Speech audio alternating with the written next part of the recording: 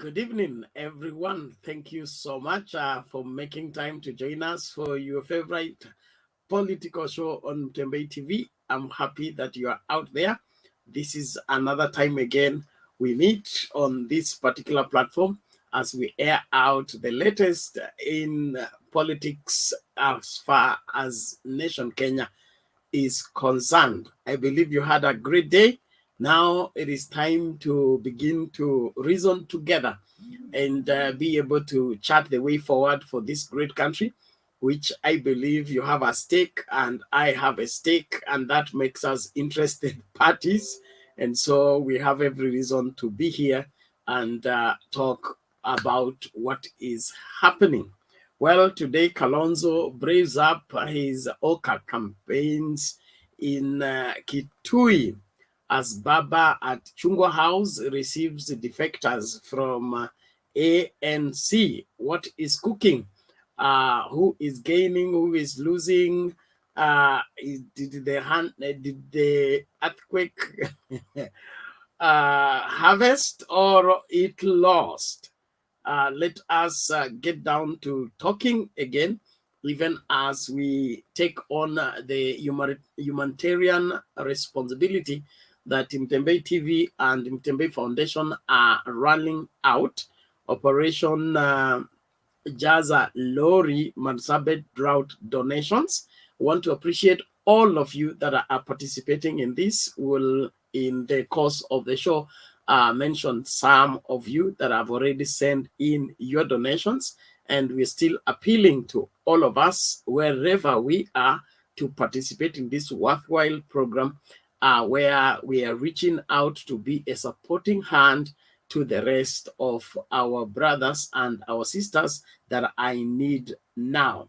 Minding those that are needy among us is one of the most noblest religious and humanitarian aspect of life that we can't run away from. I want to appreciate those that are joining. The link to use to get into the studio, I've just shared it right now in the campaign. I mean in the comments, and so you can use it to get into the studio.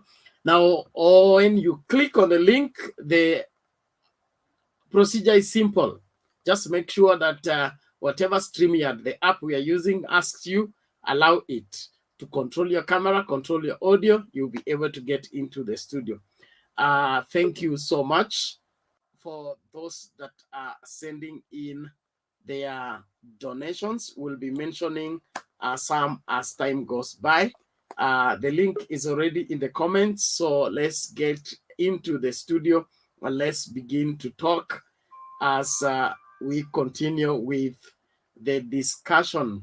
Things are getting better, a little bit confusing in politics, but the more things change, the more they remain the same. And so it is important that we keep going no matter what happens. This country is ours and we have a stake. And so we cannot be silent when many things are happening, and we need to voice out what we feel and what we think about the latest happenings. I want to appreciate all of you that are joining. Please keep your mic mute as you join. I want to salute those on the comments first, and then we begin to do our opening remarks for those of you that are already in studio. And as we continue with the discussion, don't forget the emission starting yesterday all the way to Sunday. We're doing Operation Jaza Lori. Mtembei TV, in conjunction with Mtembei Foundation, want to reach out and be an easing hand to the situation of drought in Marsabet. So ukisaidia kujaza lori, basi hapo wewe umefanya jambo la muhimu sana kama Mkenya mzalendo, na mambo ya tunaomba kwamba Mungu anakubariki na mambo yako yananyooka. Haya, naomba kumshukuru nani huyu, anaitwa Noel Lakiptam. Thank you so much. Jared Joram joining. I want to mention a few. Alan Lugivaya, thank you for joining. Derek O. Okomo, We salute you. We have Paul. We have K. What? Oh, thank you so much. Laska Kipungeno. I appreciate all of you that are joining. Alan, I have already mentioned your name. Douglas, thank you. Thank you. Kengo Omwangu on board as usual. We appreciate you so much for your continued support on this particular channel. There's Kibe Duncan ise Azimio mumezimwa kabisa. Haya, tutajua baadaye, lakini kuzimwa hiyo ngumu sana. Jaribu tena. Na nashukuru wote ambao umeingia studio, naamini kwamba tuko ready. Mama Selina, vipi? Asante sana. Nimepata nafasi kukua first born leo. Yes, tumeona mambo mingi imefanyika Kitui, Kiambu. Nimeona Eldoret, jamii ya Wakalenjin, former viongozi. Tulikuwa tumeongea opinion leaders wako wapi. Leo nataka niongee tu. Niliona Kitui Kalonzo ana struggle na Gideon Moi aliongea leo for the first time. Oh my God, is it me? Oh, sorry. Nikaona wamejaribu kuongea, lakini ile kitu niliona ni kwamba kulingana na yale Gideon Moi aliongea ni kama kwamba kuna kitu wanajua ya kwamba hata kama wako Oka, wamepaki Oka, ni kama wataenda kukutana na Simio mahali mbele, ama Gideon ni straightforward man. Hajajua hii siasa ya kutapeli sana. So according to what aliongea ni kama aliambia Kalonzo tuende mpaka mwisho, lakini pale mbele wataamua. So sijui ni kama wanajaribu kunyima UDA wasipate hiyo nafasi ya 50 plus. Hiyo ni moja niliona kwa hiyo mkutano. Then it was poorly. Haikukuwa kama hapo ni nyumbani kwake Kalonzo, nilikuwa natarajia kuona watu wengi. Sasa hapo naona watu wengi wako kwa Simio. Nataka kwenda kwa councillors karibu 16 walikuwa Orange House, wakawa wamedefect kutoka ANC, wameenda kwa ODM. Hiyo ni plus kwa chama ya baba. Nikirudi kwa upande ya Wakalenjin, niliona kina Sally Koskei, Kamar, former inspector of police, ingawa watasema machina ingine, nikaona wote wameenda kwa Simio. Hiyo ni kumaanisha na vile deputy alikuwa Kiambu, hiyo watu wanafalishwangwa hiyo uniform, sijui ni ile wanalipwa kidogo ndio wa shout, lakini ukiona pia mkutano hiyo ama hiyo vile alikuwa naongea, nilifanya kazi na Uhuru, mtu ya kitendawili, nitalete pesa, wacha hiyo 2 milioni.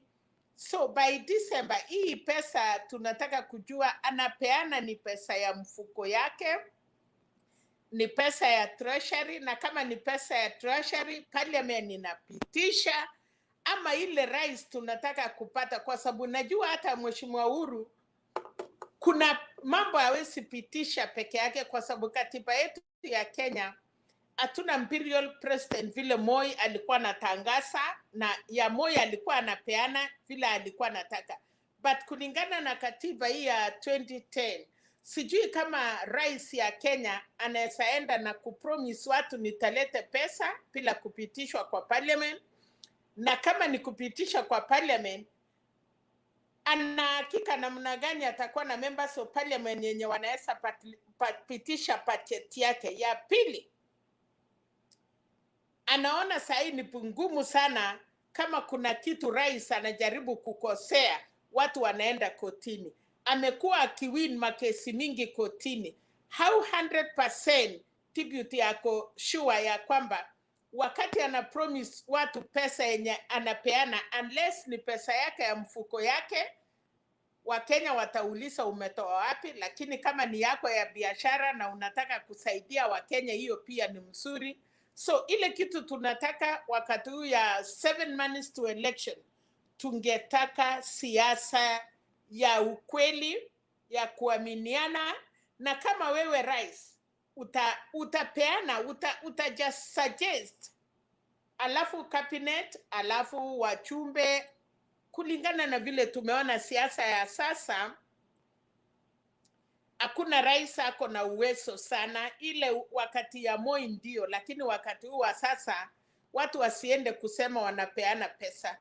Promises ndio inaharibu siasa. So nafikiri sitaki kuchukua muda mingi, nataka niwaachie wenzangu waongee, lakini kulingana na vile nimeona, mimi ningeomba wale wote wanasimama kwa viti waseme yale mambo. Hata kesho walipromise laptops, walipromise stadiums, na walikuwa na rais na hii kufanyika. So sijui kama tribute hiyo ni kusoea kwake kupromise, na hayo tu ningetaka kuachia hapo Penat.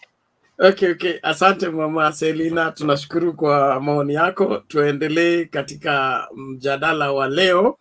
Wale mko kwa comments, tafadhali nataka kila mmoja awajibike. You have no right to insult anybody. If you don't believe in any ideology, you are entitled to the same. But that doesn't give you a right to look down on anybody. We are all Kenyans by right, and we are all humans, all created in the image of God, if you are a Bible believer. And so nobody is less than the other. Let's respect each other's opinion. You denying something doesn't cancel its existence. You can deny as much as you want. There are those people who say that there is no God, and the reason why there is no God is because you say, if there is God, why does he allow evil to happen? Now, there are better reasons to deny things. So it's important that you do that. Let's keep the conversation going. James Blue, upo. We are discouraging kujificha nyuma. Niko kabisa. Sijajificha rafiki yangu, network inasumbua leo. And I am in the dark. What should I do? Nasema aya itisha ujumbe mbio. That is all you can do. Sawa basi. Yeah, sasa I want just to echo what Madam has said. People are defecting from the other camp to this other camp. It's so healthy. Yani kuna hiyo, yani kuna freedom, vile tu Musali alikuwa amesema, si poa kuchagulia mtu marafiki, and your enemies are not necessarily my enemies. So tuchague marafiki, we move from this camp to the other. There is still window for transfer. Hadi sasa wakati nadhani the other side will name their deputy, and we as the Mio also choose somebody we see fit for that position. Mimi kuna kitu bwana imenisumbua, hata imenifanya niingie kwa giza kutafuta network. Niliona huyu the top fan wa AFC and the national team. Huyu jamaa bwana deserve kuishi that kind of life. Hii Kenya kweli nimeamini we have more sijui nitasema aje, I don't want to use the word animals. Yani watu hawana roho. Bwana, this person has been in colors. Yani it's so shameful. Kenyan flag colors.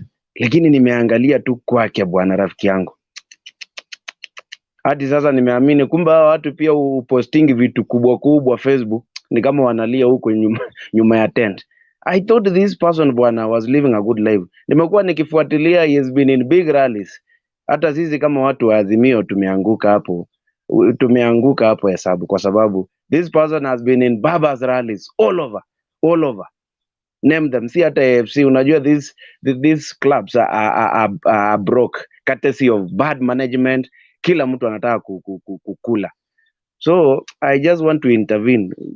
Baada ya kuchanga kidogo hii ya huko Marsabet, of which pia sio sisi, yani we are just doing it because of that heart. Wanasema be your brother's keeper. But where is this government, man? Unajua hii ni tabia mbaya sana. The animals are dying, people are also dying because of anger. Na tulisema tunapigana na ujinga, tunapigana na njaa na magonjwa. When we are focusing on this election so much until we are full, yani tumedanganyika hapa katikati, hatujui kuna watu wanaumia.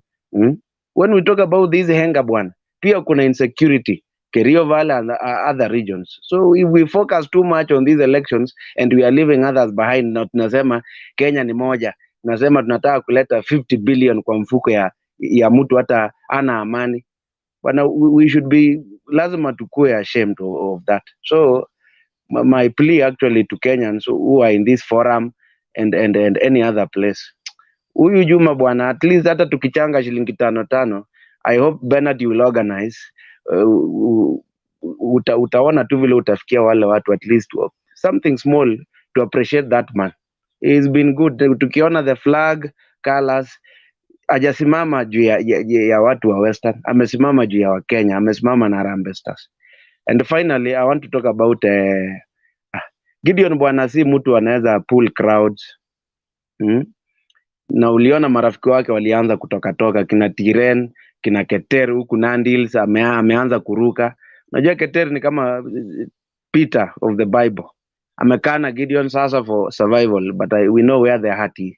Kuna huyu jamaa anaitwa Isaac Ruta. When you are saying Kalonzo's event was disorderly, angalia kenye ili happen Bomet. Tusiangalia the other side only. So because Isaac ako CCM and we were talking about tunataka suit. No, ground pia siku hizi imechange. People want leaders, they don't want parties. So I think eventually Kalonzo, Gideon and these other people are coming to our side. Watakuja tu kuback Raila because we know this thing has, hii imekuwa sure bet. This is sure, more than sure. So thank you kwa sababu niko kwa giza. Wacha tu niwasikize polepole. Asante sana. Okay, thank you James Blue for your contribution, and that matter we will look into it as the management and then see what to do. But as Kenyans, we have a responsibility towards one another. As much as we can intervene in some matters, there is the responsibility of the government, the responsibility of the families, the responsibilities of everyone around us. Please, there is something I'm being notified on the comment section. It is against the YouTube community regulations to take alcohol or smoke on the screen. Our channel is, we are under law. We are not above the law. So if you must, please get behind the curtain. It is that important. You don't want to risk our platform for your own comfort. Your rights are as good as they end where mine begin. Okay, the second person begin. So let's ensure that we observe that. Sio lazima. I mean, I take all of us who come on this screen as mature people. Na I find it very difficult kuanza kupanga watu wazima kama watoto. That's why I don't mention a lot of those things. But it's important. Let's just behave maturely. Take our being on this platform as a very serious obligation that we are contributing towards the sustainability of this country and helping shaping the opinion of the next move for this country. Let it not be a child's play, okay? But let's lay it to heart that when we come here, we are looking for an opportunity to make our small contribution for the welfare of the country, not just to kill time. We don't come here to kill time. I mean, there are other things we can do to kill time. Thank you very much for complying and following. Please, let's move the conversation further. Can we hear from Derek Okomo? Karibu.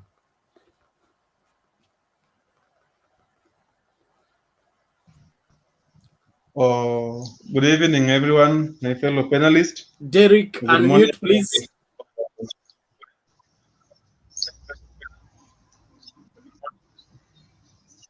Okay, thank you so much. Okay, good evening. We can hear you now.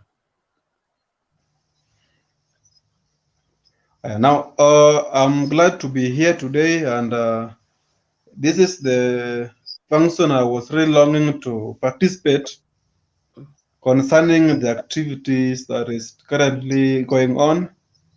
And first of all, I would like to say sorry to these people living in the drought or the dry area. How I pray that we really help them by contributing something small using the pay bill that has been given down there. And I hope with God, everything will be fine. Back to the point that I want to talk about is concerning the ANC and the 4 Kenya members joining the Azimio team. Mr. Bernard, I would wish to say that it is indeed a plus on the side of Azimio, because by getting 22 new members from outside, then recruiting them in the Azimio, it is of great impact, because that one means already we have got a plus of 22 votes. If we could be voting today, we have an advantage on that. And remember, they also have their wives, their family members who will also be joining. So 22, if you include the immediate family members, it means we are at par. And by these people joining the Azimio team, it also has got negative effect on the other side of the UDA, the UDA, because they only have two, that is Wetangula and Davadi, of whom I know they have got less influence over the 22 members who have just joined the ODM. Just today, DP was in Mount Kenya region. Let me say, was in Mount Kenya region. Wanted to open some projects. Was going to preside over, and I was able to see what was taking place. And I want to tell you, my friend, that it is not going to be as easy for the UDA team to win, because all the promises that they are now making in the ground, there are things which are not realistic. Formerly, DP himself, when he was campaigning the Jubilee government, he promised several things. And there are so many projects that he started, but he failed. Just to mention a few, the project of laptop that Madam was talking about failed terribly. And remember, there was stipulated amount that was given to cater for the laptops.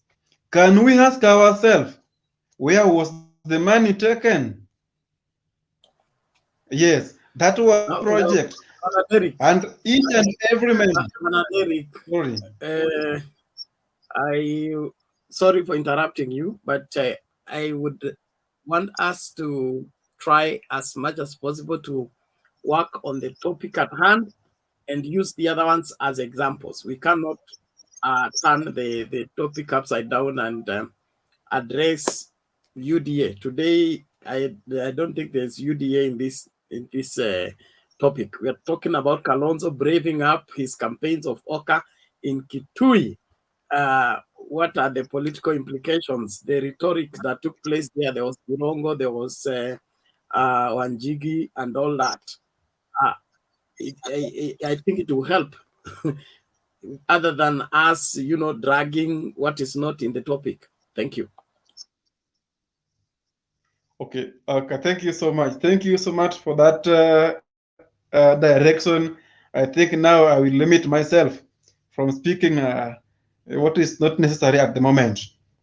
Now, with the Kalonzo campaigning in Kitui, it has got less impact from the people of Ukambani, because what I know, Kalonzo with the time is going to come back to join Azimio. That's what I know is going to happen, and maybe one day we'll come here and discuss again. And with that, Oka, it is a team that it is already broken, and it is a team that cannot stand by itself alone. It must find a strong party that they will come and combine together. It is either they will come and join Azimio, or they fail terribly. So that is what I can say at the moment. I think I'll not be speaking too much. Okay, thank you very much, Derek. Let's keep the conversation going. Let's hear from Kawel.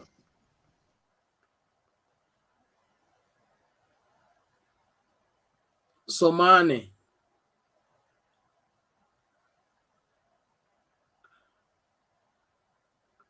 Kawel Somane, are you there? Okay, let's hear Mr. Wangira.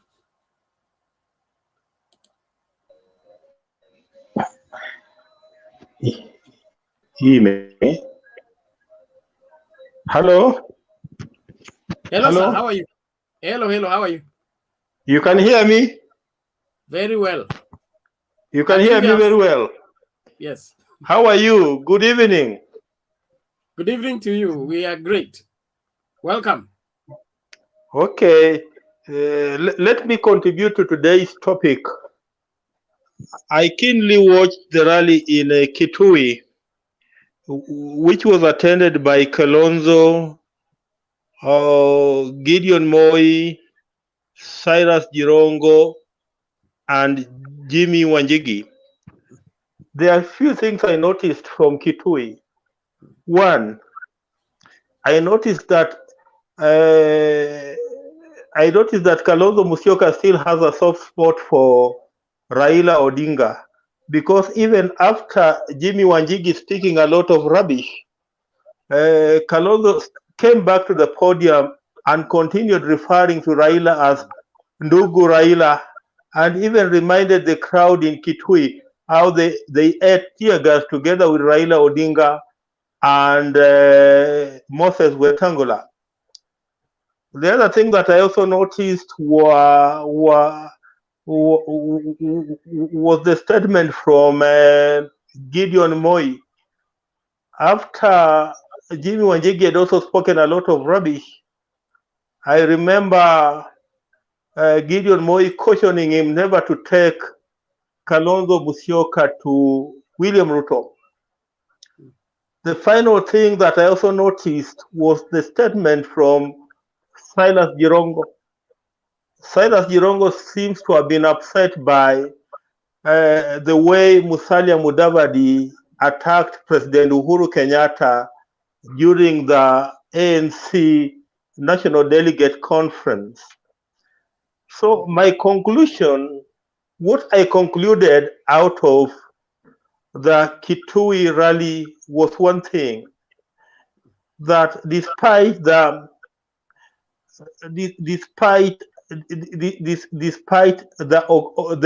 remnant of the One Kenya Alliance not coming out openly, but it's so clear that in not a very long time from today, they are going to decamp to the Azimio la Umoja side. Again, I want to remind you of a picture that appeared on Francis Atwoli's Facebook page.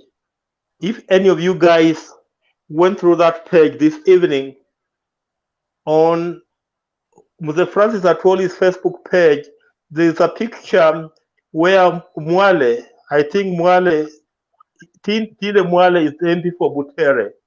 There is Bishop Hamala, who is the MP for Lurambi, I think. Then there's this other lady that I'm forgetting her name. If you guys can remember Bishop Hamala has been so dramatic in supporting Musalia Mudavadi. This is a guy who could go on the ground rolling, saying that if you don't want Mudavadi to run, why can't you yourself run? So seeing him come to the Azimio side today, that must be a big win for the Azimio team and for Raila Odinga. On the defections that took place at I think it was the Orange House, you know, that must be a big blow for Ford Kenya and ANC. Look, for ANC to have lost 14 MCAs today to ODM, that one is a very big blow. What is coming out clearly and outrightly is that Musalia Mudavadi purported to have had a strong party in the name of ANC when it was only a shell, and today it remains a shell. So with a shell, how is it going to remain in what they call the coalition? They call it Kenya something. I don't remember the name of their coalition clearly. I don't know if he is going to remain in that coalition as a principal when he has nothing much to offer. In fact, today, Wetangula comes out as a more stronger principal than Musalia Mudavadi, because he seems to have more members of parliament than what Musalia Mudavadi has today. So going forward, I don't know how they are going to balance it with Ruto, because, you know, politics is about numbers, and the way things are playing out, it looks as if Musalia Mudavadi doesn't have numbers, and even the way things are playing on the ground, especially in Kakamega, those are not very good signs for Musalia Mudavadi. For now, I think that's all that I have to contribute. Asanteni.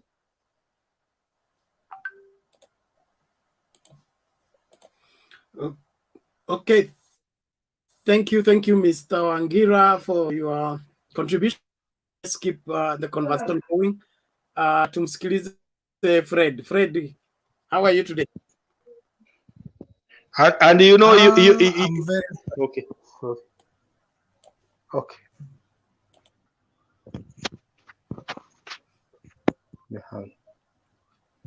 Mr. Wangira, just finish what you are saying, please. Kasuti.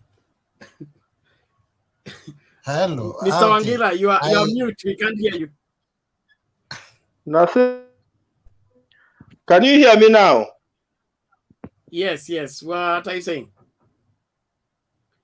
You are muting again. You only unmute once, then you converse. Okay. Can you hear me now? Yes. Nasema video ni kama imehang. You know, the pictures are not moving.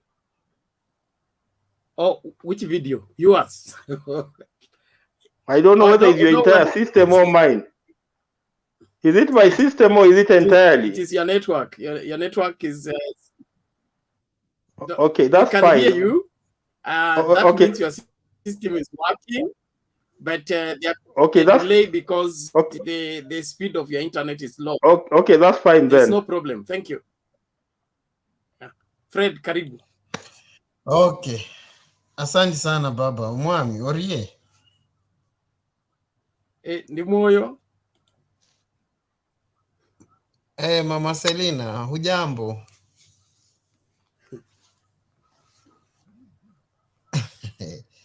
Hatujambo, karibu bwana Kasuti. Asante sana na wale panelisti wengine wote ambao wako mahali hapa. So yangu haitakuwa mambo mengi sana, kwa sababu kuna jambo nilisema hapa jana na maybe watu wengi walikadhania ya kwamba nilikuwa naongea vibaya, but kama kuna mtu alisikiza Silas Chirongo today, aliweza kuweka bayana wazi ya kwamba baada ya mtu mamake kufa na akashughulikiwa sana na serikali, yaani unakuja unakaa na mamako wasiwazi, alafu unajipeana kwa unahama unaenda kwa boma lingine, unasema mimi ni wa huku, mimi si wa kule kwingine. Sasa kile kitu kinanishangaza pale ni kwamba baada ya kusema hayo mambo yote, what is the implications that is will accompany those words, that speech in Eldama Ravine? Kitu cha kwanza, I told people here that Chief Hustler Mr. Bwana Yesu Asifiwe is a hunter, is a political hunter, and any person who are being seen as somebody who can bring any challenge to his bid, he makes sure he hunts that person down, he get him, he kill him, he skin him alive, alafu anamtengeneza kitoweo. Kitoweo ni kwamba unaanza kuchekelewa na watu wa kwenu. Fafanua lugha yako vizuri, usikue misquoted. Thank you. Namaanisha hivi. Mimi sitaki kukuwa misquoted, lakini nasema hivi. Mr. Bwana Yesu Asifiwe si mtu ambaye anakualika tu kwa sababu watu wanaalikwa. Ukiona na kusongea karibu, kuna jambo amenotice kwako. Akiona nyota yako inang'aa sana, ama kuna possibility nyota yako ing'ae side yake, ata make sure hiyo nyota ameichukua, ameiua na amefanya vile ambavyo anataka. Which means in political arena right now as we are speaking, forget about Musalia Mudavadi as we forget about Kaboko. Unajua Kaboko alikuwa so surprised kuona hata maneno ilikataa kutoka that day. Maneno ilikataa kutoka. Alikuwa anajaribu kuongea lakini maneno ilikataa kutoka. Haikutoka vile ilitakikana. Kwa sababu yeye anajua unapoumwa na nyoka mara ya kwanza, hata ukiona tu kamba, unafaa kujihadhari sana, unaruka juu.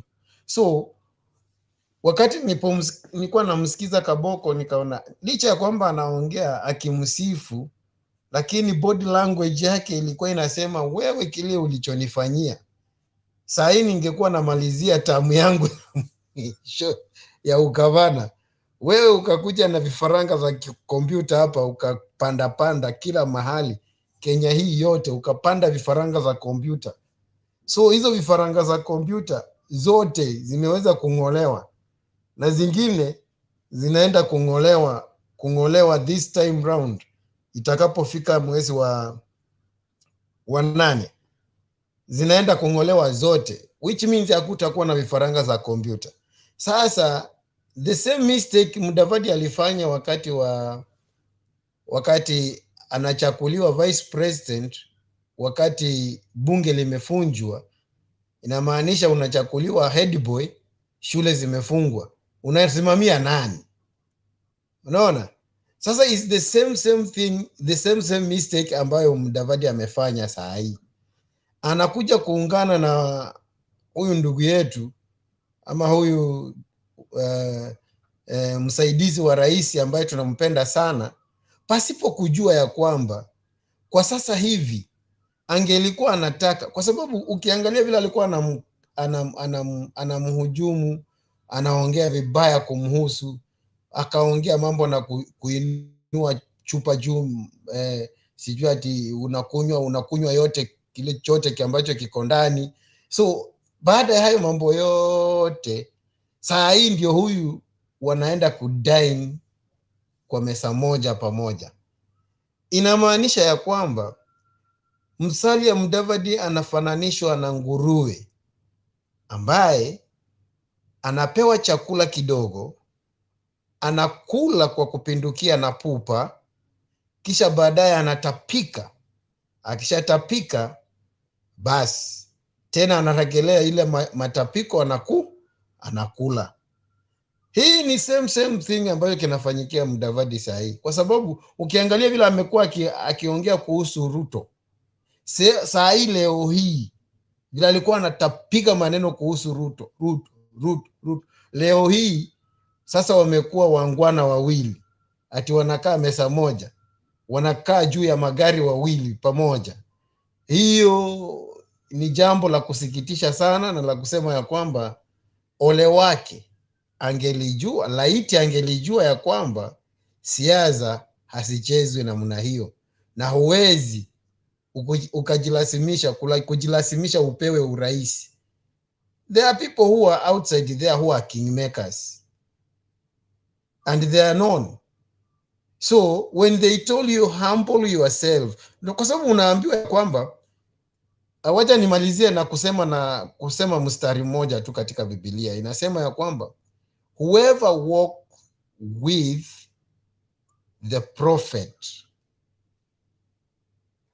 mwishowe atafanya nini?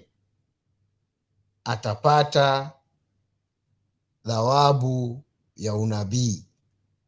Yeyote atembeaye na nabii mwishowe atapata thawabu ya unabii, kama vile Elijah alitembea na Elisha. Wakati alipokuwa anaenda, akamwambia ya kwamba sema lolote utakalo na litakufanyikia. Sasa Musalia wetu angetembea na baba na atulie chini ya baba. Wakati baba angelikuwa anaondoka, angemuuliza taja, unataka nini? Hapo mambo yake ingelikuwa sawa. Lakini kwa sababu alikeuka na akaanza kunyosha kidole kwa mteule, mambo yake iliharibikia tu hapo. Huyu amepikwa na ukoma. Hiyo ni kama kupikwa na ukoma katika zile enzi, kama ule ukoma walipikwa na Miriamu na Miriamu wakati aliongea vibaya kuhusu Musa. Akaambiwa, wewe kuanzia leo hii utakaa nje ya hema. Sasa ndio hiyo, Musalia muhesabu out of the political arena for a while. Na kwa sababu opportunity or a chance comes once after a while, I don't think if he will recover soon, because kuna watu ambao wanachipuka, wamekuja, wako energetic, wako na mawazo mazuri na wako na ufahamu, na sioni kama atafufuka. Kile kimebakia tu ni kumzika katika kaburi la sahau in politics. Thank you. Okay, asante Kasuti, lakini leo wewe umeturudisha jana mpaka ukasahau leo. Kwa hivyo utatulia hapo mpaka uzungumzie ya leo. Asante lakini kwa mchango wako, na ningependa kabla nimlete Respect kushukuru wale ambao wanaendelea na kuchanga Operation Jaza Lori. Thank you so much, those of you that are making effort to participate in this worthwhile cause. Please don't be left out, and we'll be mentioning a few as names begin to come in by those who are right now making contribution. Others sent their contributions last night, and we've been receiving some contributions throughout the day. So we are looking for an opportune time when we will be mentioning the names, or we'll get the names to scroll there. But whatever amount you can make towards this cause, please don't wait. Let's work towards this. Tujaze lori. Hatujafika mahala ambapo tunaweza sema hata tumefika quarter the lori. Lazima tujaze lori, tupeleke Marsabet, tusaidie ndugu zetu. So let's participate. The number is scrolling on the screen. Those of you that want to use M-Pesa till number, lipa na M-Pesa, buy goods, till number is 920 5481. 920-5481. Tembei TV is the name you will get. Those who can't use the till number, you may be in the diaspora, you can't use the till number, you will use the M-Pesa number, 254-718-454585. Then we'll compile all that and be reporting how much we have realized so far. So let's keep doing the right thing, even as we keep talking on the latest development on our political front. Asanteni sana. Respect, vipi? Sawa bana, habari ya leo? Salama, karibu. Unanipata? Asante Kabisa, sana karibu bana. karibu. Nasalimia all the panelists here. Naona kumejaa kabisa. Alex, tukutana hapo mbele. Naona wewe uko kwa barabara pia.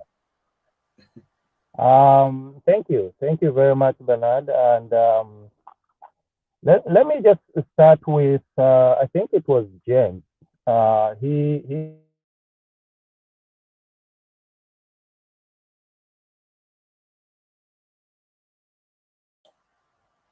condolences to family of that avid soccer fan. Pole sana kwa jamii na all the fans of soccer ambao wamekuwa affected.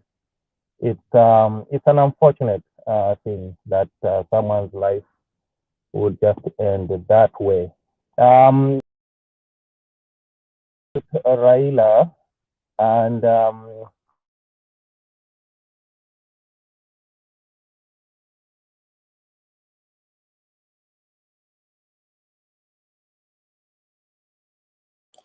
Respect, unmute. We can't hear what you're saying. Oh, sorry. Unanisikia sasa? Yeah, endelea. Okay, nilikuwa nataka kusema kwamba I just disagree with the point that he says that Azimio should have been out helping this fund.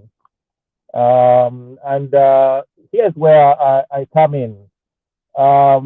I think that's a propagation of the UDA policies, the handouts, that every time something happens to someone, we rush to blame the leaders or to blame the political parties that this has happened because the political party or the leader of that party did it. It's an unfortunate thing. It happened. And what I want to say is social responsibility should start with us, within ourselves and the people around us, and ask ourselves, what can we do to help out? Not every time something unfortunate happens to individuals, we are looking to blame the people in power. And I think that's one thing we need to look at as individuals, to say that we can come together, that just like we are coming together for the Marsabet issue, and people can just come and contribute, or you can start a group or a contribution towards that, instead of looking for the government for handouts for everything that happens. Number two, he was saying that people are looking for leaders, not parties. And I just want to say that maybe I would say that it's both. It's not one or the other. It's both. There are people who operate taxis, or they take taxis, and there are other people who prefer buses. Now, you tell me which one carries more people. Is it the individuals, or is it the party? The party, I think it carries the wishes and the dreams of a multitude of people that want to see their ideas and ideals lived out. And so they want to push that as a group. And we live in a society that's made up of people, not just individuals. So it's a community. So we can have parties, we can have leaders, credible leaders. Now, to my point for today, Okay, I think Kalonzo is moved on from watermelon to Buffalo Soldiers. I think that was the team. He played Buffalo Soldiers. So I think there's something there going on with copy paste. Ameona Azimio wameanza yao na One Love. Akasema even me, I can do that. I can jump on that and come up with Buffalo Soldiers. It's just another copy paste strategy. I don't think there's much there to get from that. Funny enough, towards the end, if you watch the rally at Kitui, he's the one who was asking people, "Munaniuliza niko tayari?" He was asking them, "Munaniuliza niko tayari? Nyinyi ndio mnatakana muniulize." And people had to ask him, "Uko tayari?" Now that's another copy paste, kwa sababu baba ndiye amekuwa akiuliza watu, "Mko tayari?" Which speaks to this idea of I am ready. I want to offer leadership. I want you to come with me. But Kalonzo is going to ask people, ask him if he is ready. I think that's misguided. He is not sure of what he wants to do, and hence he's not sure whether it's the people that should be asking him or him asking the people where to take the country.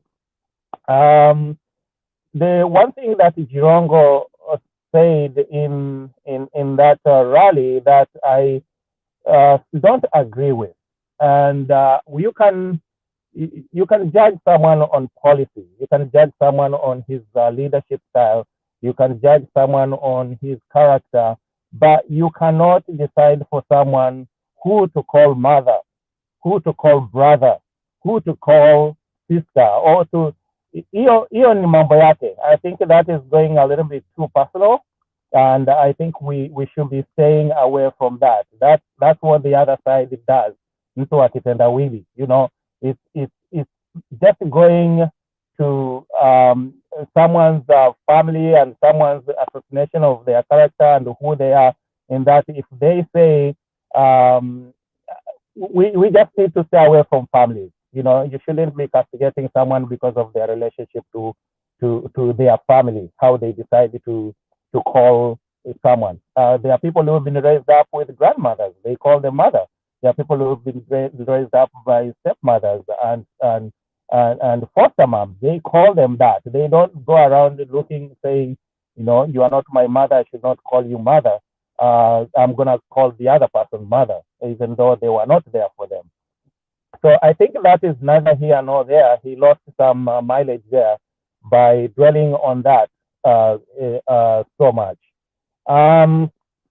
If the government helped Mudavadi for the funeral expenses, I think that's none of our business. And I think that is the same idea of handout, whereby we are looking at people and we are saying, if the government does something for you, then you have to vote for them. If that was an arrangement between him and Uhuru or the government, I'm okay with that. I don't necessarily say that because the government did this for him, then he should support that government. It's the same way we are castigating him for going to Ruto because Ruto paid him or allegedly paid him 300 million Kenya shillings, or built him a house. So how different is that? That huku tunasema ya kwamba serikali ikikufanyia hivi ama Ruto akikufanyia hivi ni lazima umsupport, and then or usimcastigate, and then if you go to the other side unasema it shouldn't be doing that. So that I think was a little bit misplaced there, according to my opinion. Mr. Ruto has been castigating Uhuru for 8 or so years, or 9 years, going 10. And I think that was a weakness on his part, that he revealed his weaknesses so early, or his strategies so early, that they turned into weaknesses. So his opponents have been studying him. Every time anapanua mdomo, the other people are taking notes. Every time he says something or he does something, the other side is taking notes, and they are going to use that against him, and he will have nowhere to hide. So I think it was not a good strategy for him to start way early in campaigning. And as we've heard, Uhuru is getting ready now to spill the beans, whatever those may be. And I think Mr. RT needs to be ready, because everything is going to be thrown at him, and he will have nowhere to hide. Finally, I wanted to say something a little bit about the political party bill. Um, I don't know what to think of Ruto, because every time something has been done, he's opposed it. And I see him not being any different from this one. He has opposed it, but he ends up benefiting from those very issues or bills that he opposes. And I think this was another strategy for him, albeit maybe a weak strategy, but it's going to turn out to benefit him. First, he decided to say that he's going to oppose the whatever it is that the government or people who are fronting popular ideas, he's going to oppose that. Now, for this one, I think he wanted to do that so that when it gets passed, and Akuja, the people will be flocking to him, because now they are looking for somewhere to go and be part of. So he thought that by standing his ground, people will look at him as a macho man, as a decisive man. He has decided to say no. Unajua ni kama vile if you are in a place and there are so many girls who are throwing themselves at boys. Sorry for using that; it may look sound feminist, but so many girls throwing themselves at boys, and there's this girl who stands out and she says, "No, I'm not going to go down that road." And I've seen Raila standing up for that, like that, but on principle, on good things. Now Ruto has turned it around, and he has done it the other way around, that he opposes something so that he can stand out as someone who has principles. And when that thing is passed, anakuja anasema, now who wants to join me? It's like that girl, everybody wants to go there because she's stubborn, because she's not going around with every person, every man that they, so she becomes a little bit more lucrative. Everybody wants to go there and find out what's going on here. So I think Ruto has placed himself in that kind of category, that it doesn't matter what they do, I am going to oppose it so that I can get some political mileage. And that when people stand up and now they say they want to be part of a party or a certain ideology, mine will be one of those. And him castigating others as useless, parties or village parties, was to try and elevate himself above others. And so he becomes, he's looked at as very important, as one of those parties where if you join, then it's part of VIP. Only important people are joining. Only credible people are joining. It's like golf. But I tell you, it might be a little bit too late for him, and he may not get that many people joining, but he will get some few parties that will be joined, and he's going to make sure that he trumpets that. And every little advantage that he gets, he's going to try and trumpet that to look like it's a really big advantage, but it's not. Thank you, Bernard. I'll come back later and continue. Thank you very much.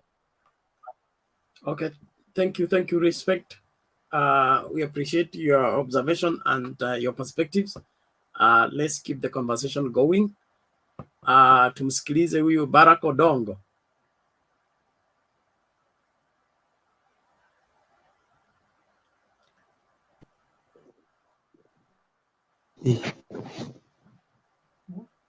Hello, everyone.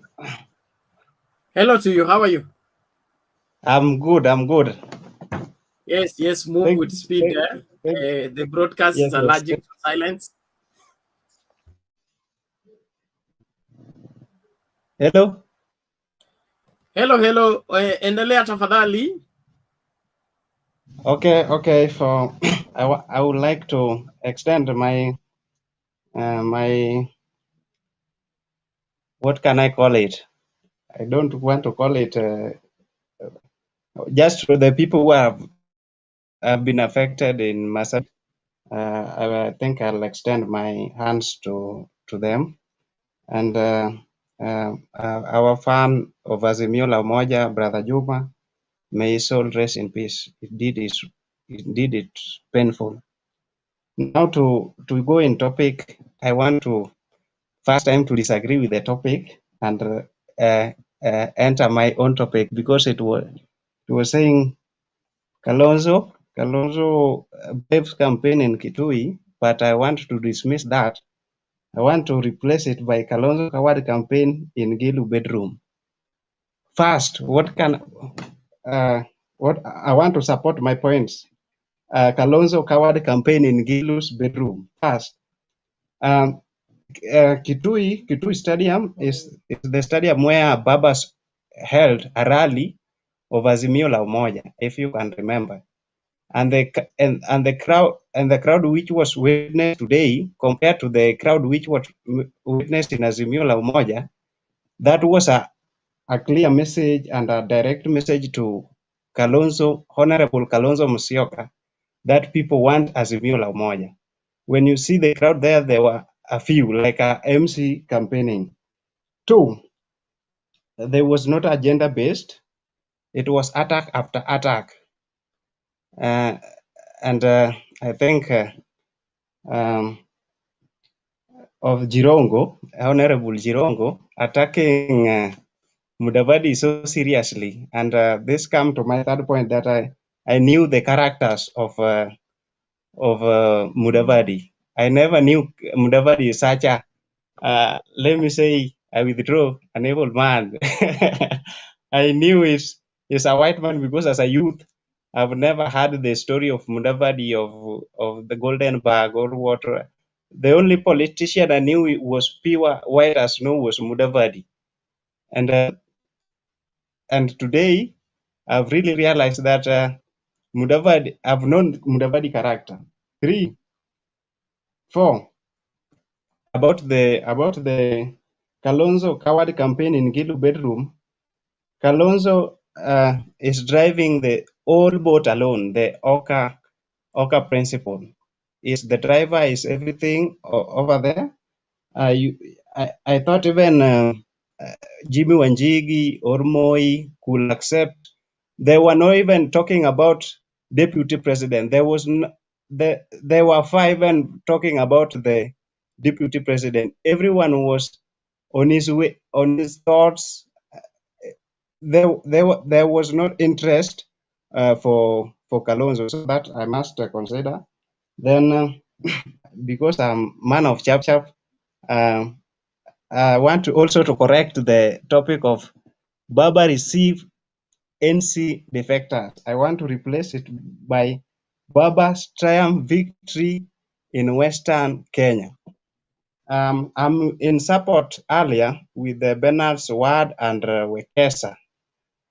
When you see, even in our old school, when you see children defecting, going to other school, you just know that your school is not doing well and there's problem, and soon or later, the school will remain vacant, or the administration is doing so badly. When you see every term children defecting to another school, every time children, I want just to concur with Bernard's statement that in Western, NC is dead. That's my submission today, and I want to wish you a good night. Thank you so much. Thank you, Bwana Odongo. Inaonekana wewe tutafanya nini? Tutafanya consultant na wewe. But all the same, let's keep the conversation going and ensure that we respect everybody in their circle and in their opinion.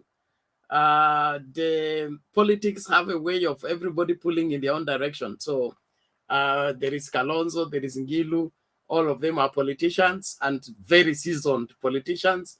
Therefore, you shouldn't expect less tackles and scheming and, you know, a drawing of tactics that would want to outshine the other or collaborate with the other. I appreciate everybody and their take. Let me just, before I bring in Kenya, I talk about this Operation Jaza Lori. This is our humanitarian appeal to all our viewers and supporters around the world to participate in this program. Want to appreciate those of you that are already sending in their contribution. We have John, Kevin, Owino, Odhiambo. We have who else here has confirmed sending in his contribution. We have Shukur Ali. Thank you. We have also received contribution from Asil 2 TV. We are glad that you are helping out in this worthwhile cause. In the course of time, we will be telling you how far we have gone, but let's not relent, let's not relax. There is much more that we can do. Tunapaswa kujaza lori, alafu tuteremshe huko Marsabet, at least tusaidie watu ambao wako affected na drought. So the till number is, I repeat again, the till number is 920-5481. You go to Lipa na M-Pesa, buy goods and services, and then the till number is 920-5481.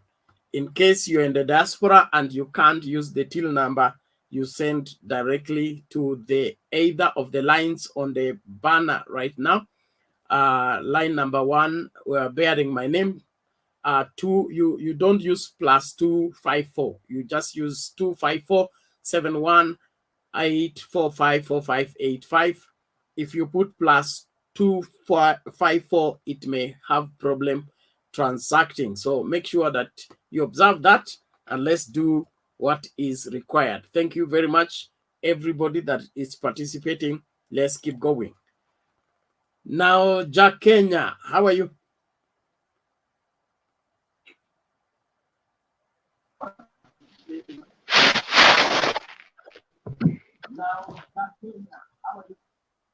I'm good, Bernard. Good evening, everybody. From my point, is evening. Okay, good evening to you. Welcome. Yes, about today's topic. First of all, allow me talk about Kalonzo's rally in. Are you able to get me? Yes, we are getting you. Go ahead, please.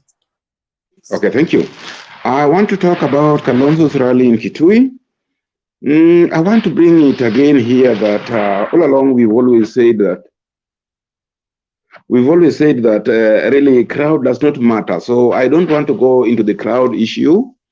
I just wanted to say that there was some chaos at some point. I don't know the reason why the chaos erupted. Probably I'll equate it to the siblings rivalry. Probably there are different parties over there. So probably there were MCAs who are not were rivaling each other.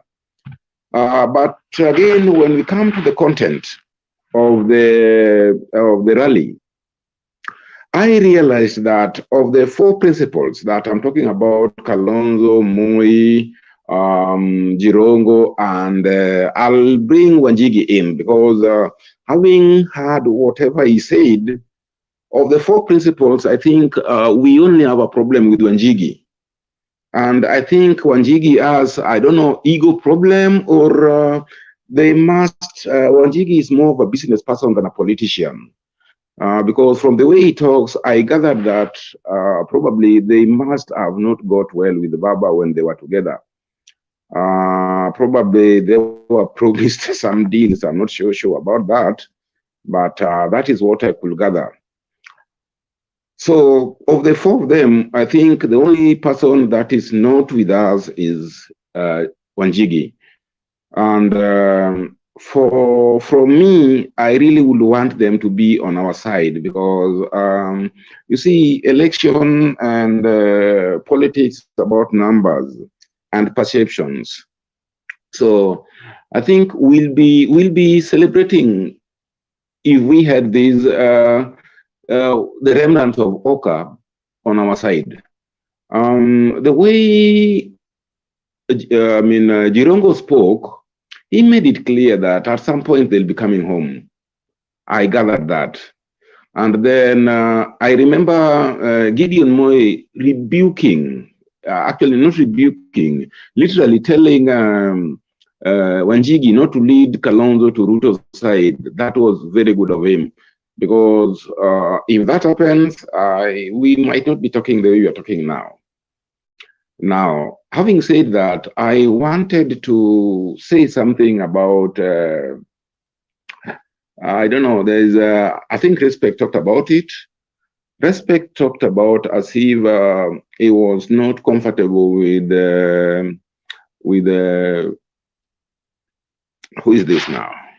With Jirongo. As of now, I think we do not care how quality a vote is. We are looking at the quantity of the votes. Whether we get a very useless vote, I don't think the quality of vote is indicated. The number is more, I mean, conspicuous in terms when it comes to election. So we really don't mind who is on our side when and if they are legally there.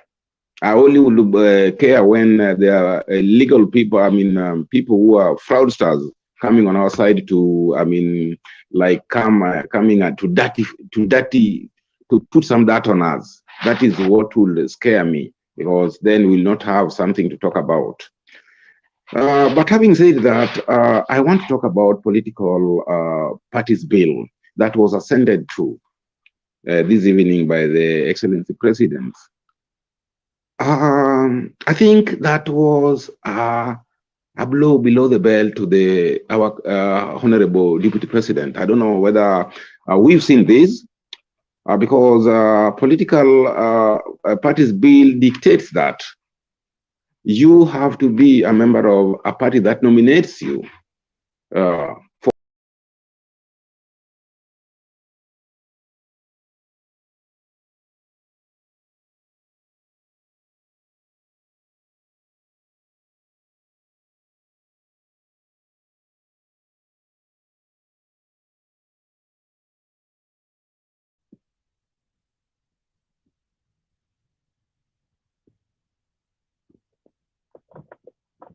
lose you.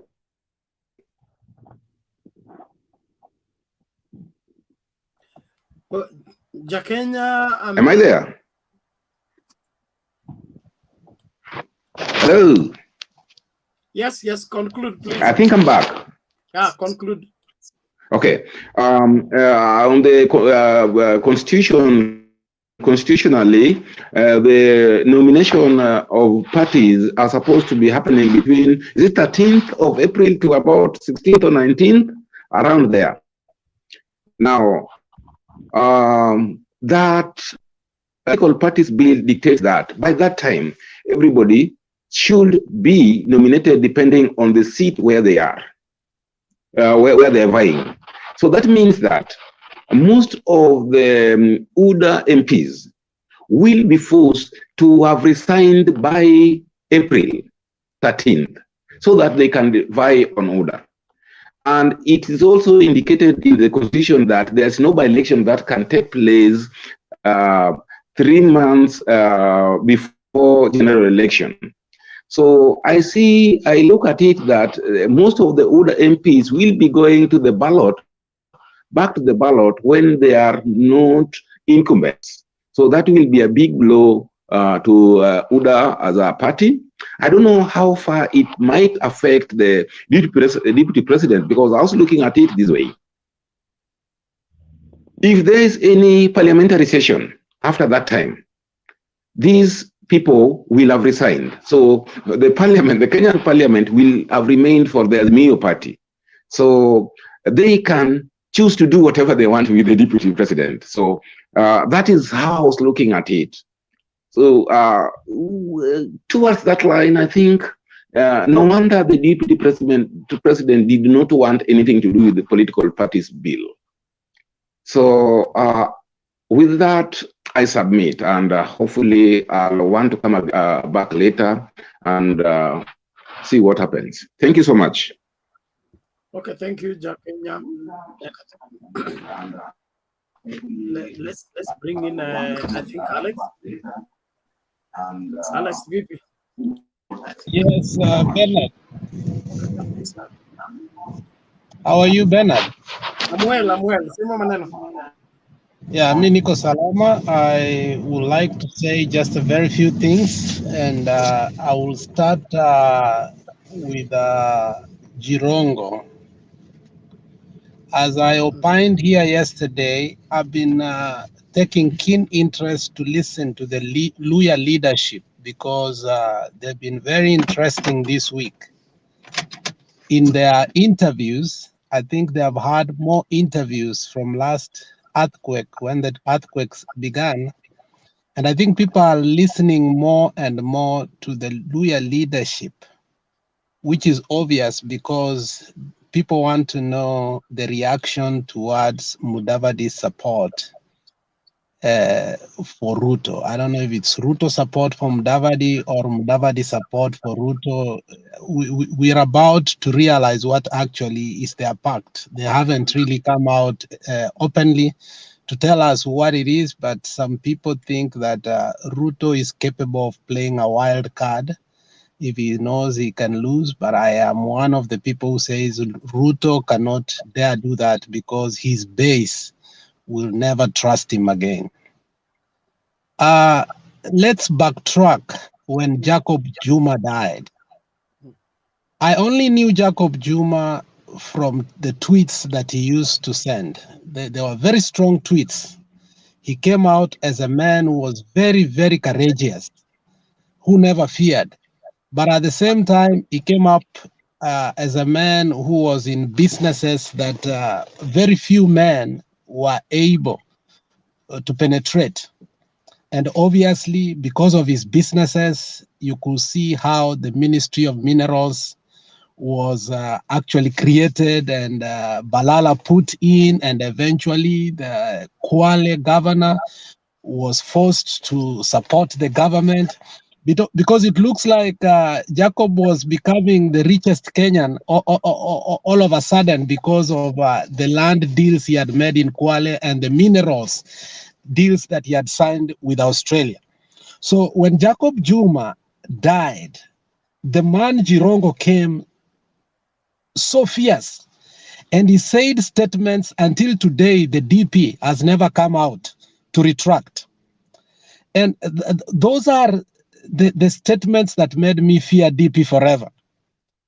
Jirongo, on his own account, said a DP has actually snuggled a man in front of him and finished him.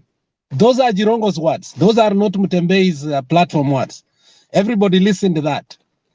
And he did not say it once. He said, I think, 3 times. Immediately he died, and at the church, and at the funeral back home.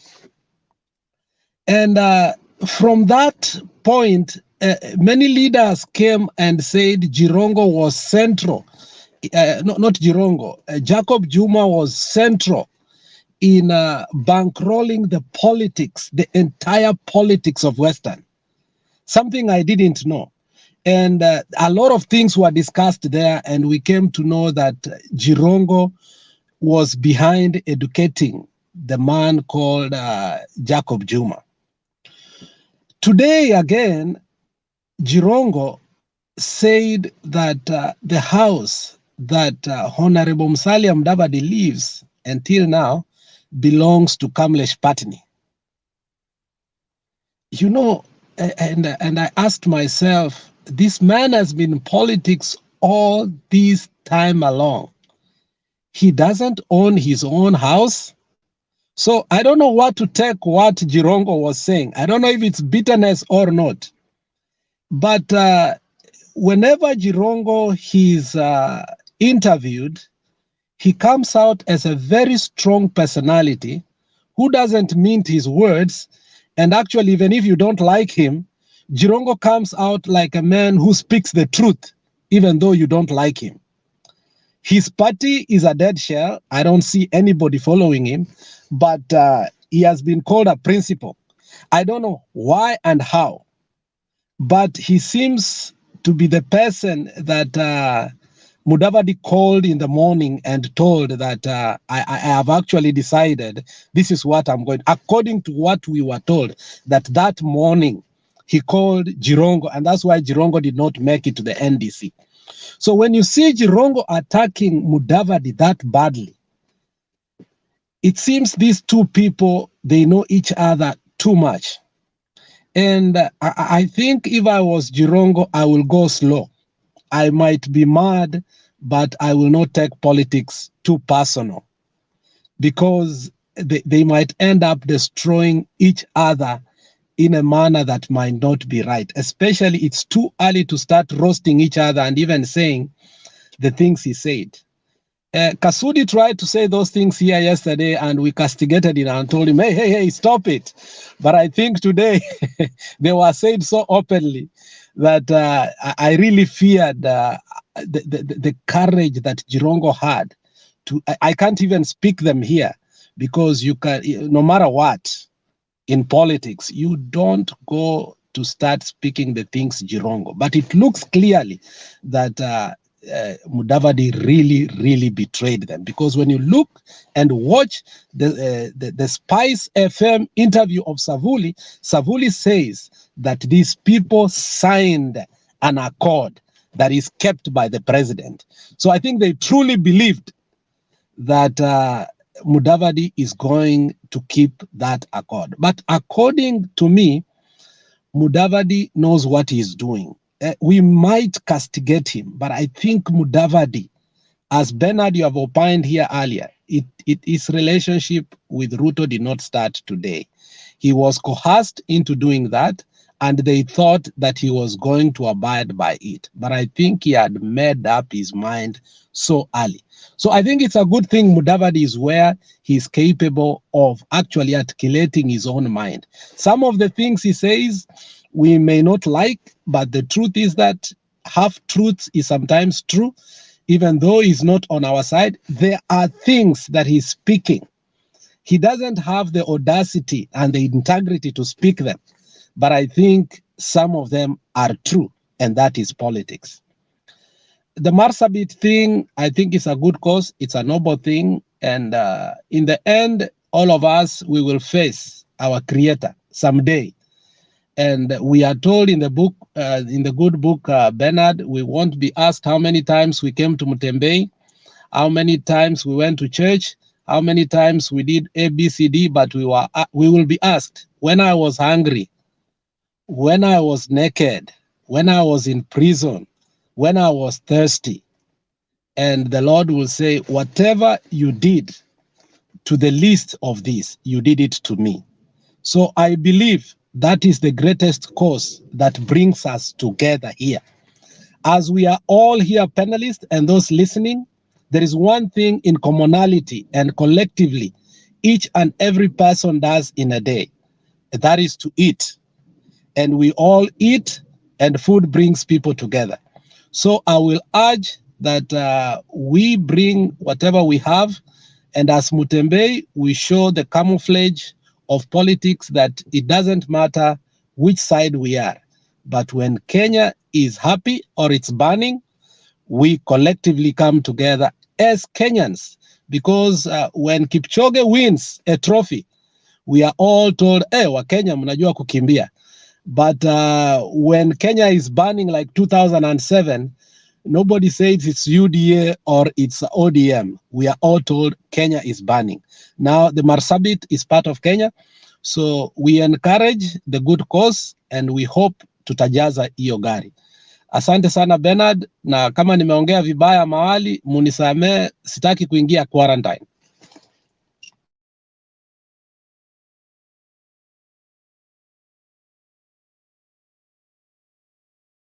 Sasa Taenda tu. Now, hello. take Alex, we are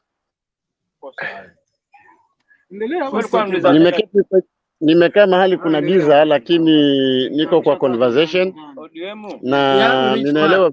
Relax, young rich man, you just came now. Relax, you will get a chance to talk.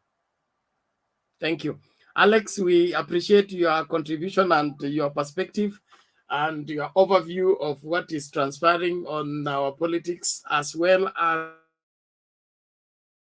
everybody to participate in the worthwhile program of Jaza Lori to saidia watu wa Marsabet who are affected by drought. So let us all adhere to the same. And we want to appreciate ProData Analytics. They sent 2,300 to the cause. We have had Omar Abbas sent 5,000. We have Asil 2 TV sent 10,000 to the of John Kevin sent 50 shillings. Then we have Shukir Ali sent 500. So let's keep the contribution going. Either you use the till number or you use MP for you. We will let us work hard. We are on the way to Sunday. On Sunday, we close. By Monday, we should be able to get the items Marsabet. And you don't have to send the money. If you can send us the cereals, the maize, the rice, the beans, non-perishables that we can transport to the place, you're free to do that. You're able to items, and then Marsabet. Thank you very much. Let's make progress. Honorable Bundi, how are you? And the screen needs live. Wale watu mko nyuma ya curtain naanza operation fagia wote. Bundi, are you? Wale aspirants walikuwa wanataka wapewe nafasi. My brother Bernard. Yes. Niko kwa giza, samahani. Wewe subiri kwanza. Nimekuona uko kwa giza. Sawa. Okay, and then if Honorable Bundi is not there, let's hear Jakindube. Then twende kwa Katwe. The young rich man, I met him in the Bible. I'm happy I'm meeting one here today, so I'm waiting to hear from him.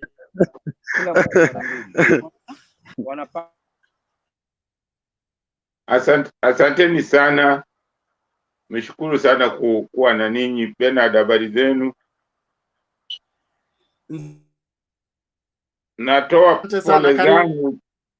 Natoa pole zangu za kipekee kwa hao jamii wetu ambao wako na matatizo.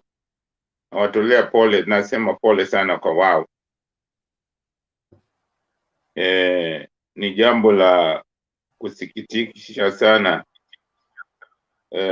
hizi maajali kila wakati. Hata mimi juzi nilipatwa na ajali. Mtoto wa dada yangu kijana ambaye wa miaka 35 aligongwa na gari juzi akafa. Lakini hayo yote tunaachia Mungu, kwamba hiyo ni kawaida ya binadamu. Saa zingine tunapatikana na mashida kama. Asanteni sana. Mimi naweza kusema kwamba mkutano wa leo kule Kitui mimi kuna mambo mawili ambayo hayakunifurahisha.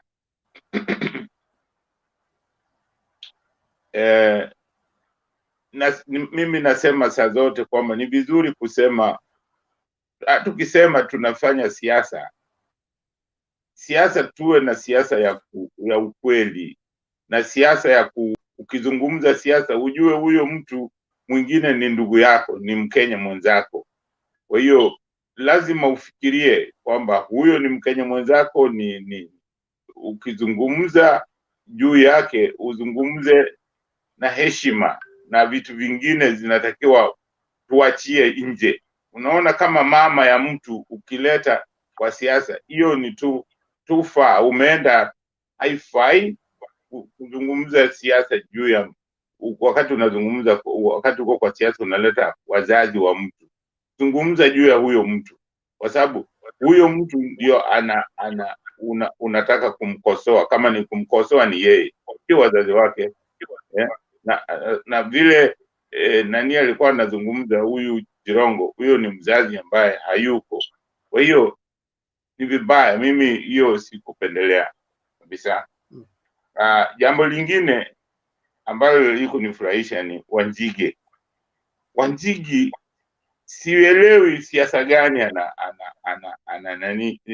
Huwezi kuwa na siasa kwamba vile mimi hapo nauliza hawa vijana ofisi ya ODM, sijasikia kama wanazungumzia juu ya huyu Wanjigi, kwa sababu vile Wanjigi anafanya siasa naona ni mtu ni fujo, kwa sababu unatakiwa uteuliwe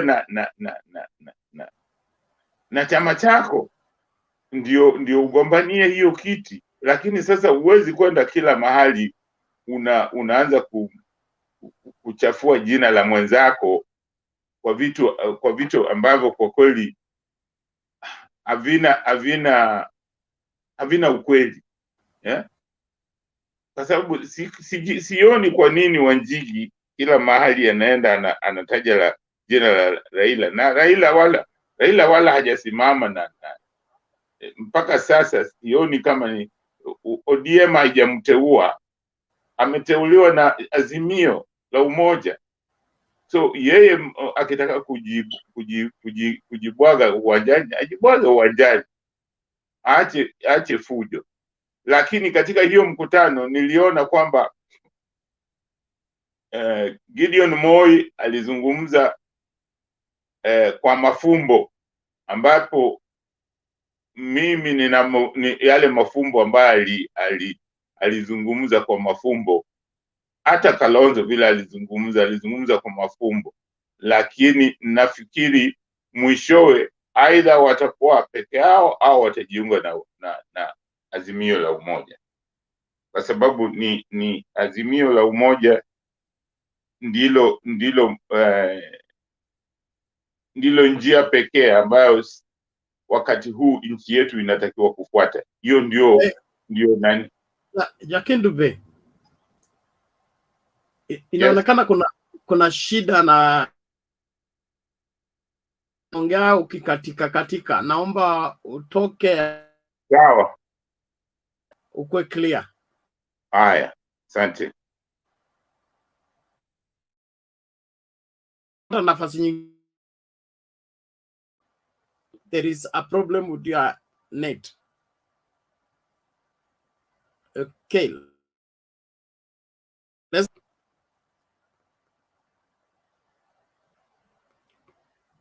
Bwana Katwe, you can get me? Actually, I think it's your network that has a problem, because we were getting Jakindube very clear. Bernard, your network has a problem. Bernard, it's your network actually. We were getting Kindube. Okay, then we will.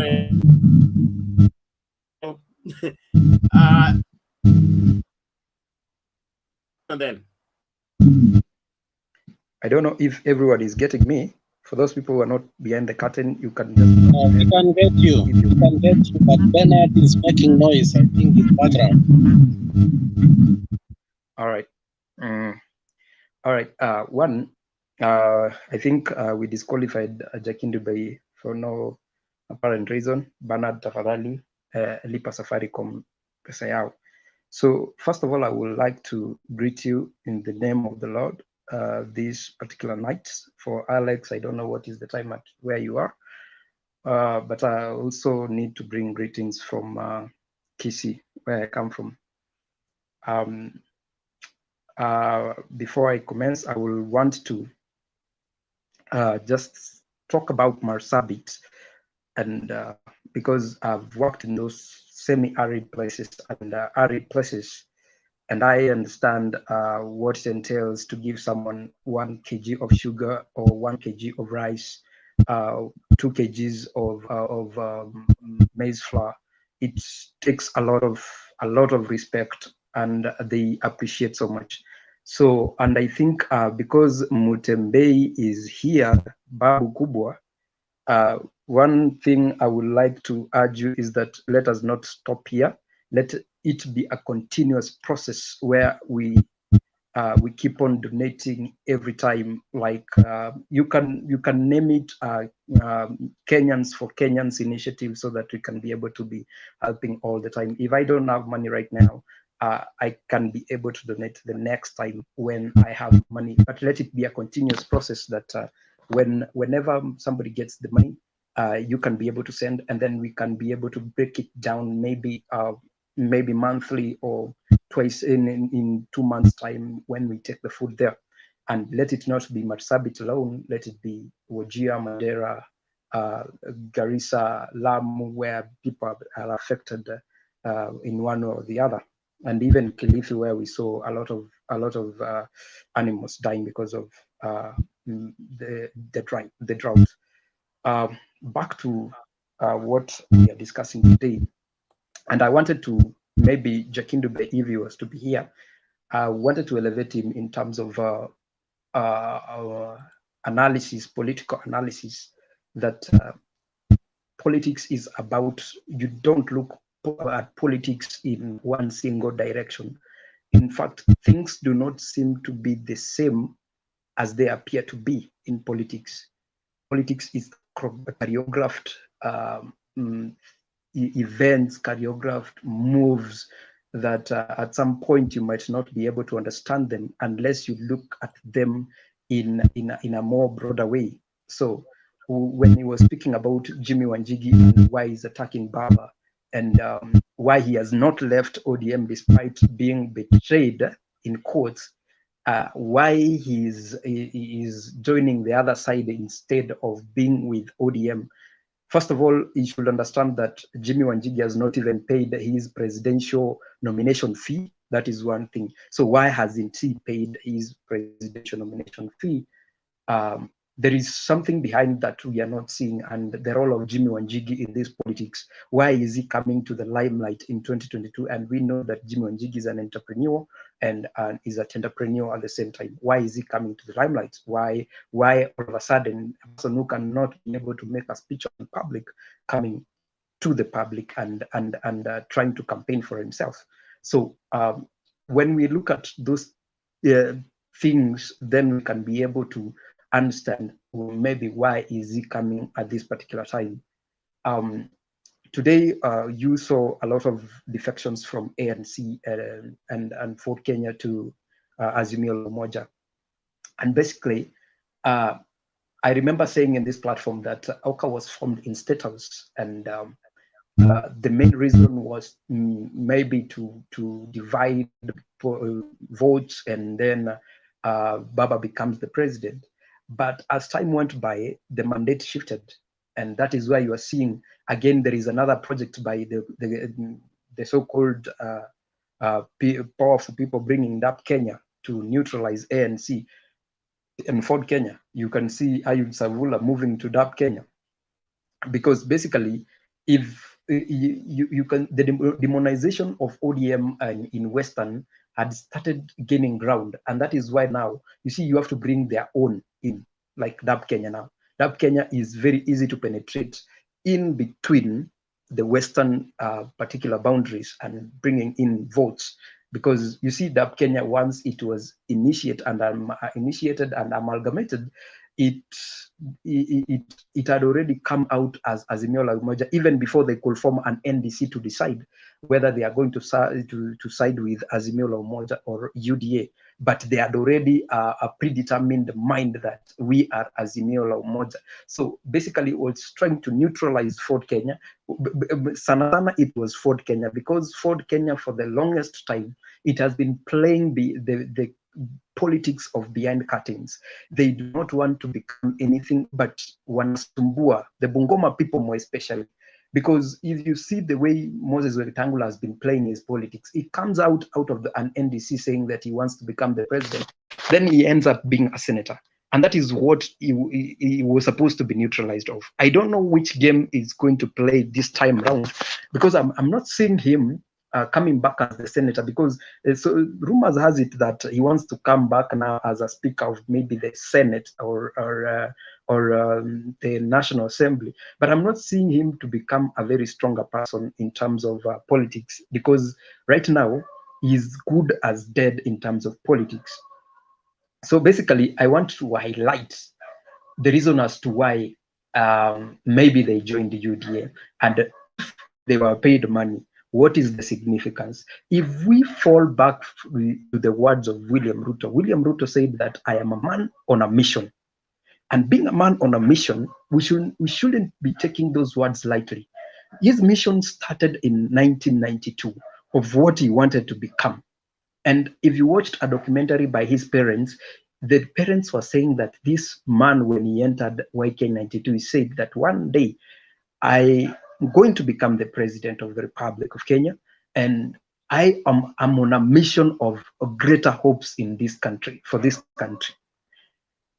William Ruto, when he wanted to become somebody in Rift Valley and maybe become the kingpin, he realized that he cannot become the kingpin because, one, of his age, two, because of experience in terms of politics. So he had to step on a lot of people's heads to become who he is. You remember the likes of Henry Koskei, the likes of Sally Koskei, the likes of William Olentimama, the likes of Makto. He brought them down completely because he was looking at a future. We shouldn't be underrating William Ruto, because he is a shrewd politician who is I wouldn't say that he is let me not just use that word, because I don't want to be attacked this night. Basically, when he's looking at 2022, he's looking at it this way: if I lose in 2022, what are the chances of becoming the president in 2027?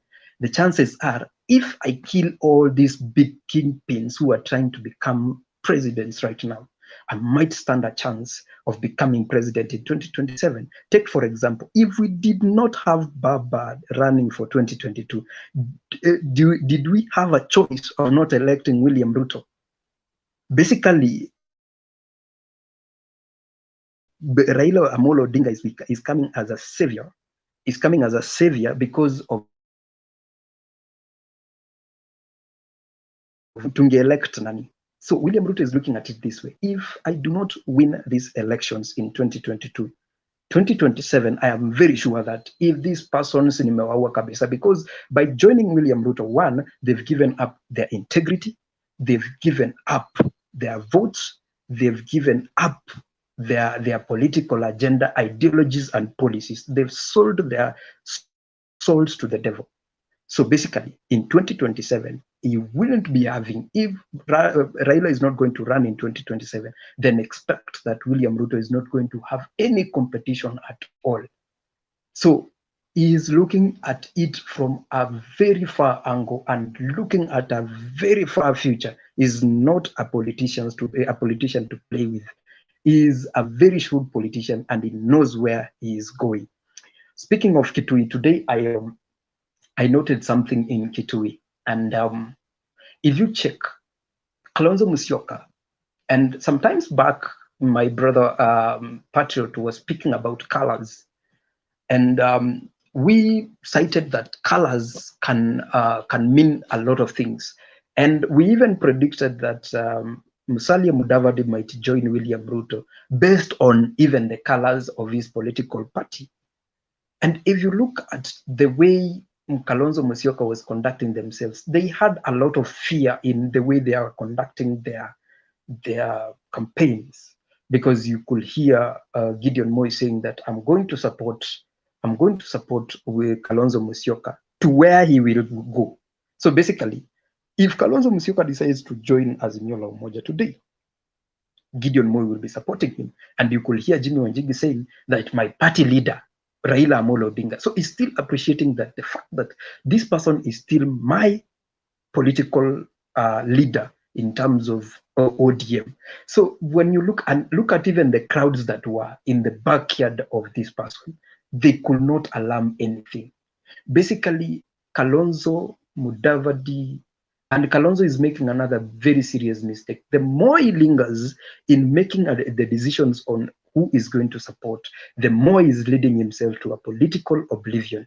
Because basically, if he doesn't make that decision right now, and when February 9 comes, when a lot of kingpins will be resigning and joining either Azimio la Umoja and UDA, and the seats will be sealed, Kalonzo Stephen Musyoka will not be anywhere in any political arena in terms of strength of politics. So I want to stop there. Thank you so much, everyone. Okay, thank you, Katwe. I believe you can get me.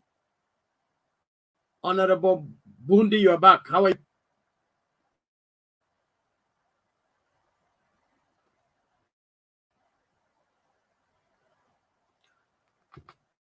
Mheshimiwa Bundi, are you there?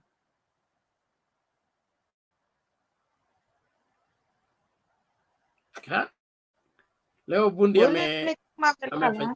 Bundi amelala. Haya, Princess, wewe chukua basi.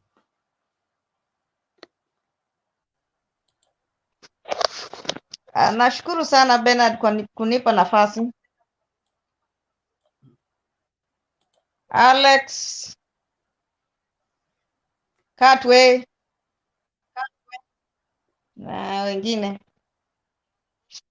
Kitu cha kwanza kuzungumzia ni kuhusu hii Marsabit.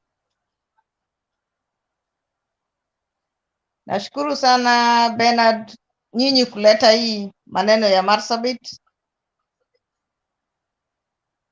ili watu wazungumze, tusaidie Wakenya wenzetu, kwa sababu tusiposaidiana hawa viongozi naye hawana haja na binadamu, wana haja na kura. Sasa kile kinachonishangaza sana ni kwamba unataka kura na watu wanakufa njaa. Hata uangalii watu kwanza ndipo utafute kura. Watu wakiwa wamekufa wote utapata kura wapi? Unafaa kuangalia watu kwanza ndipo utafute kura.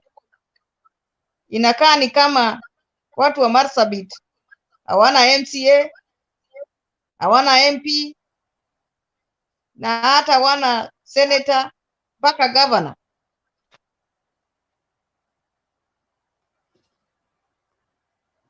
Lakini hapo kwa Mtembei, mimi nawaomba nyinyi nyote tushirikiane. Hiyo unatoka upande gani, hilo huo unaunga party gani,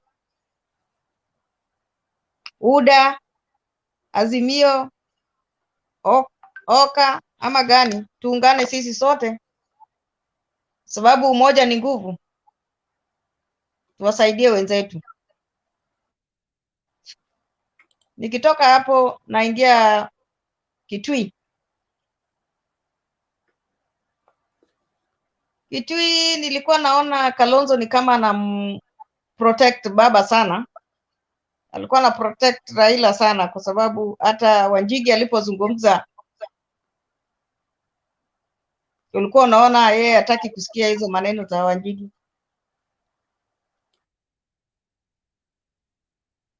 Na nilisikia hapa Jakindu Bey akizungumza kuhusu ya kwamba yeye aliona vibaya sana Jirongo alipokuwa anazungumza kuhusu Mudavadi.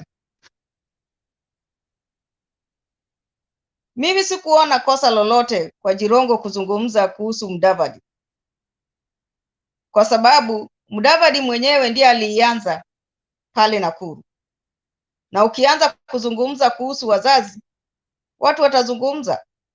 Angeliguza watoto wake, hapo ndio ningesema amefanya vibaya, lakini aliguza kuhusu wazazi.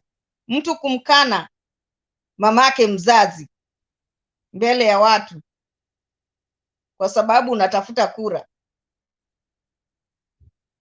hiyo haikuwa njema kwangu. Hata mimi nilianza kuzungumza tangu jana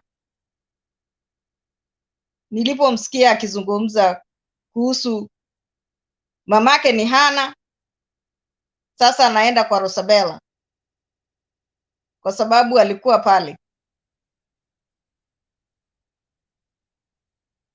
Kwa hivyo mimi Jirongo sikuona ubaya wowote, alikuwa anaelezea, na Jirongo alijitokeza waziwazi kueleza wananchi kile kimemuumiza kwa muda mrefu from 1992.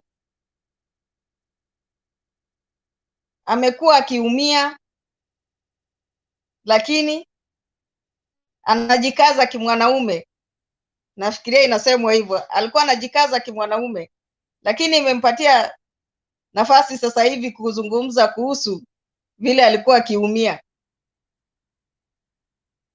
Sasa ndiye ametueleza ya kwamba ndugu yake alikuwa anakaa kwa nyumba ya Kalasinga mmoja hapo River Road, hapo karibu hapo.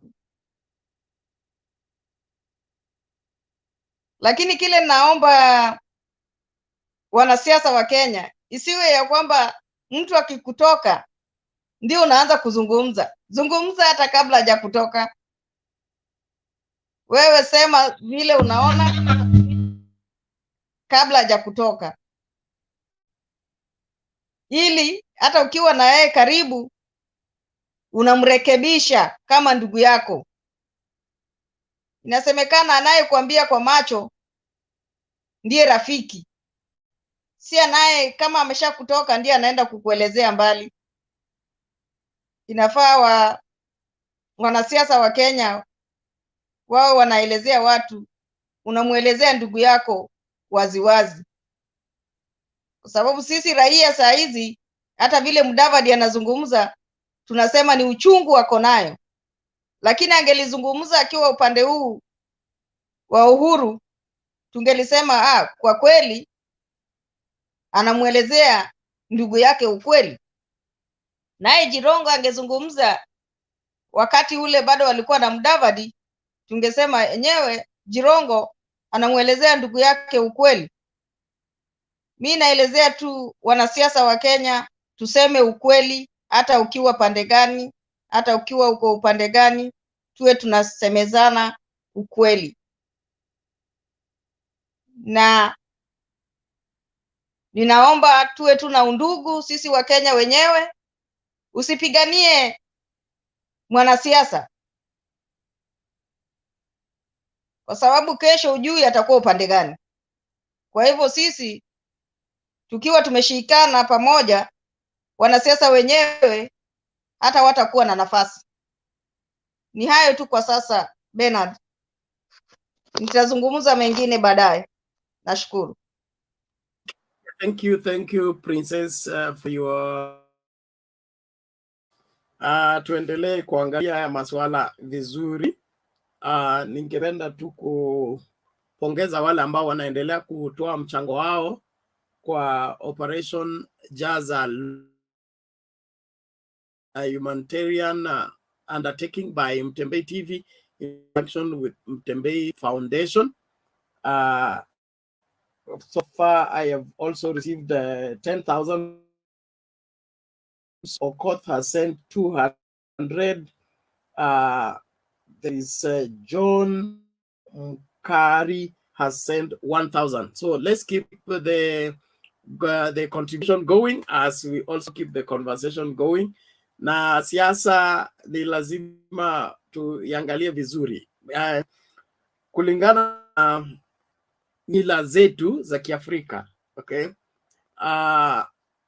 anaitwa wanasema Waswahili wanasema mama wa kambo si mama, ama baba wa kambo si baba, lakini kumheshimu mama wa kambo hakutokana na huyo mama, kunatokana na vile unavyomheshimu baba, kwa sababu huyo mama yuko katika boma lenu courtesy of your father. So your respect father causes you to respect the other wives that he adds to the family. And from the explanation of the Mudavadi home, those wives of the late powerful minister, the father of Musalia Mudavadi, were all mothers to all those children.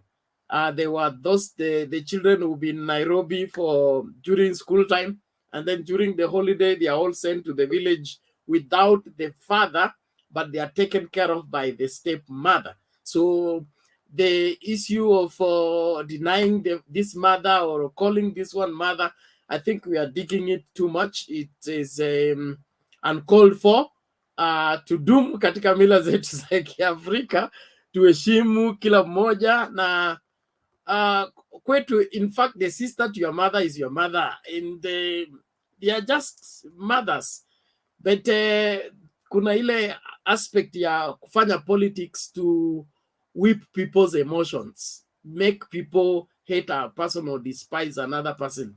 I don't think we need that. Let's just do politics of sense. Let's do politics of facts. Let's deny somebody for who he is. Let's deny somebody for what he stands for, not to attack his family or his children or his relations.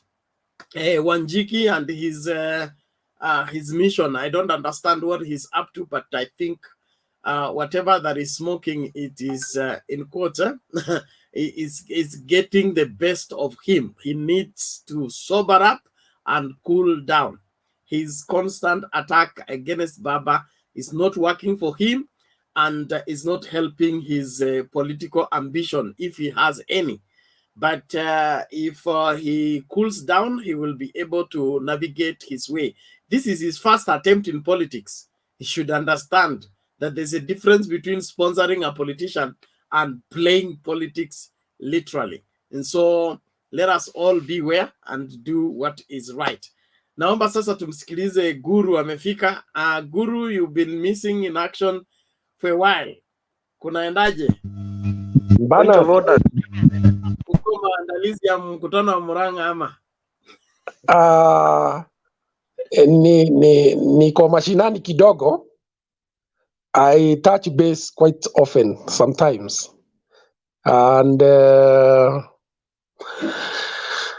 I can see the topic of today on Kitui visit. Ile mimi nasema ni hivi, akiwa kuna mtu ambaye political premium could go up is Stephen Kalonzo Musyoka. Sababu ni kwamba yeye ameweza kushikilia ile ngome yake, na ni mtu ukiongea na yeye una uhakika kwamba utapata numbers. Nadhani nimeona wameanza kuongea kwa undani na Charity Ngilu, a good indication kwamba viongozi wa area hiyo wameelekea kuchukua msimamo wa siasa. Na hata Kalonzo, unajua, ana hiyo ambition ya kuwa rais. Akiwa sasa ataweza kumshikilia mkono mzee Raila Amolo Odinga, kuna uwezekano kubwa kwamba wakishinda ndiye atakuwa rais anafuatilia. Na unajua siasa ni marathon kama tuliambiwa na rais, unaangalia kwa umbali ni nani unaenda na yeye. Kama sasa nimeona kwamba kunasemekana Kachagua ama Aris Wahome ndio atakuwa deputy president.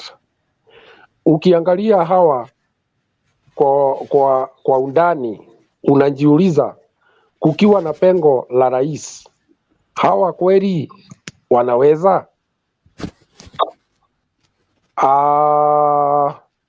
Kisiasa wako pando chini sana, kwa sababu isipokuwa kushikiliwa kwa vile wameshikiliwa na deputy president, wengine wao wanaweza kuanguka vibaya sana, na ndio unaona waning'inia pale, kwa sababu wanafikiria ile wave itakuja ya chama itawasukuma tena kwa viti za uongozi.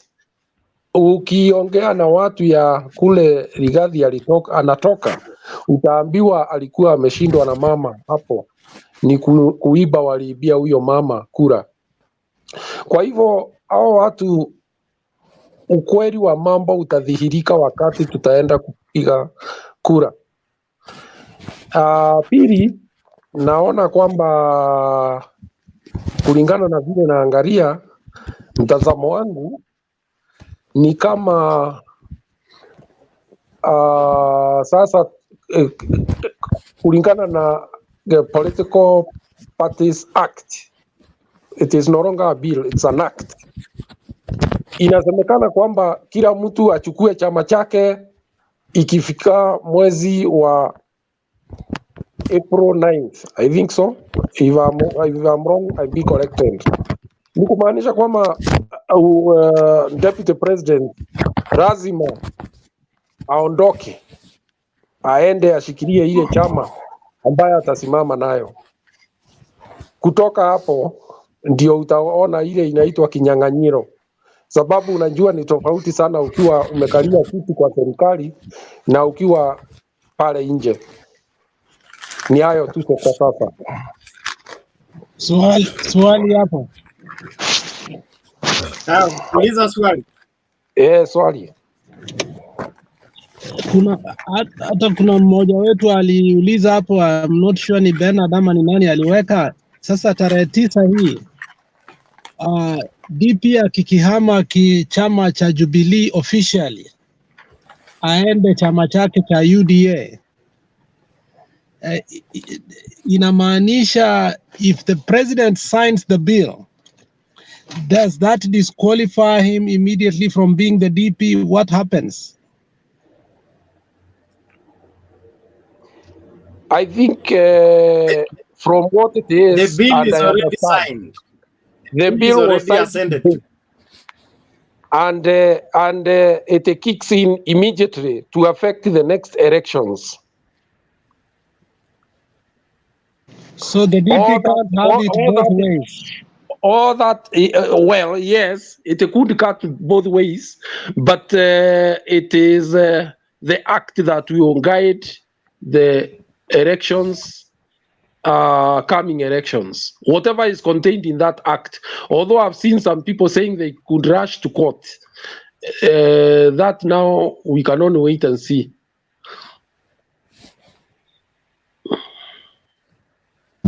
There is a question, Bernard. Yes, Captain. Actually, my question was, okay, before I ask that question, if you check on the comment section, I don't know if it is in order for members who are in the comment section to be typing in vernacular language, because we do not know what they are conversing about, which to my side, I don't feel it is important. The second thing is that one, the president has said that political amendment bill. My question is to the panelists: if Stone PK, can you mute?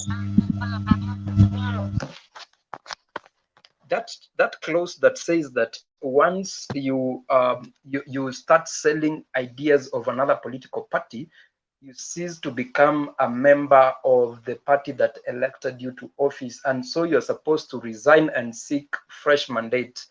My question is, that law is supposed to kick in immediately. But you see, UDA has a coalition agreement with the Jubilee Party. Does it affect the deputy president in that he's selling another party's ideas while still in another party, but these two parties have got a coalition agreement that is in existence? Thank you. If I could come in, matters law, if there is any agreement, be it coalition agreement, memorandum of understanding, that differs with the provision of the Constitution, it is the lesser law that submits to the superior law. So matters coalition don't come when there is a violation of an expressed law by the Constitution. So if the Constitution states that you are deemed to have ended your relationship with this party to join this party, that is that's what carries the day. We will not talk about the agreement of the coalition at the expense of the provision of the Constitution. I hope that makes sense.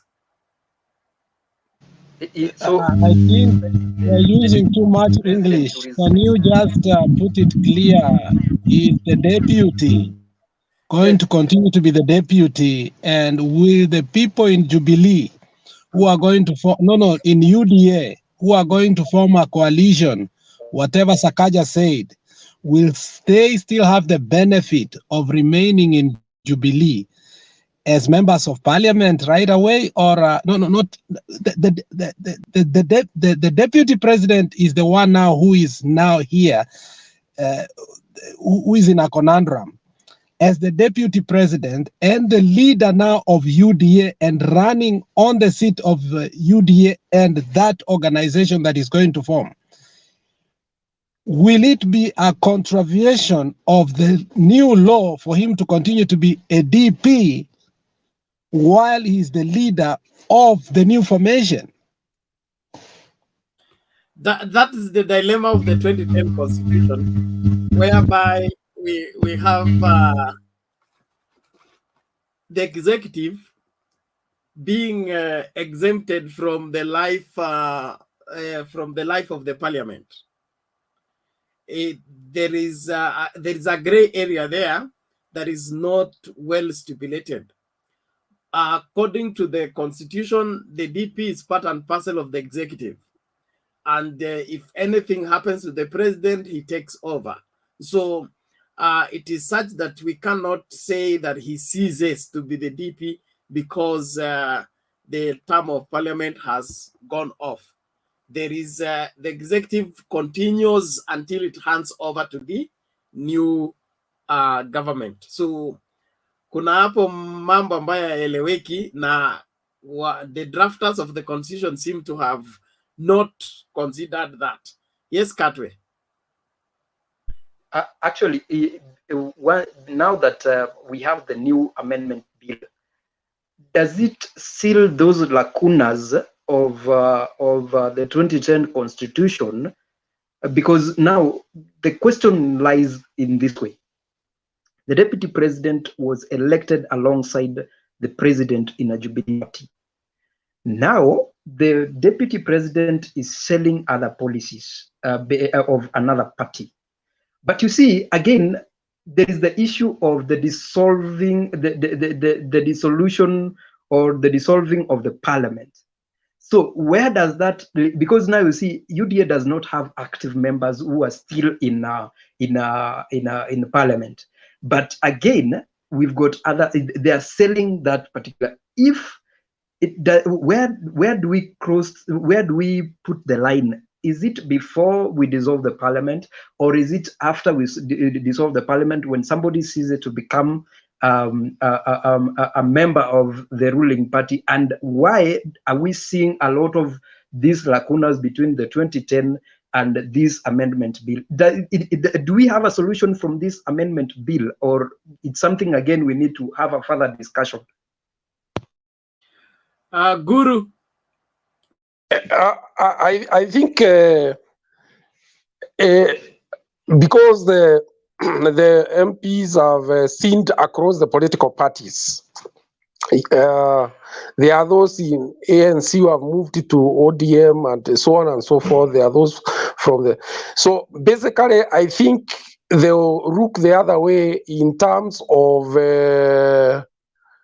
dealing with members who are advocating for other parties.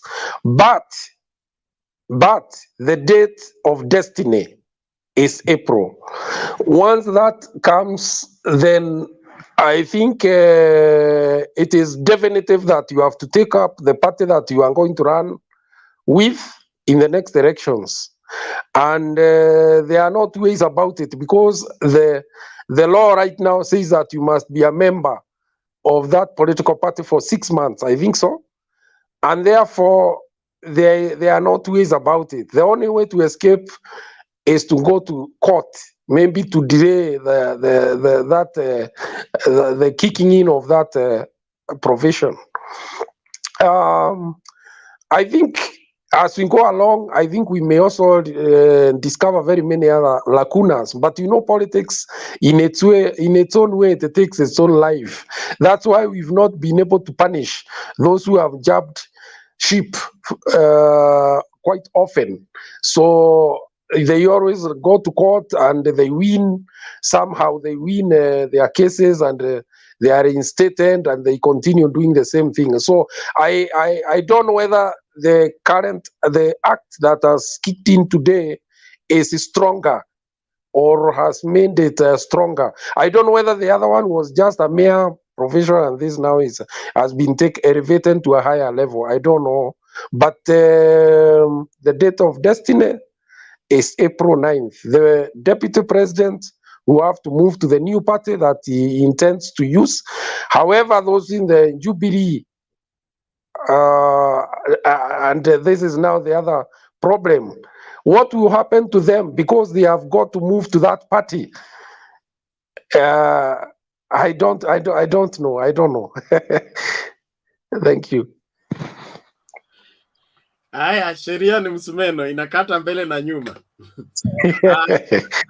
I think this was a plan of purging who is who where, and it's going to be very interesting. Going to be interesting. I think we will need to ventilate on it more and come up with exactly the position of the law on this one. Let me ask. Yes. Bernard, let me ask something. Yes. Could this have been all along the trap that will kick out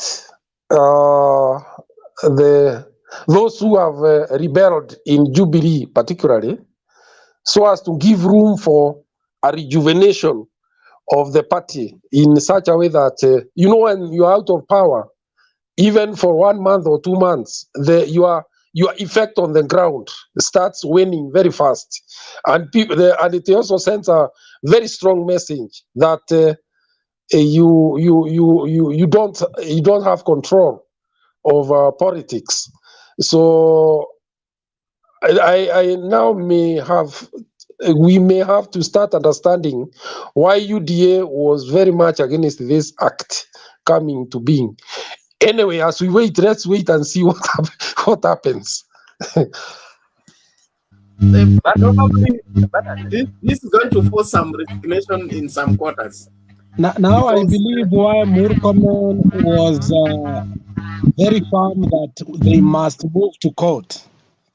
And when you look at this from the point of view where we sit now, before elaboration from legal experts, I think unless and until a consensus is built upon that, we might have a constitutional crisis, because the 6 months under which you're supposed to be in a party before elections will cause a situation where either the elections will be postponed, which no one is going to agree.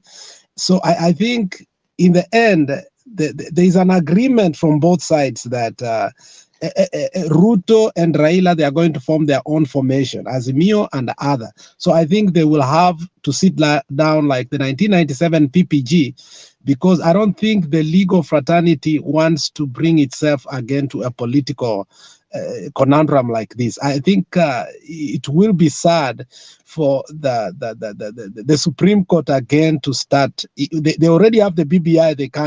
They don't know what to do. And now you give them this. I think it will be too much. The Supreme Court will gonna have to do one thing. They will tell them, please go and have a consensus. Otherwise, it will be too much for the Supreme Court. That is my thought. Bernard, I just want to ask very quickly, if we need to understand about this particular lacuna between the 2010 and the political amendment, please. I really need to get your indulgence in this. What really saved Mwaura and Millicent Omanga? What was the judgment from the courts? Because the law was clear on nominations. If you've been nominated and then you pledge allegiance to another party, then you cease to become a member. And what saved these two people? So we really need to understand so that we can be able to get out of this. We really need to know this. So Bernard, kindly tusaidie hapo. Unajua nimeona mtu anasema ati leo you are dressed like an insurance person. So tusaidie tu hapo. Sasa I once sold insurance. They are not far from the truth. There used to be a medical insurance company called Medivac. And I found very healthy Kenyans. I couldn't get one person to buy my policy. They told me they never fall sick. They have never been hospitalized. All the same. Now, I think we are getting too complicated with matters law. We will need to get a law expert to speak on the same. But I'm not privy to what exactly was the ruling about Mwaura and Omanga. But for Mwaura being a special group, I think they were saved on the aspect of special group or something like that. And if that comes into play, you know how Kenya has a way of getting around the law and getting off the culprits. But I would also want to say that the president has the key, because even if February 9th, okay, will not bring about people resigning and wherever joining the political party, the president still has the power. The key was handed by Maraga to dissolve parliament. So he can dissolve parliament early and everybody now disintegrate. They go to wherever they want to go. And when that comes into play, now mambo itakuwa imeisha mapema bila kusumbuana. Hata wale wanaenda kotini wanaweza kukaa huko waendelee na kuongea, but there is no parliament, so everybody gets ready for a re-election. Na watakuwa hiyo mshahara ingine sasa ya 6 months, pia hiyo tumesave, tupeleke Marsabet kusaidia all ambao affected by the drought. So I think everything is going the president's way, no matter what these other guys do. Okay, naomba to yes, Princess. My question is that they have been saying that you have to be on the register of political parties. So when are they going to register? Because your name has to appear on the party which you are in. So you can't move from this party to the other party. Your name has to be there. So when are they going to register so that they don't move to the other party? That's my question. That applies to both the people vying and those voting, especially in the nominations. You will not be eligible to vote in the nomination except you've been a member and a registered member at the registrar of political party of that political party 90 days. That is what was being fought at the Senate that did not succeed.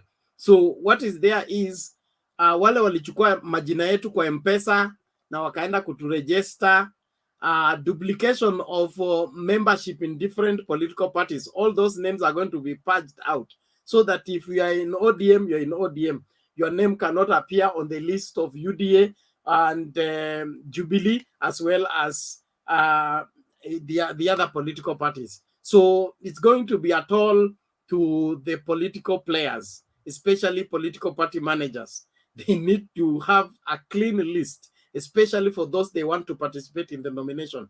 So itakuwa ngumu to get ODM people to vote in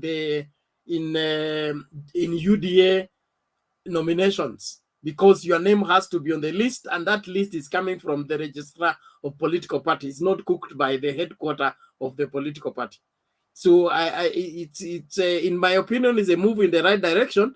But Kenyans, as usual, they will never be ready for change. So they will look for an escape route so that the status quo remains and they can postpone it for the next elections. There are probabilities at play on the same. Arun, vipi? Yeah, niko fresh kabisa. Nataka niwasaidie kuhusu hiyo mambo ya political parties yenye imekuwa into law. I want to help you a little bit to shed light. Why is Tanga MPs in panic modes, hence don't want to embrace this law of political parties, which my April president, in fact, has amended or has assented his signature. Number one, the Constitution of Kenya is 100% right that there is no any member of parliament who is supposed to be serving two parties at the same time. So all UDA members of parliament, the 160, I don't know if is it 160 or it is one person, but they always say it is 160. Now this 160 member of parliament, by April 15, 2022, all of them, they are supposed to resign from if they are in Jubilee, they are supposed to resign. So the only person who will be left is William Samoei Ruto as the principal assistant to President Uhuru Muigai Kenyatta.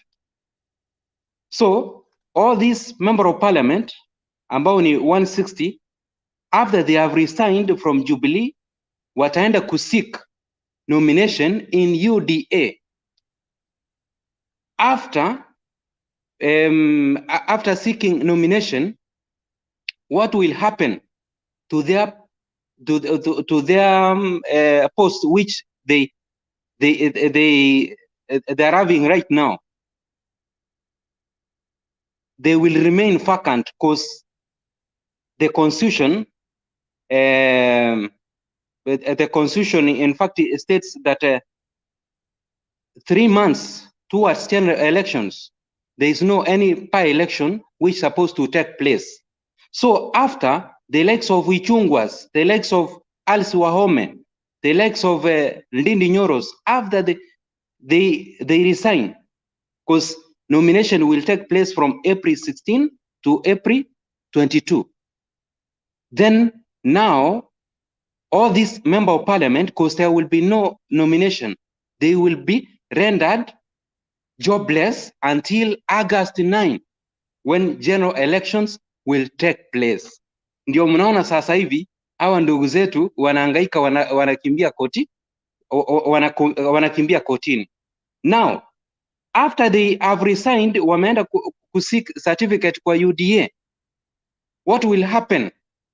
Azimio watakuwa wanaendelea kurun government business as usual. Now, William Samoei Ruto will be exposed to impeachment kama wamekasirika na yeye, they will chip in, motion itakuwa tabled in parliament.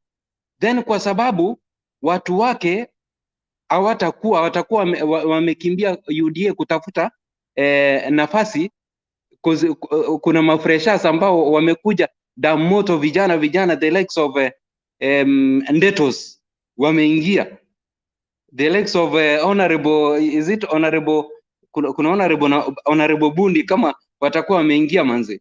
Then kutoka hapo sasa William Samoei Ruto atabaki yeye na Mungu wake, cause the Azimio member of parliament, then watamuimpeach slowly. Then kutoka hapo William Samoei Ruto sasa atapelekwa mahali pake ambapo ni UDA. So expect William Samoei Ruto and his entire team, by May they will be all rendered jobless. Ndio unaona these people are running to the courts. Thank you. Okay, there are some different school of thoughts here. There is Alman Jr. says, friends, by 9th, Ruto must be a member of UDA. When he becomes a member of UDA, he will automatically cease to be DP. February 9th, he has to resign from being DP. I don't know what is your take on that. And then there is man like Mato. He says the president himself is promoting the interests of another party. One of the panelists is thoroughly confused. Okay. Now, I think there are things that will have to take place, and one of it, the easy way out is for the DP to resign by himself, and there will be need for seeking his replacement before the new government comes in. Will he bite the bullet? That is left for him to decide.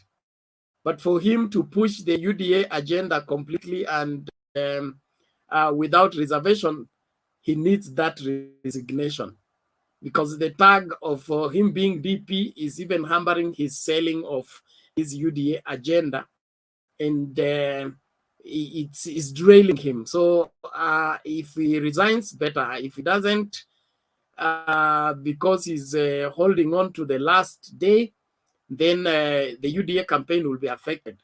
Remember, much happens in UDA without the DP being present.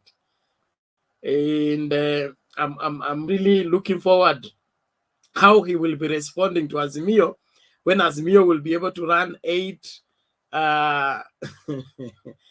rallies in the same day at the same time, when he can only run 1 rally at a time. Naomba sasa tufanye nini, unless kuna mtu anataka kurespond kwa ile swala la DP ceasing to be DP when he resigns, when he joins UDA. Ebu kidogo niguzie kuhusu mambo ya Mwaura kiasi. In fact, nilisikia kuna ndugu moja alikuwa anasema the likes of Mwaura in fact alikuwa ejected by Jubilee, but baada ya kuwa ejected by Jubilee, the law was clear, but application yake ndio ilikuwa na shida. That is why the court of law in fact ilipata hiyo mwanya ya kumrejesha. Right now hii political parties bill imeingia in place, my friend. Hakuna, if you are in Jubilee, you are in Jubilee. If you are in ODM, you are in ODM. Mambo ya kuuma hapa, unauma hapa, it is over.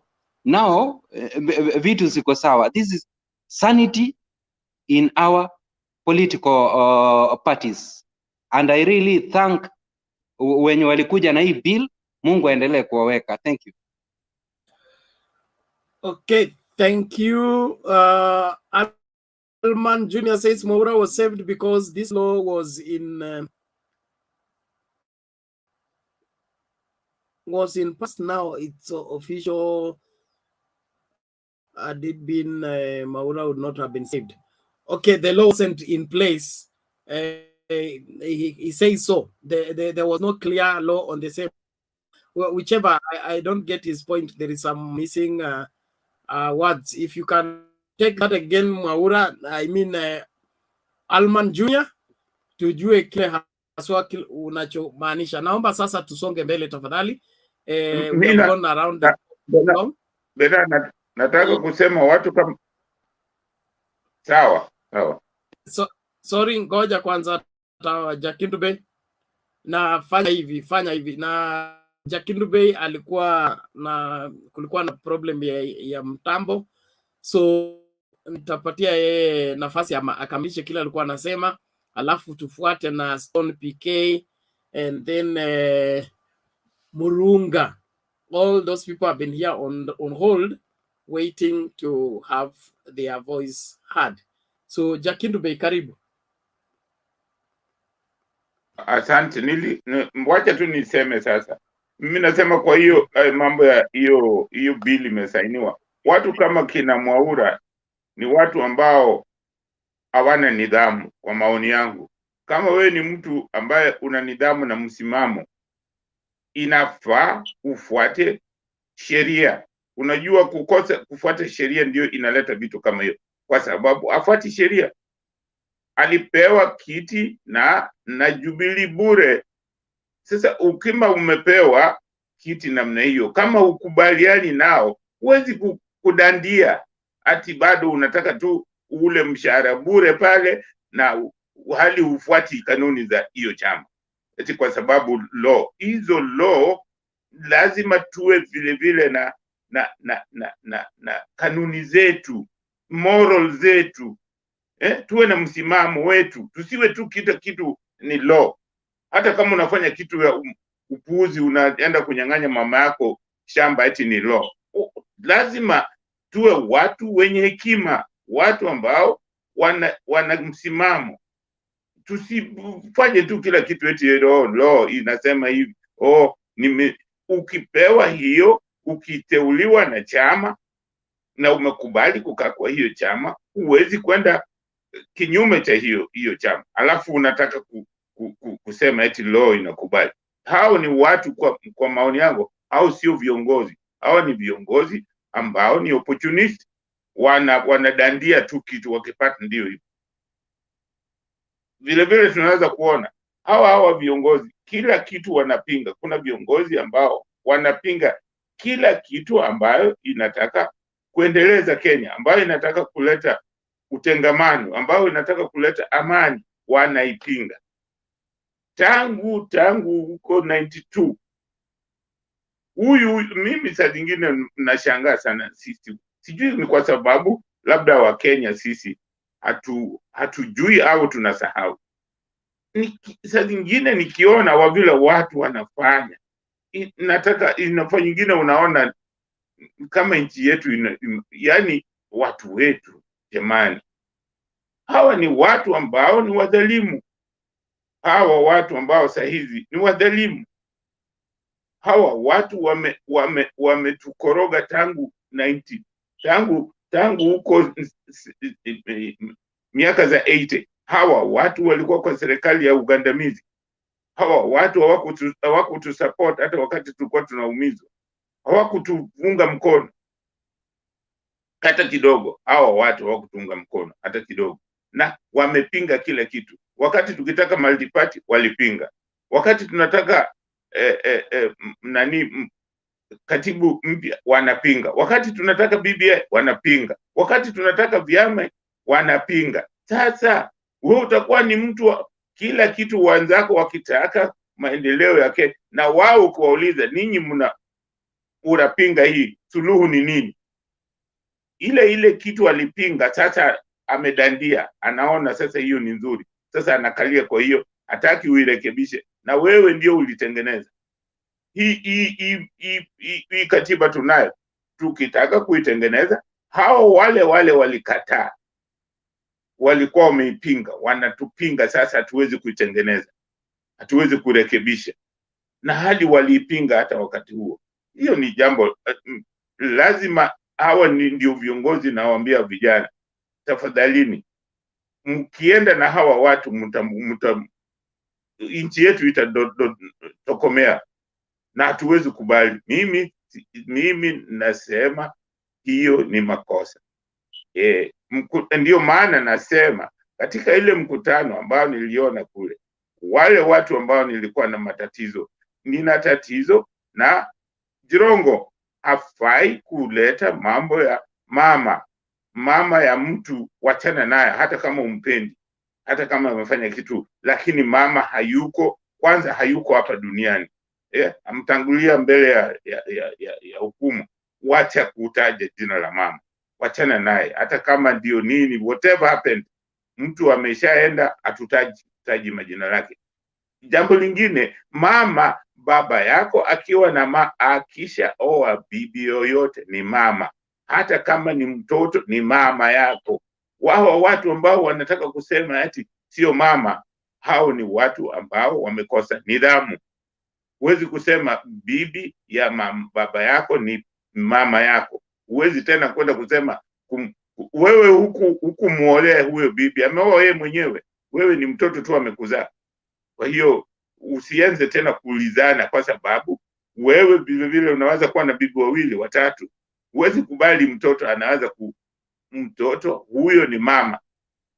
Mama yoyote hata ukimwona barabarani ni mama. Hiyo lazima tuheshimu namna hiyo. Mama ni mama. Mwanamke yoyote ni mama. Kwa hiyo lazima tuwe na heshima juu ya hiyo. Ndio maana mimi sikupenda hiyo kitu kabisa. Na ile ya Wanjigi sipendi kwa sababu simuelewi anataka nini. Lakini ni sawa kama hiyo mnasema siasa, lakini kuna siasa zingine, mimi kwa maoni yangu, tunataka tufanye siasa ambazo zinaonyesha tunajiheshimu, tunaheshimu wenzetu, ni wenzetu. Usiende kufanya tu siasa ambayo haina heshima. Hizi vitu inatakiwa tuanze kuwa na mifano mizuri kwa vizazi vijazo. Wasianze kutukanana, kufanya nini, tuwe na mikakati. Maana yake hata hawa wazungu hawatukanani, ambao tunaofuata eti wana demokrasia, hawatukanani, hawafanyi fujo zile tunafanya. Kwa hiyo lazima sisi vile vile tuwe na tuwe na mila zetu. Hizo mila zetu ni nzuri, ya kuheshimu, ya heshima. Heshima ndio jambo la muhimu. Heshima si utumwa. Lazima tujiheshimu, lazima tuheshimu wenzetu. Hapa kama tunafanya siasa, tusianze kuwatusi au kusema jambo ambalo lina kijeli. Unamkejeli president au unamtusi president. Ukimtusi president ni kama unatusi nani ya nchi yetu. Hiyo ni makosa. Sema kitu fulani amefanya makosa, lakini si kumtusi, sio kumuita tapeli. Hiyo ni makosa kabisa. Lakini Wakenya wanafurahia mtu ambaye anafanya hivyo, ndio mnamshangilia. Hiyo ni makosa makubwa sana. Mimi sijaona hata wakati wa Amerika au mapresident wanafanya wana campaign, sijasikia moja akitusi mwenzake, anasema mwenzake ni tapeli. Sijasikia. Na wao wana uhuru wa kusema chochote. Hawasemi hizo vitu, kwa sababu ukisema jambo kama hilo unakuwa disqualified.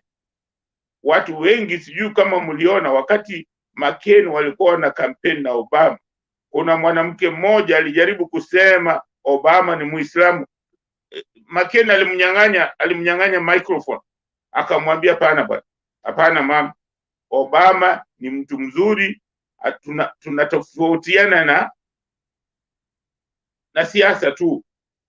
Msimamo wake na wangu ndio tofauti, lakini yeye ni Muamerika, mtu sawa. Hivyo ndivyo inatakiwa hata sisi Kenya. Hatuwezi kubali mtu anasimama anamtusi president, ama anatusi Kalonzo, ama anatusi. Hatutaki hiyo mambo ya matusi, ni mbaya. Tuseme tu ukweli. Kama mtu amefanya kosa, tunasema ni kosa, lakini mambo ya matusi mimi sipendi.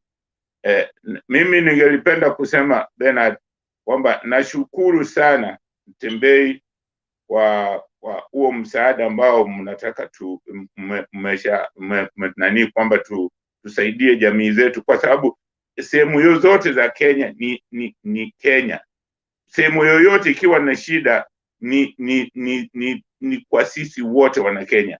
Hiyo ni jukumu letu sisi wote kuhakikisha kwamba hakuna wenzetu wanalala njaa au wanakufa kwa sababu wamekosa chakula, na hali upande mwingine kuna chakula. Tujaribu kusaidia hii kila wakati. Nimeshukuru sana na wasihi, naomba kwamba tuwe na huo roho, kwa sababu kama hakuna barabara Mandera, hiyo ni sehemu ya Kenya. Kwa hiyo Kenya ni kama nani yako, ni kama mwili wako. Kama kidole sehemu fulani inauma, ni mwili wote inauma. Kwa hiyo tuwe na hiyo utu. Ndio maana sisi ambao wenye mrengo wa azimio la umoja, hiyo ndio maana ya azimio la umoja. Tusaidiane sisi wote.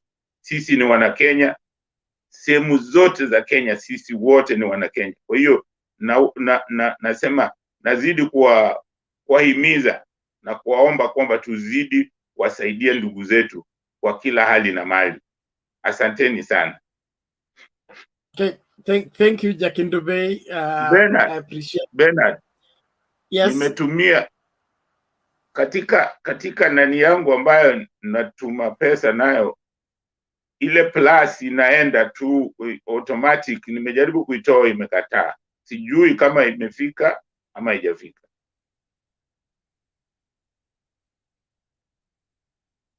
Wacha nitaangalia alafu niseme ni confirm. Ulitumia majina gani? Okay, na wacha tusort hiyo kando ya kamera. But what I want to urge everybody is let's participate to the degree of our ability. I want to shout out, there is Mickey John has sent 5,000. We have Barack Odongo has sent 300. Okay. Mickey John, thank you very much. God bless you. We are grateful. Michael Katana has sent 100 shillings. Let's all pull together. Let's make a difference. Tujaze hii lori tuipeleke Marsabet, tusaidie wale ambao wako affected na drought. Thank you so much. We are doing well. Let's keep doing on this campaign. We'll be on this until Sunday. Then on Monday, we get those items across to the affected people. And you don't have to send in monetary form. If you can send in kind, is still fine. That is, you have maize in your store you want to share with the people of Marsabet, let us know. We will let you know where to deposit them, the maize, the rice, the beans, all the cereals, things that are not perishable, so that if there's delay on the road, nothing will go bad. We really appreciate everybody and their contribution. Tuendelee pamoja. Haya, tuende moja kwa moja kwa Stony PK, lakini screen tafadhali is too dark. We are not doing justice. Please, if you don't have to stay behind the curtain, don't entertain it. We need to have life on the screen. It's important. Jacob joke where nataka kwanza operation fagia wote. Stony PK, are you there? Where Bernard?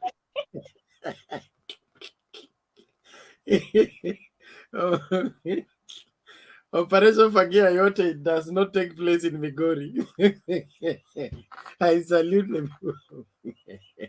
Stone PK had requested to be Stony PK, auko? Stone amerequest arukwe kidogo. Okay, then let's have Burunga.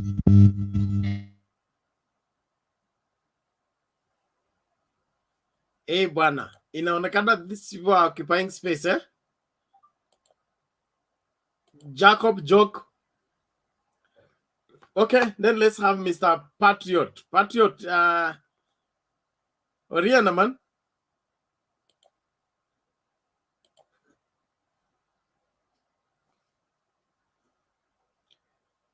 Sasa hii ni kwanza kuniangusha. Patriot, are you there? Patriot. Hauko? Patriot. Melala. Okay. Okay, sawa sawa tu. Katwe, kama uko na la kusema, hebu sema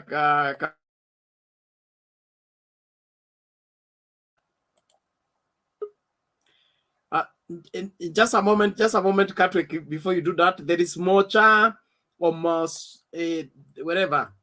Your device is not well connected, so we can't add this. Rekebisha, alafu kija ndio utaingizwa studio moja kwa moja.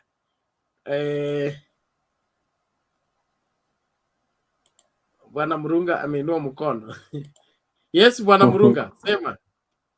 Yes, bana, habari ya asubuhi ya leo. Salama, namna gani wewe? Tuko salama wa salmini. Tunashukuru. Ehe. Yes. Good evening everyone. Or good evening or good morning.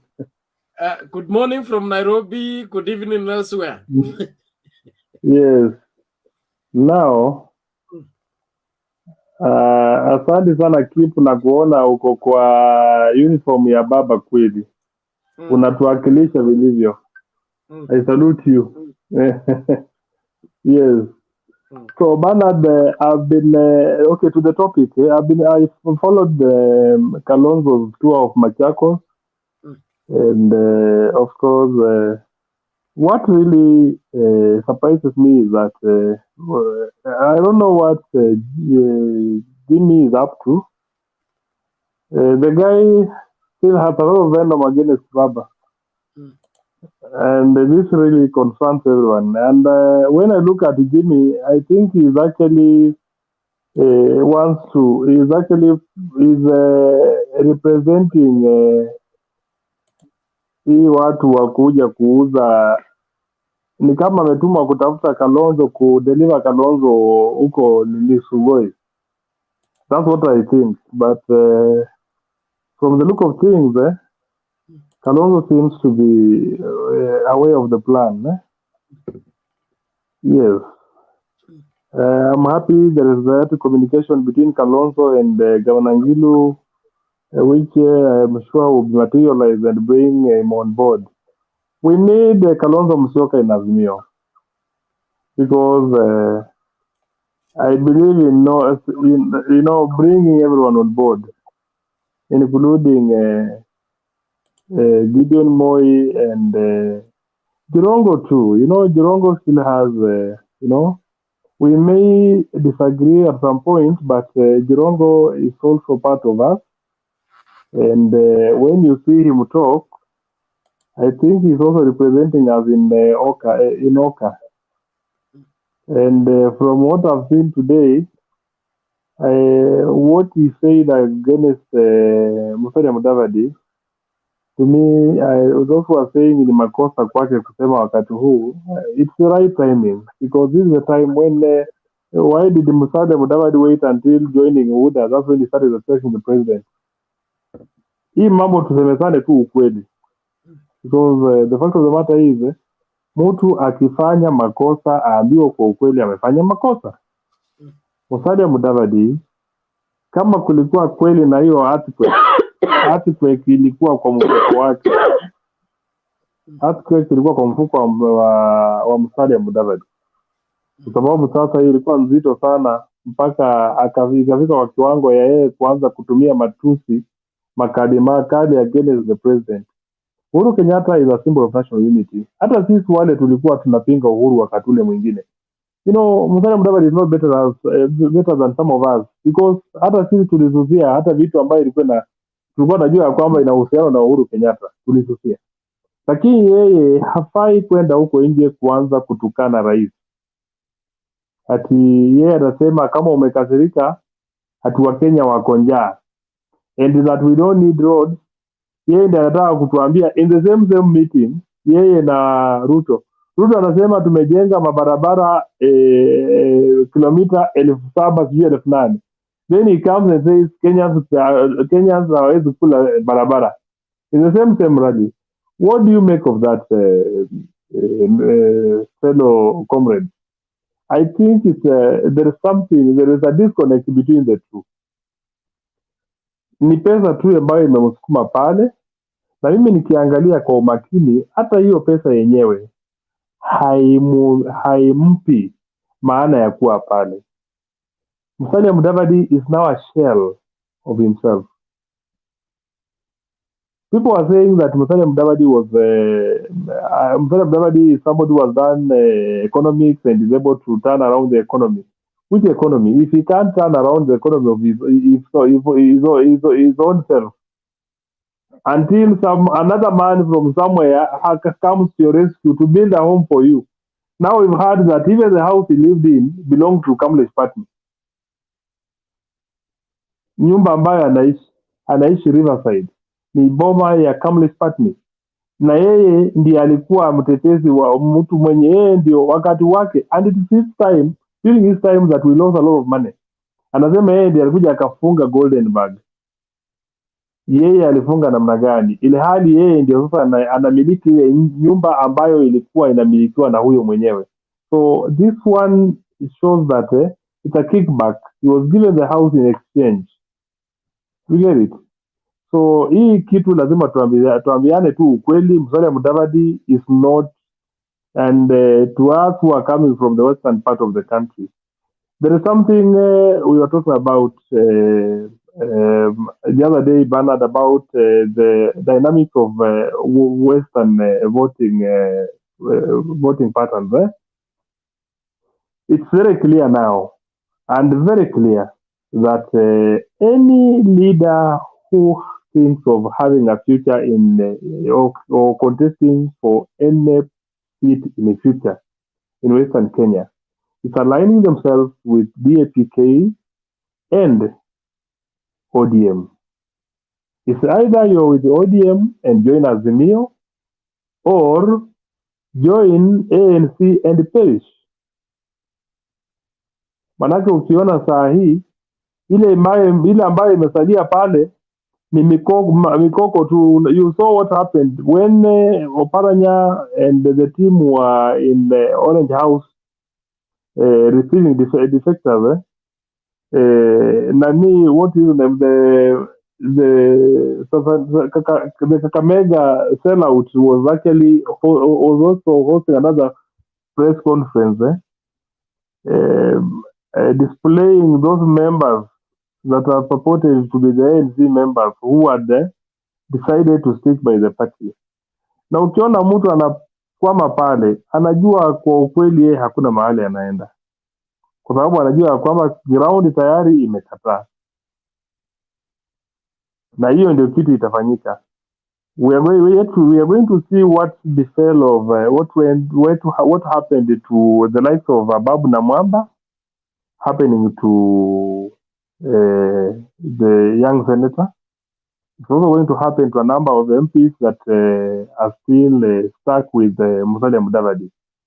But the good thing is that those who are clever enough have made a decision to move on, and they have actually joined the right vehicles to push them forward.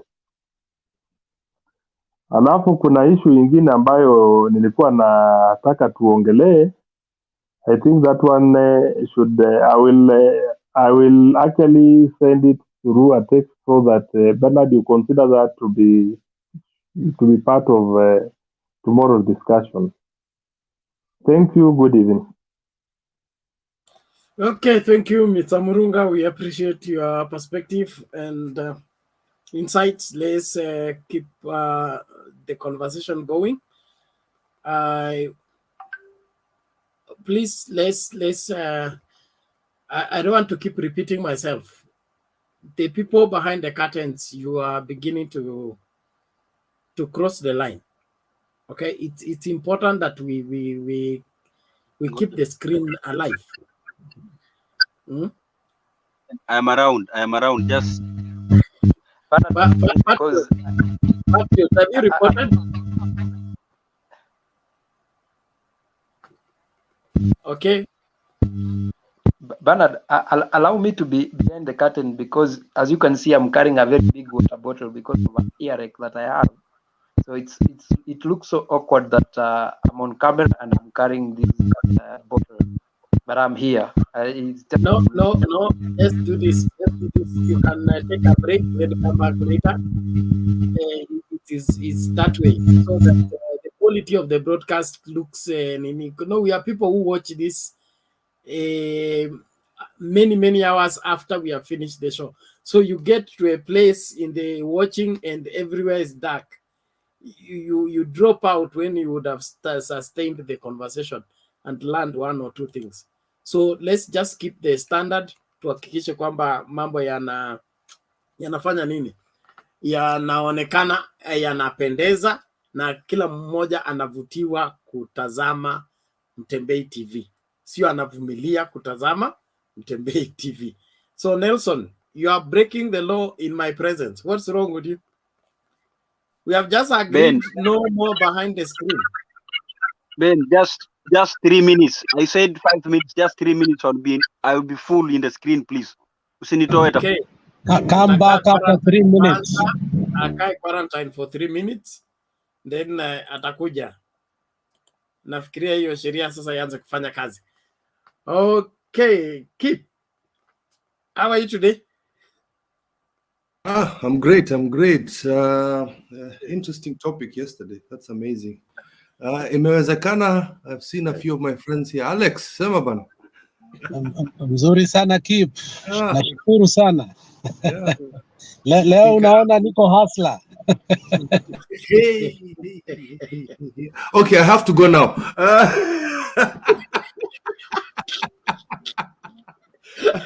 I'm leaving. Achana na Alex. Kumbe analalanga asubuhi alafu anakuja kuamkia hapa akitudanganya. Bernard, we have a visitor there. Welcome him, then keep aongee. Sawa, ngoja kwanza keep I was just greeting you. Ni time ya inawezekana kwanza. Alafu songe mbele. OJ, you're welcome. Hold on, we are coming to hear what you have for us. Inawezekana, karibu. Yes, Mr. Bernard, asante sana. I've just logged in and I've just been following your discussions kuhusu this political party act ambayo imepigwa saini na His Excellency the President of the Republic of Kenya. Okay, sikuwa nimeifuatilia na sikuwa nimeielewa sana, but the fact that ina tighten ama it makes it clear kuhusu watu ambao wana defect wakitoka chama fulani wakienda ingine, I think it's a better thing, and inaonyesha ya kwamba the president doesn't have to speak, doesn't have to be loud to make his actions be known. I think hii mambo yote Azimio, this political parties act ilikuwa the people behind it alikuwa President Uhuru na Raila, and wameonyesha nguvu zao by kukaba hawa majamaa ambao walikuwa wana hope from one party to another. We are expecting to see if it will work, and the way nimekusikia ukisema kwamba sometimes it's difficult, if I may paraphrase it, it's difficult to, kama ni sheria imewekwa, it's difficult to follow it in Kenya. So I am just hoping, because we should be headed there, whereby kukiwa na sheria fulani imewekwa, the people and the politicians and wale ambao wako kwa serikali, they need to follow the sheria. So I'm kind of wondering what will happen kama inafaa watu wakuwe kwa party moja, ama hiyo wakati ambapo watu watafaa kuwa wameenda UDA, these UDA people, around 95 of them, what will happen? Will we have, hatutakuwa na the 95 members of parliament for the next 6 months? What will happen? That maybe kama mtu amejibu ama ajibu nisikize tena, it will be better, you know. And this one also shows that The president can do a lot of things. The Azimio part can do a lot of things. Wanaweza amua watoe William Ruto as the deputy president, wanaweza amua wafanye mambo, you know, when they don't have the 95 MPs, you know. Yeah, otherwise I do not have concrete points to state today. Maybe nikipata point ingine nitasema. Thank you, Bernard. Okay, thank you. Inawezekana umetuacha na maswali, la majibu utapata baadaye. Lakini ni siasa tu inachezwa. The 95 or so, we don't have those 95. Sasa ndio utajua mbivu na mbichi. When people will have to choose between their salary and their political party. It is a good sieve that is going to prove who is really a loyal, committed member of UDA and who has been eating in UDA, sleeping in Jubilee. So we are in for a very interesting political experience. I want to appreciate those of you that are continuing to contribute towards Operation Jaza Lori, our humanitarian undertaking by Mtembei TV in conjunction with Mtembei Foundation to help support the people who are affected by the drought in Marsabet. The campaign, we started it yesterday, going to run until Sunday, and then on Monday we'll be executing. The lorry itakuwa imejaa, we believe. So we would love to encourage all of you to participate. Want to appreciate Millicent Athiambo has said 1,184, and then Mary Nahulo has sent 500. Let's keep contributing, and like I emphasize, you don't have to send in money form. If you have the cereals, maize, rice, beans, and you want to participate in this, please talk to us. We will see how we get that done, because we want to take real food to the people of Marsabet and be able to ease their pain at this point in time. We are grateful for all that are participating. We are making good progress, although we are still far from filling the lorry. So tuendelee kuchanga ili kila mmoja akuwe na sehemu katika maendeleo haya ya kuhakikisha kwamba kila mmoja anasaidiwa. Kenya ni yetu sote, na kila Mkenya ana haki ya kuhudumiwa na kusaidiwa. There is one of my bishops said that it is possible to survive in Africa for 50 years without a job, but it's not possible to survive for 10 days in America without a job. That's it. The reason being, in Africa, everybody's your relative. He say, you are my uncle because your grandmother and my grandmother got married on the same marketplace. And so we look for any relations to see to it that we get the care that is needed. But we don't have to do that. Let's just be human enough to be able to mind those that are undergoing some hardships. What we make happen for others, God makes happen for us. And so let's do it with joy and gladness, with cheerfulness, not with grief. Thank you very much. Sasa tusikilize hip Bernard, point of clarification, Bernard. Yes. There is somebody in the comment section who has just asked a question about if because they're in the diaspora. So he was saying that if he can be able to send through Mutembei TV royalties, and I think that might be a problem, because you need to clarify that.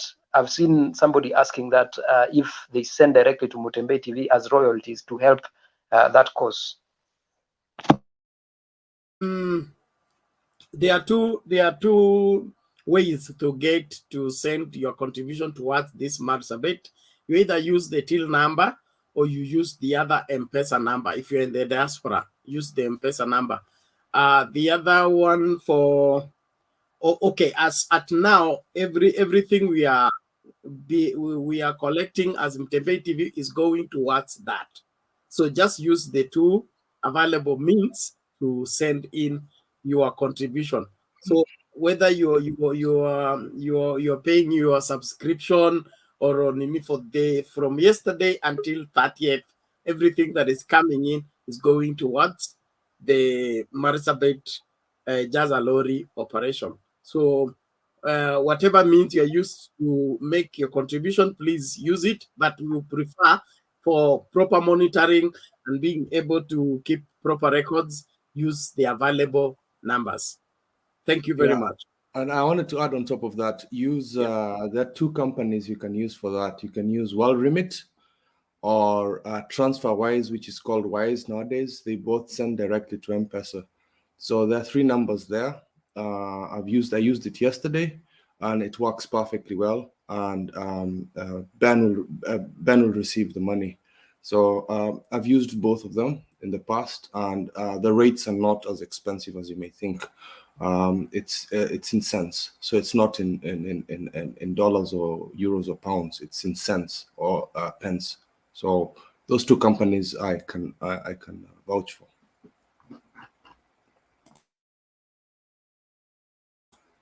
Okay, thank you, Kip, for that. I think you can now make your submission, then we move forward. First of all, Alex, utupe your kofia.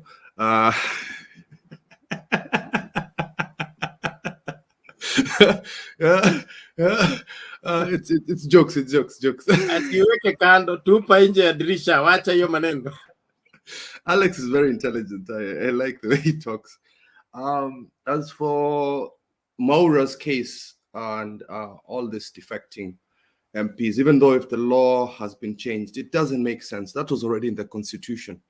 When you're in parliament and or you're the deputy president or the president, in the law it states that if you move, or it was even in the old constitution, if you switch parties, it's basically simple. Enda kwa debe, get elected in the new party. So I think that sometimes the laws of Kenya, I mean the way the legal society of Kenya, sometimes they put leniency. I know he's representing the disabled people in the Senate. So I think that was the problem with Uhuru's team when they hit the wrong people. They should have gone directly to the elected members, not the nominated ones, and kicked those ones out, because this 90, whatever they're called, supporting UDA or supporting even the new ones, the new parties that have been formed in Meru, in Pokot, and all these places. Those governors, MPs, and all those people should not. They're breaking the law. On top of that, I think in the first term of the digital team, which is Uhuru and Ruto, they specifically said, Ruto himself repeated that. He says that he is the one who's going to be doing politics. Him and Uhuru and CSs and PSs should not be doing that. But then we become lenient with what these people are doing. We get so used to it in the news. We watch them break the law. We get used to it that we think it's normal. My dad once said that there's a famous writer, I forget his name, in Nigeria. We read those books when we were younger. He says that sometimes you stay in the toilet so long, you forget it stinks. You just get used to the stink.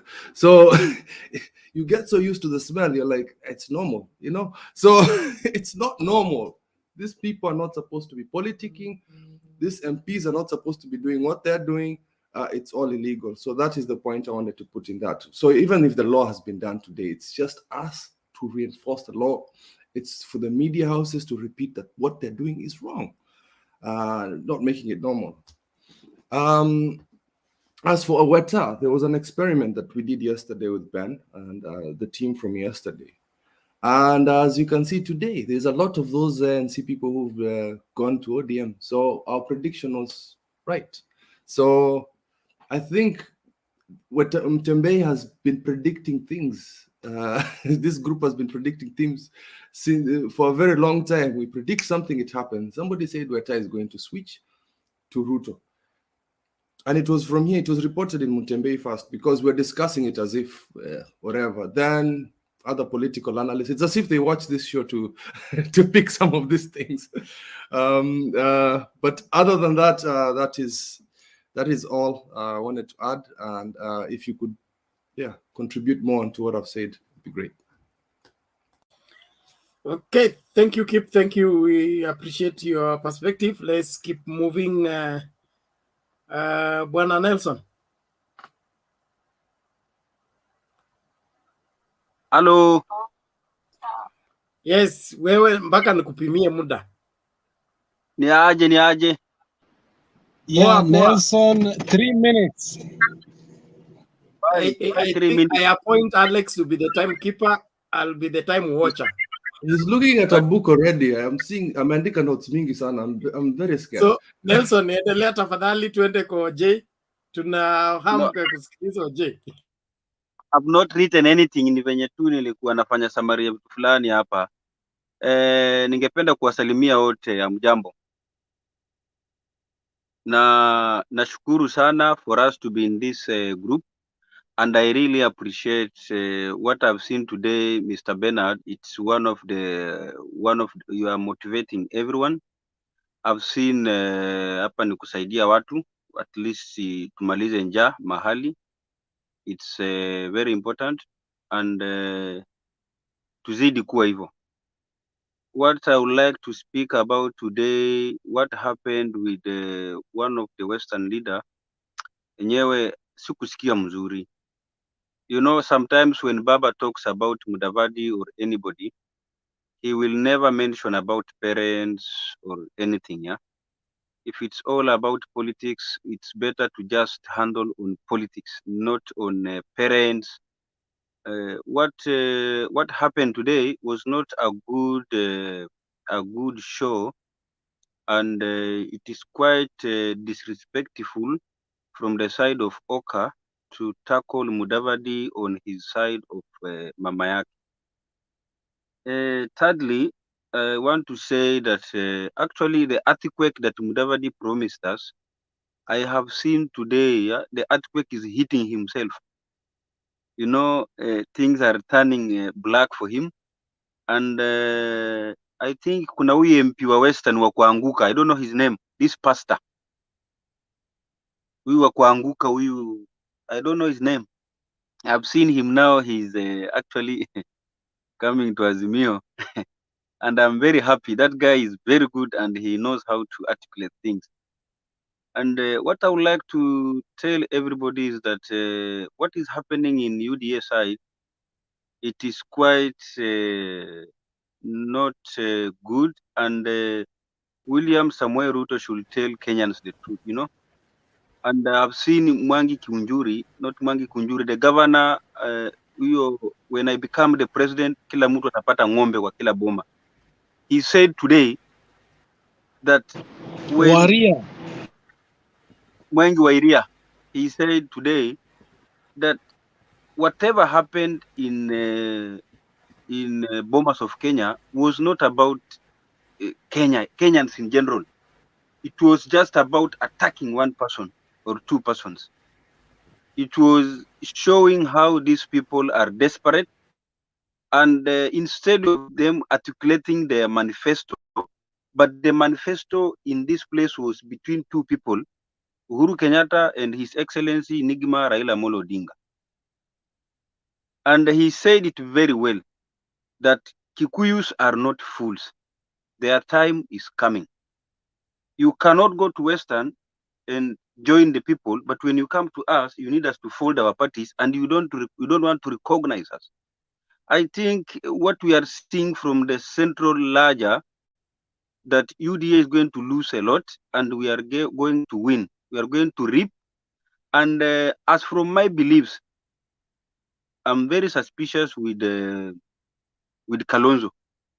As much as Wanjigi has joined Kalonzo, and the way Wanjigi is handling Baba, calling him ule mzee wa story, sio yule nilikuwa naona. I don't think if he's going to join us, he's going to join these people in Oka. And we would like Kalonzo to just listen to what Charity Ngilu said.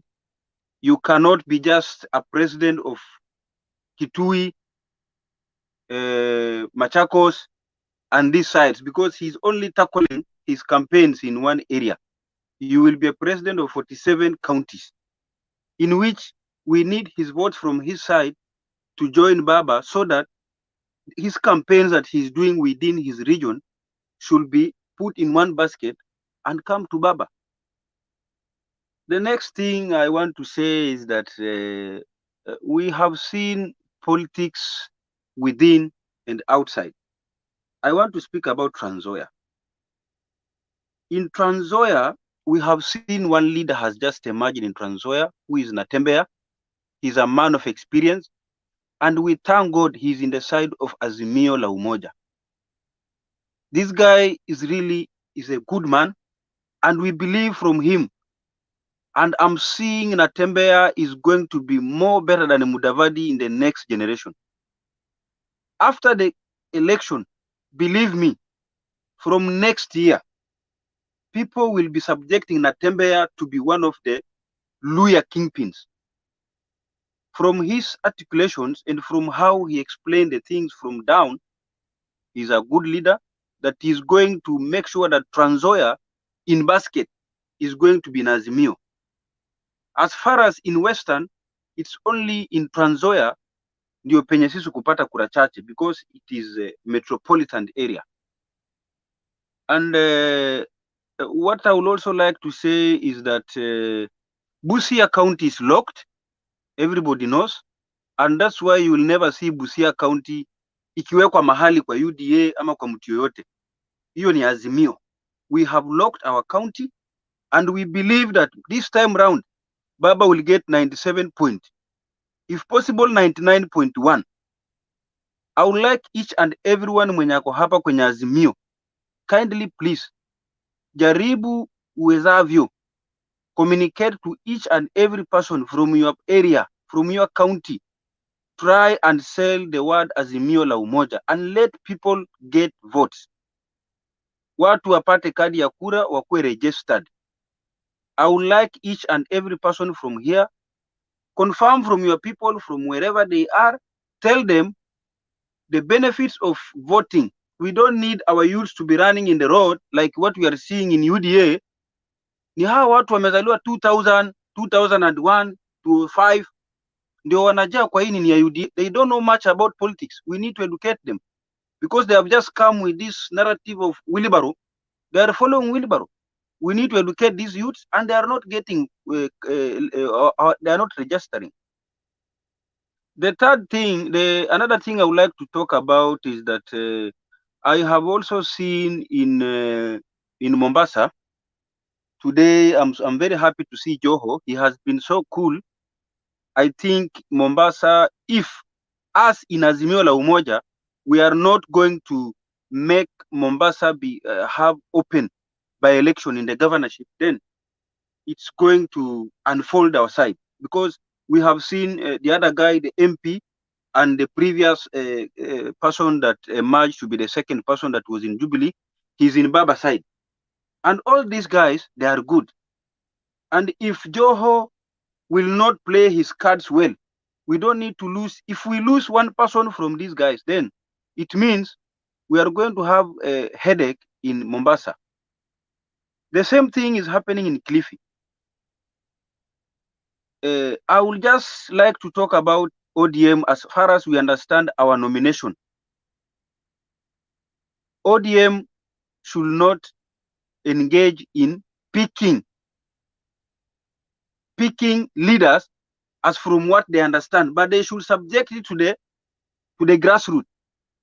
And we saw what happened in Busia County. Ojamong was not fit for the position.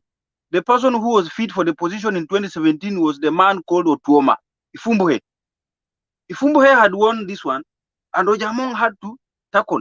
And you can actually look at the current development in Busia County. Busia County is one of is among top 40s in development wise. Though tuko na ugali, tuko na kila kitu, but if it comes to development, tuko chini. Busia County hatulali nja, we eat. But the problem is development is not there. I'm actually urging the ODM fraternity, if they are listening to me, kindly please do not handpick leaders. Allow the people from the grassroots to pick them. Kisii, the same thing is going to happen in Kisii. The current governor is strong, and this guy has come from Nairobi, ameenda mashinani, and kidogo tumeona chenye kinaendelea. I urge ODM to just follow what the ground will tell them, because if ODM we are not going to be to play our card safe, then we are going to lose some people to another party. We have seen a lot of parties because they have emerged, and a lot of people now they are crying of ODM giving tickets. Busia County now, people are crying that the current woman rep is going to be given ticket with Sifuna. I think you saw these things on TV last week, and people are complaining in the ground now that ODM has decided to give the woman rep ticket, direct ticket. They don't want to exercise it in the field. Let the truth be told, and ODM should be very careful on this. The same thing we are seeing it in Siaya. We have seen the brother to our leader, Raila Amolo Odinga. He needs to be the senator of Siaya, in which I would like to rebuke this guy. He should not stand for senatorial seat. Relax.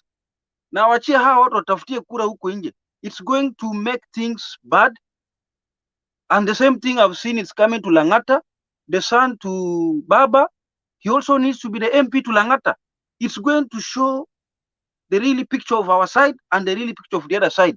And if we are not careful enough, it's going to make the other side watufinya sana.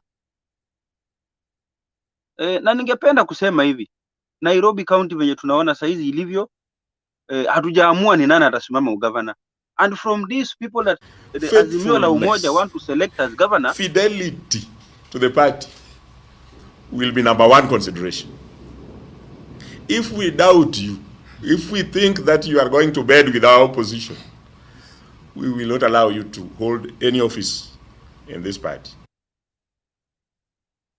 Yeah, loyalty, I have had faithfulness, fidelity to the party will be number one consideration. If we doubt you, if we think that you are going to bed with our opposition, we will not allow you to hold any office in this party. What a waste. What a waste. That is my Mapambano. That is the guy. What a waste. Yeah. I miss him. I have but also we need to look at the ground and the ground. Order keep. Nelson, tamatisha tafadhali. Yeah, umeweka mambo ya fidelity, loyalty na nini, but also we have to look upon the loyaltiness of the people in the ground. The fidelity of the people in the ground. Tafadhali, sikiliza bwana Nelson. Topic ya leo ilikuwa nani? Kalonzo Musyoka na Oka. Okay? Wakiwa sehemu gani? Kitui. Wewe umeleta hapa masuala ya siasa ya ODM. Licha ya kuwa yale unasema ni muhimu, licha ya kuwa yale kwamba unasema ni muhimu, lakini you are addressing the wrong people. Secondly, the reason why I played that clip is that Atuoma ama Otuoma hakunyang'anywa ticket for nothing. Okay? The issue was he was carrying the ticket and then he goes to the opposition. So fidelity had to come into play. Then you know very well you won in a nomination. Sorry? I was one of the... Yes, he won the nomination, but he was sponsored from elsewhere. Just like Jijopevu, he won the nomination, but he was sponsored from elsewhere. So we don't want people sponsored from outside to come inside the party and mess the party. That's how we lost Jijopevu. That's how we lost there. It doesn't matter. That's why we still have ODM after we lost Jijopevu. Jijopevu is a kifaranga tafadhali. Be honest there. Okay. So let me when the choice is to be made between the party and an individual, keeping the party is more important. But that does not mean that we support a democratic way of dealing with matters. But there are decisions that we arrived as through negotiated democracy. There is also negotiated democracy. I'm sure the matter in Kisii will be handled and elsewhere. Baba is an experienced politician. He knows which button to press where. Story ya kuingilia familia ya baba eti wanasimama wote katika uongozi. Every Kenyan who is eligible for any post is free to vie anywhere. Whether my grandfather was the president and my mother was the vice president, that doesn't justify that I should be removed from vying. The vying is I'm allowed, okay? People voting for me is their choice. It's not me making them vote for me. So to chague vile watu, we will get back to that place of dynasty versus hustler if we don't take good care. Nelson, nakupatia dakika kukamilisha maneno, tusikilize OJ tafadhali. Ningependa kukamilisha nikisema hivi, tukiongea mambo ya leo ya Oka, I think actually what Jimmy Wanjigi is talking about Baba, he has now decided to attack Baba directly. He's addressing Baba.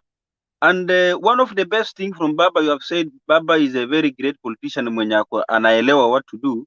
I've never seen him addressing Jimmy Wanjigi. I thank God. Baba is cool. And if it were Ruto himself, angekuwa shajibu Jimmy Wanjigi. And I like that part yenye Baba amechukua. Jimmy Wanjigi is yapping, he's talking, but Baba is just relaxed. He's cool. He's watching at him.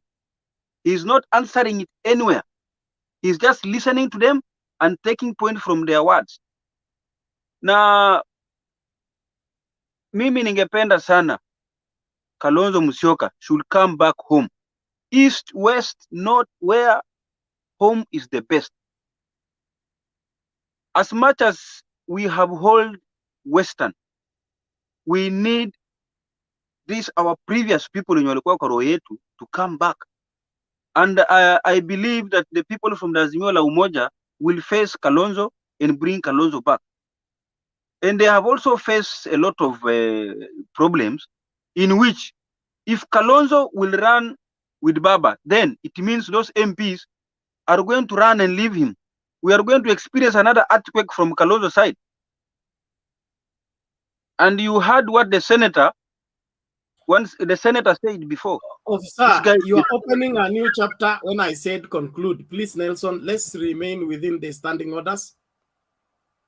You don't have to share everything in one sitting. There is always another. No. I would like to complete and say that please let the people waende washike kura na kura ndio itaamua. Please allow and please make calls home. Let the people go and register in large numbers so that we defeat these people from the ground. And my last word is, Baba will never be defeated in the ballot. Baba will never be defeated in the ballot. Only in the ballot ndio penye Baba anamalizia hawa watu. And as much as now we are in the deep state, we are now controlling the deep state. My friend, tuko state house. Nelson, do you know what it is to conclude? Thank you very much. See you in the next one.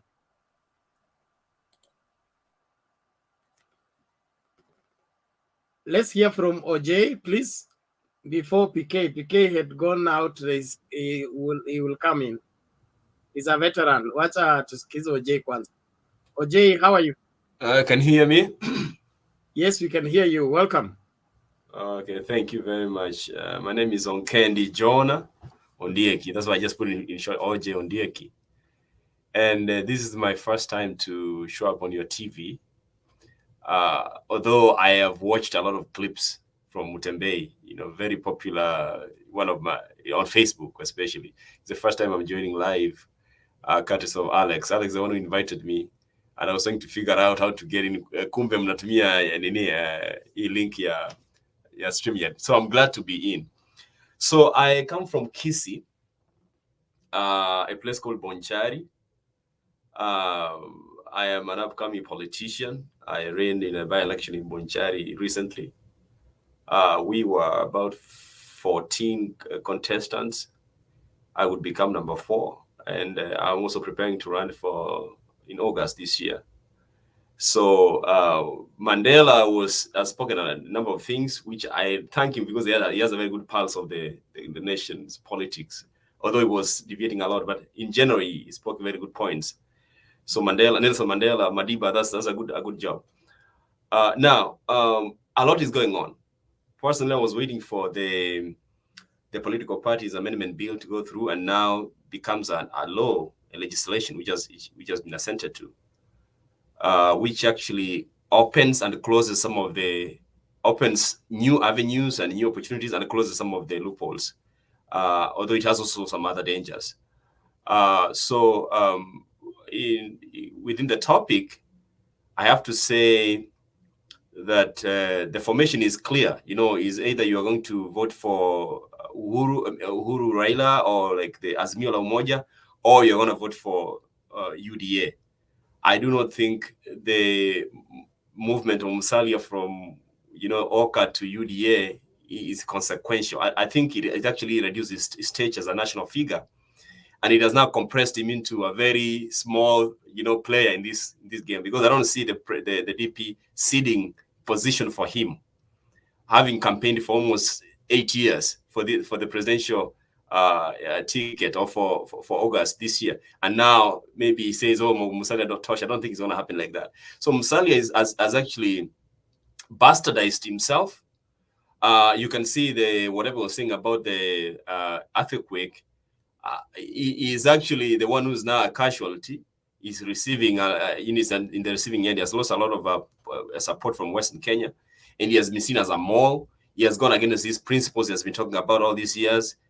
Castigating the DP, his model and everything, bottom up. And in fact, the other day he was using a bottle like, kunywa hivi, inakuja chini, and now he's inside. So it is actually for him, I think he's done and he's gone. Even if he were to retract, people have lost a lot of confidence in him. So I don't think he's going to be a force. And for Ruto has gained a lot. He has gained a lot from this because, number one, he has been seen to be getting the B weeks. In this case, Musalia and the additional Wetangula. But Wetangula is tactical. He's tactical. He's gonna gain in this. Even if he loses the senatorial seat, Wetangula could become even a speaker of the National Assembly or the Senate. He could become one of those. Whether Ruto wins or loses, because it's a matter of numbers. So I think Wetangula is an opportunist. Whenever he is, even during the NASA, he's the only one who would survive an election. So he was elected. Even from 2013, the CORD, Wetangula is very tactical. So he knows what he can be able to do and what he cannot. Because, his presidential ambitions have just remained rumors all this time. They don't materialize. So I don't think it's going anywhere in terms of presidential campaign. But he's actually hanging along the big wig like Mudavadi, whom I like personally. I like his demeanor. I like his the way he speaks. But it's unfortunate he's not going to be anything. At least in the foreseeable future. So when you come to what was happening in Machakos, I just have had, some sound bites. I've not listened through the whole thing, but I think Jimmy Wanjigi is this kind of guy who ascribes a lot of importance to himself than he is actually.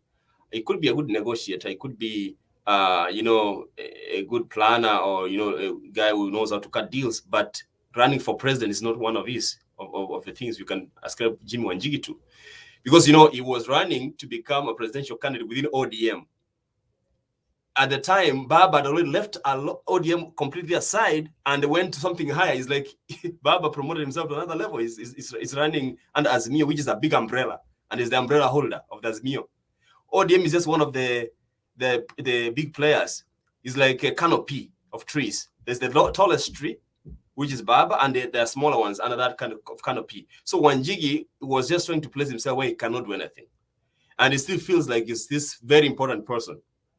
So I think for Wanjigi, I don't think he has anything to influence, and Baba has actually kept quiet. He doesn't want to respond to him. Because at the end of the day, you don't know, in politics, it could become a compliment. He has some money. He could maybe become financial at some point once things get clearer to him, even though everything is clear to everybody. Kalonzo, if Kalonzo runs, the worst it could cause is just a runoff. But I think Kenyans are also wise this time around. They don't want to go to anybody who's going to cause a runoff. Kenyans are making their mind really quick.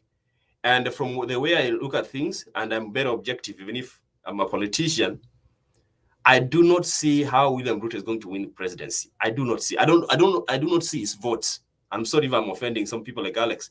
I don't see his votes.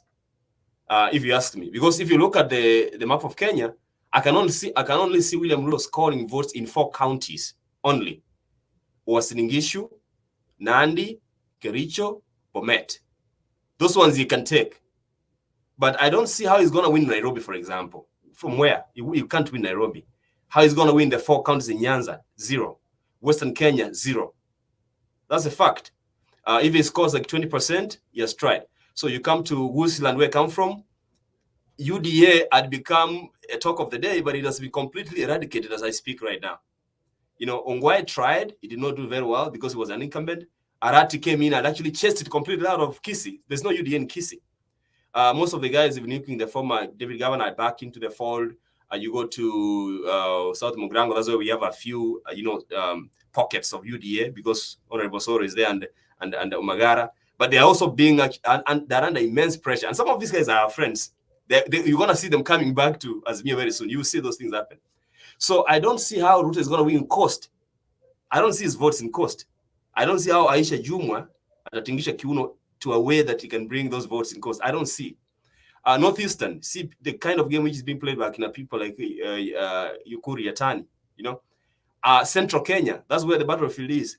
But with the entry of Mudavadi, it is also causing a lot of, it's unsettling the central also. And Raila is going to be, he's going to leverage that a lot. So I don't see how Ruto is going to be president, honestly speaking.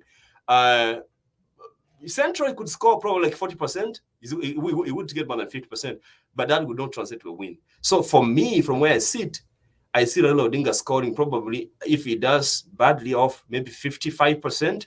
Otherwise, he could score 60% first round, and he's declared president. So I don't see how these guys are going to do that. And with Kalonzo, I think he's also watching that keenly because he knows he has maybe one more electoral cycle or 2 before he expires. And I think he might end up throwing his weight behind Azimio. If he runs, maybe if he causes a runoff, then he'll maybe join Azimio again. I don't think he's going to run, but if he runs, the worst he can do is to cause that.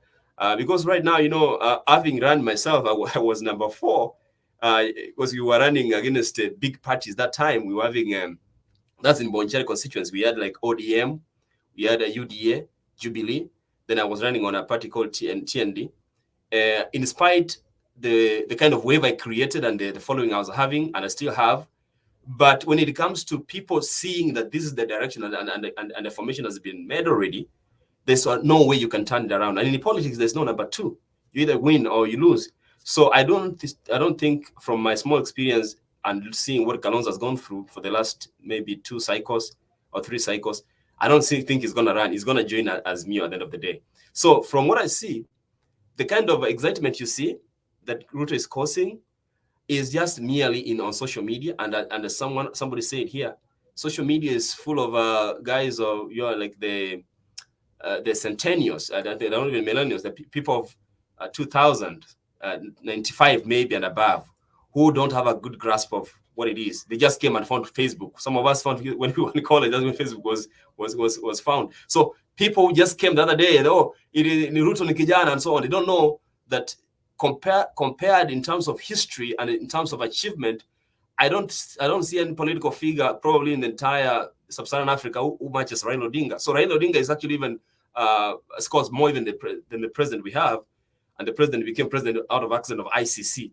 Otherwise, Raila Odinga would have been president already by now. So I don't see how Ruto is going to win, but he has to keep the fire burning.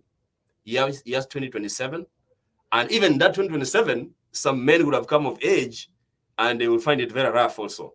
So I don't think, from where I sit, I think Raila is going to be president, and I'm just being objective. You might be having your own other facts, but I think that's what I can say.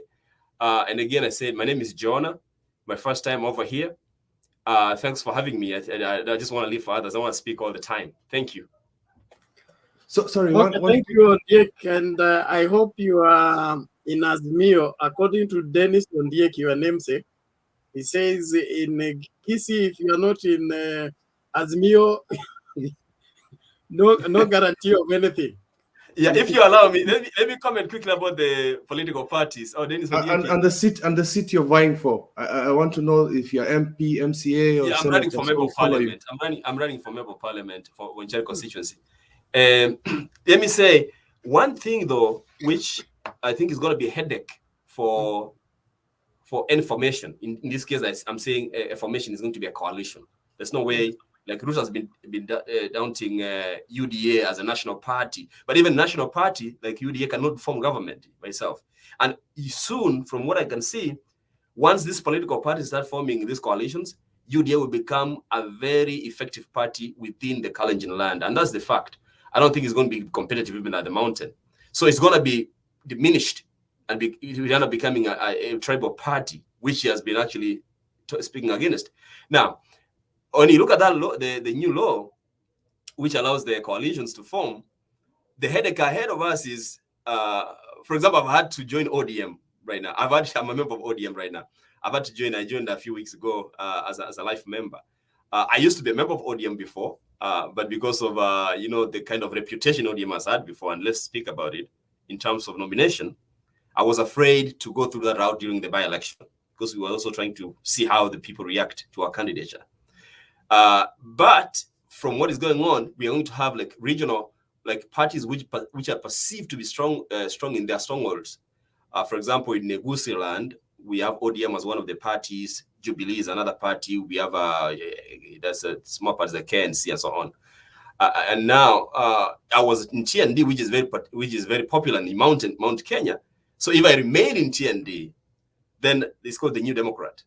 Then I would not probably be allowed to even be filled as a candidate down in Nyanza area, which Kisi falls. So that's why I had to move strategically.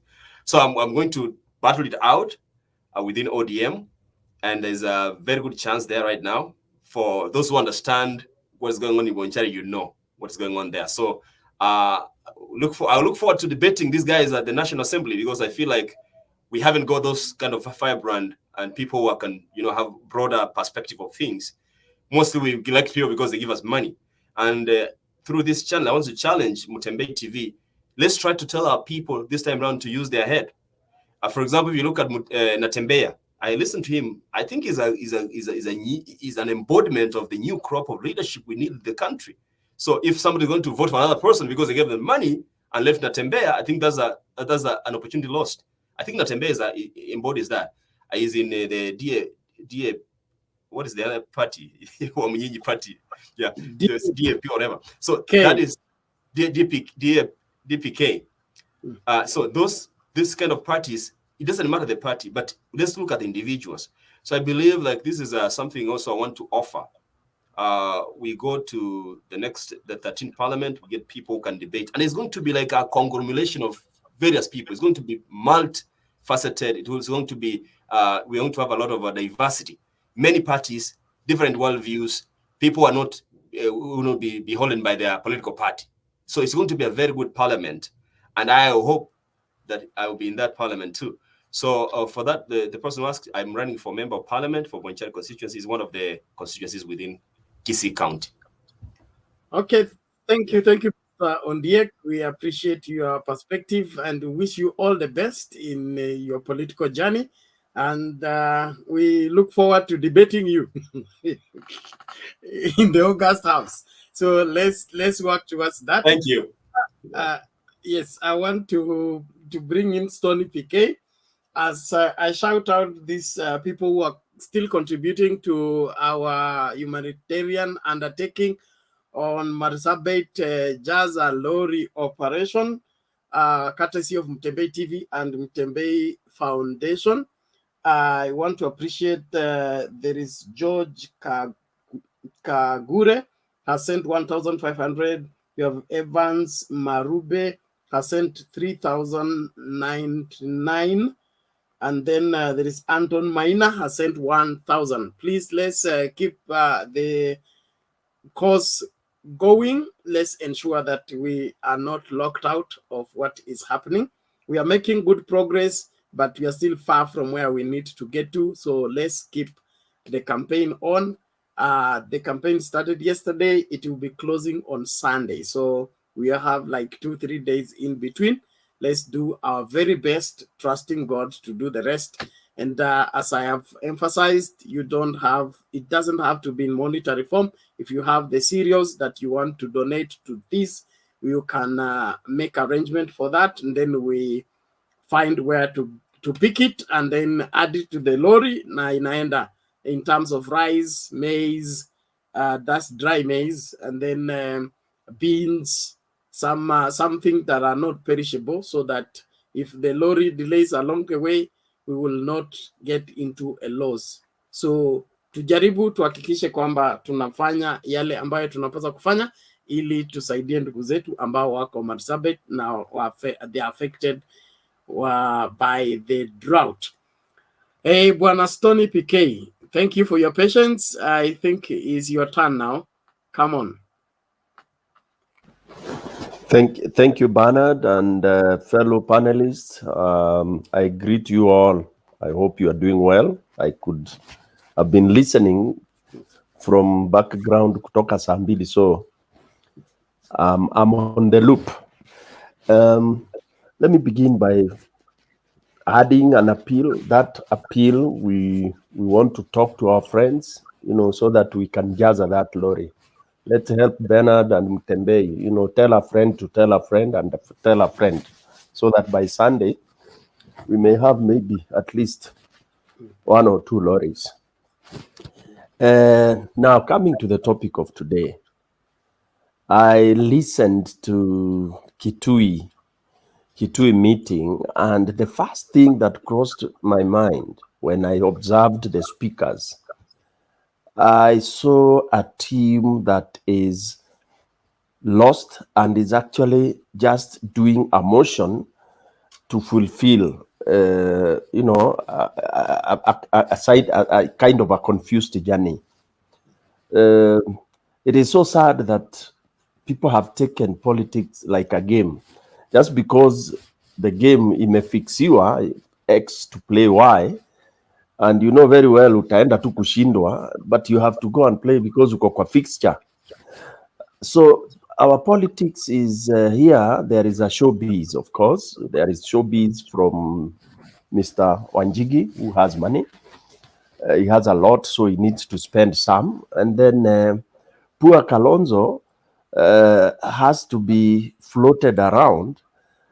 He is being lied to that it is, for him, it's gaining mileage, but for those of us who come from Eastern and who interact a lot with the Kamba nation, you will get to know that Kalonzo would have been better akiwa amekaa nyumbani ana relax yata to make an announcement somewhere in March that he has joined either of the side that he will choose, but he is so welcome to go back to where he belongs, which is Azimio.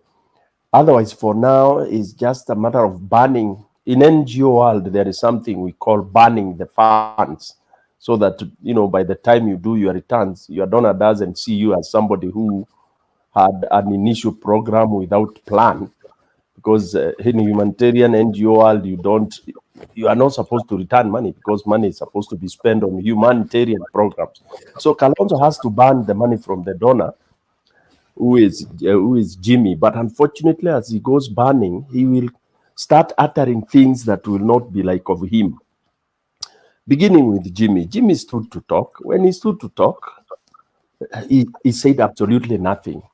He started by saying Raila is the boss of his party, and then some crowd somewhere interjected with, I think, Kigeugeu. Then he started asking them, ati mnasema nini? Then the people are saying, I think Kigeugeu or something like that. And then he said, sijasema.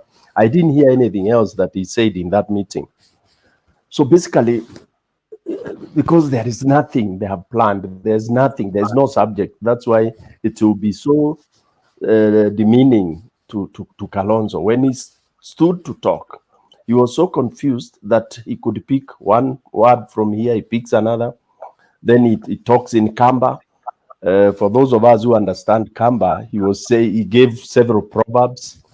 One was this one of tortoise, that when tortoise, the big day, tortoise meet at the shamba when they're eating the greens, and that day is the 9th. Then again, he gave another proverb that the squirrel is shot when it's standing. So when it goes and stands, that's when you shoot. And he's going to shoot the squirrel while he's standing. You know, those kind of a thing. And the last one, then he said, oh, do you know buffalo?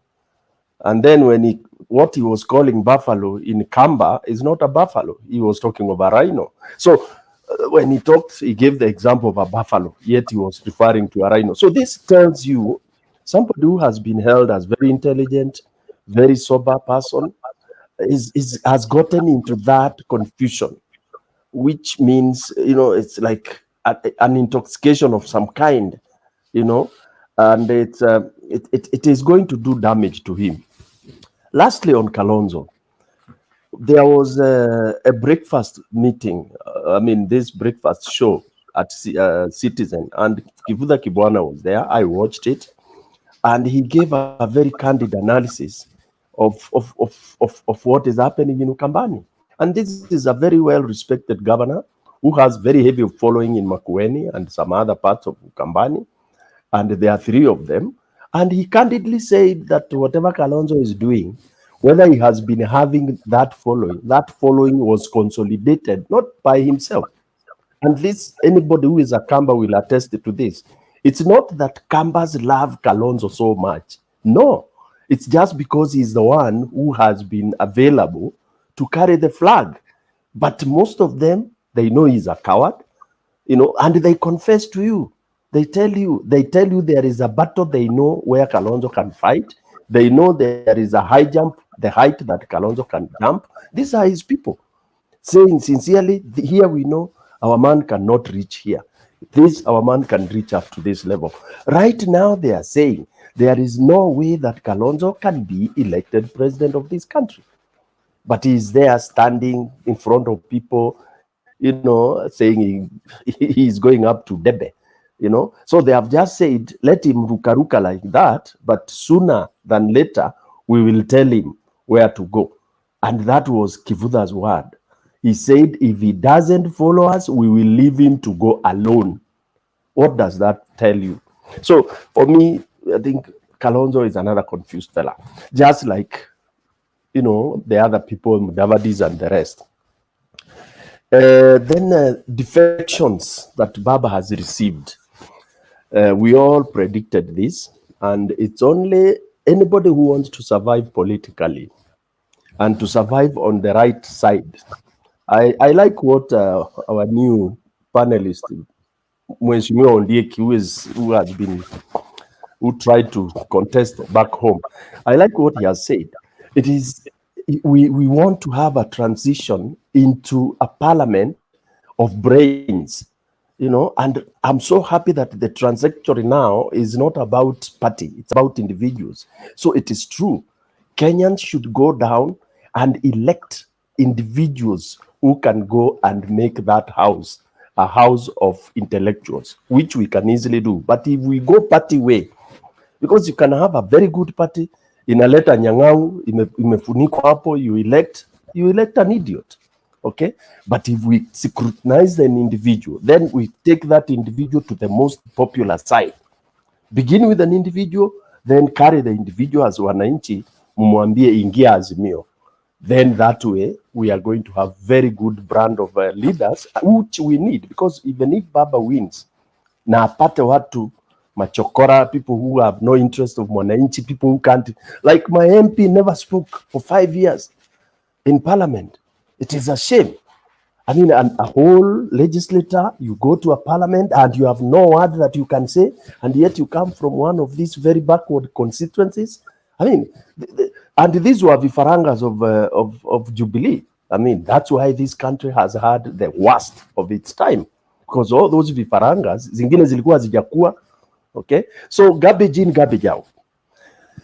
Nikimalizia is to say the defection to Baba are good, and I like the way Baba also participates in assessing what kind of people are coming to his way, because he does not only go looking for votes, but he looks for what kind of leaders are coming his way. And that's why he has embraced this method of even having concessions as per constituents. If we have 3 guys, strong guys with one party ODM, okay, then you agree, you discuss and see, because there is no need of the 3 of you going to waste the resources. I'm sure if people can consult and also consult with the people on the ground, you can come up with one person, and then we think of those other brains, where can they serve to help Baba build a strong country. I think that's what I have for now. I could still come in some other time. Thank you so much, panelists. Thank you, PK. Let's hear Temba. Temba, vipi? Salama sana, habari gani? Fiti. Katwe vipi? Yeah, niko salama bro. Good to see you, man. Long time no see, Temba. Happy New Year. Is it Happy New Year?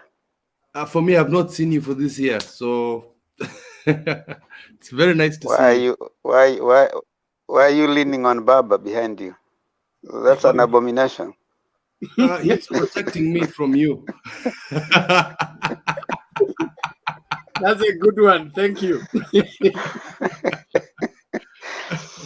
Yeah. Bernard, nice to see you. Today you have dressed like the sermon was supposed to get people to heaven, like immediately, but it's okay.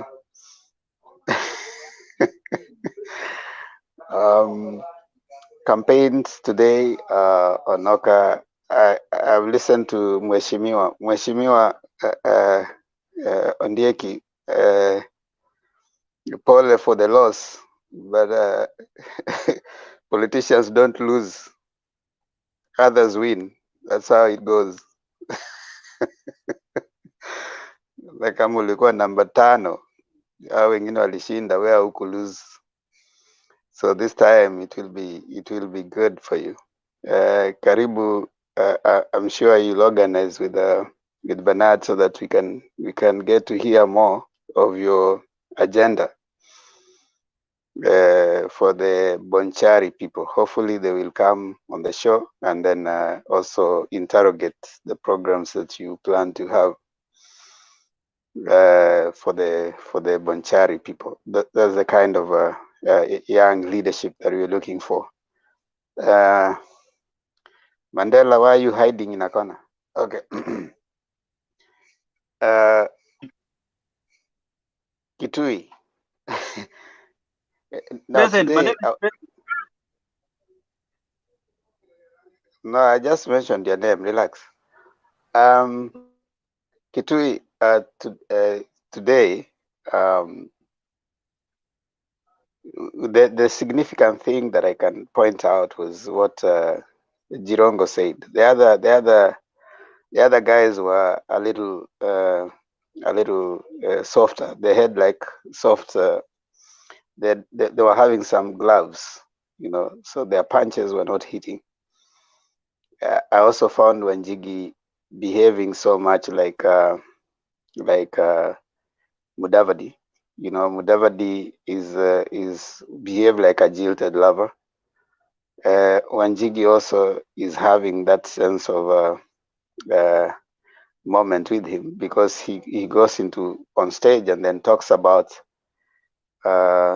that I'm still in ODM, but goes ahead to castigate the leader of ODM. So that leaves me wondering what side is, but what you could pick from the people that were with him was discomfort. Even Kalonzo felt a little uncomfortable when he started seeing Wanjigi hitting so much on Baba. But I noticed that the rest did not attack Baba at any point. Even if you listen to Moi's speech, he was saying that we are going to go with him, but allow him also to seek to pursue other people. But he was saying that Wanjigi kindly do not bring Ruto to Kalonzo, which I think was a clear message. And then when Jirongo spoke, he was clear on what transpired, though he was trying to exonerate himself from the issues of Youth for KANU 92, because that's a tag he's held for like 30 years. And, that tag is something that they have carried with the Ruto, But now in the process, he was trying to nail Mudavadi. Significantly, what I saw coming out is that as time is going by, we are beginning to know some truths that I hope someone is documenting. It will help us in understanding some of the darkest period where Kenya has been. So I think this is also playing out so well for some of us who are basically interested in political and governance issues that have been happening in Kenya. So I think some of those snippets, documentation is good, because we are getting to know some that Mudavadi was staying in Riverside in Patni's house. So that's something that before he was built for another house by the deputy president in Karen. So those are some facts that are coming out very interestingly for us. And like someone has already, I think Stone PK has alluded to, I think the deputy, Kalonzo might go all the way to the ballot box. And this is my first hypothesis. Why? He is probably having in his mind, like I said the other day, an occurrence like it happened in 2007, where he's gonna play the kingmaker. He's gonna create a third force, not necessarily a third force with any power, but a third force to neutralize in the event of any drama. That is the first thing I'm seeing happening in this case. Probably that's the calculation they're making. That in the event that we go to the wire and we can't get 50+1, then he's approached as a post-election coalition partner, and to revamp, the other side that probably will have been closer to 50+1. So I see him, because I don't see his chances, in terms of, even becoming a president, as much as he's trying to come out like he's the one who is clean and stuff like that. I don't see his chances. His political base does not go beyond Ukambani area. There's no any other place we see Wiper having a candidate. So, even an MP from other areas, I don't see them coming up. KANU might be having people, but you find Gideon Moi, Rift Valley, ODM and UDA are really squeezing him, including chama cha mashinani. So I see him also having some strike. He might have the money, but politically, KANU is not really contributing much, including Jirongo's party. I don't see him contributing anything much to the discourse of the power play. So they are not helping, other than the money, they are not helping Kalonzo with the mobilization, the people who are around them. So another challenge that KANU is having is that challenge of one Atwoli. Atwoli is clear on which side he is on, and is a key stakeholder in KANU. So he's leaning towards Azimio, and he has said that he's going to call KANU delegates conference to decide to follow Azimio. I don't know where that will stand with Nick Salat, the Secretary General, and the leader who is Inoka, who has said as we Inoka. When he was asked a question a while back, that is Moi, on his stand with and the agreement that he has with Jubilee, said that Jubilee's agreement with KANU is ending in this particular government when it comes to end, which I think also is putting him, and he's been very friendly with the Azimio. So he seems to be having a lot of affiliation and affinity to work with Azimio, which is what is trying to direct Kalonzo Musyoka. But I think they are trying to find their space. It's that time in politics where you gotta first of all build your power, which I think is good for Kalonzo. Build a base that now you can take to have a negotiation. If you don't build the base, you just work without having a base, then you're not going to get a bigger case for argument. So I think Kalonzo, if you ask me, he's okay what he's doing because he need to prop himself up, galvanize his base, then the person approaching him will appreciate where he is coming from. And that way he is able to have a greater argument in the bargaining table. Because let's be honest, where we are going is ni kupangwa. You see, so usipojipanga utapangwa. And even those politicians, usipojipanga utapangwa. Oje hiyo ndieki, usipojipanga utapangwa. You know, that's what happens. So, as an MP, you know. So if Kalonzo doesn't jipanga, there's an alternative, you know, like what Kivuda Kibwana says. They can easily create an alternative around a third force within Ukambani and say, okay, fine, we're not going to work with Kalonzo. Let's try and galvanize people around it, which is also an alternative. So that for me is what I'm saying, but it's an interesting part. Finally, on the defections that happened today to ODM, someone came here and told us we are not able to see people defecting to ODM. I wonder why we don't want to come and talk when we nab some big fish. You know, there's one guy called Tindi Mwale. I've seen that guy working a lot with Malala. He was Malala's bosom buddy wherever they were going. So when I saw him as a sign, a new sign-in for you know, Azimio, I mean for Baba, I was like, okay, it seems clearly it was a great message. You know, for me it was a surprise. But I also must also say that I was a little disappointed by Keroche lady, you know, signing in for UDA.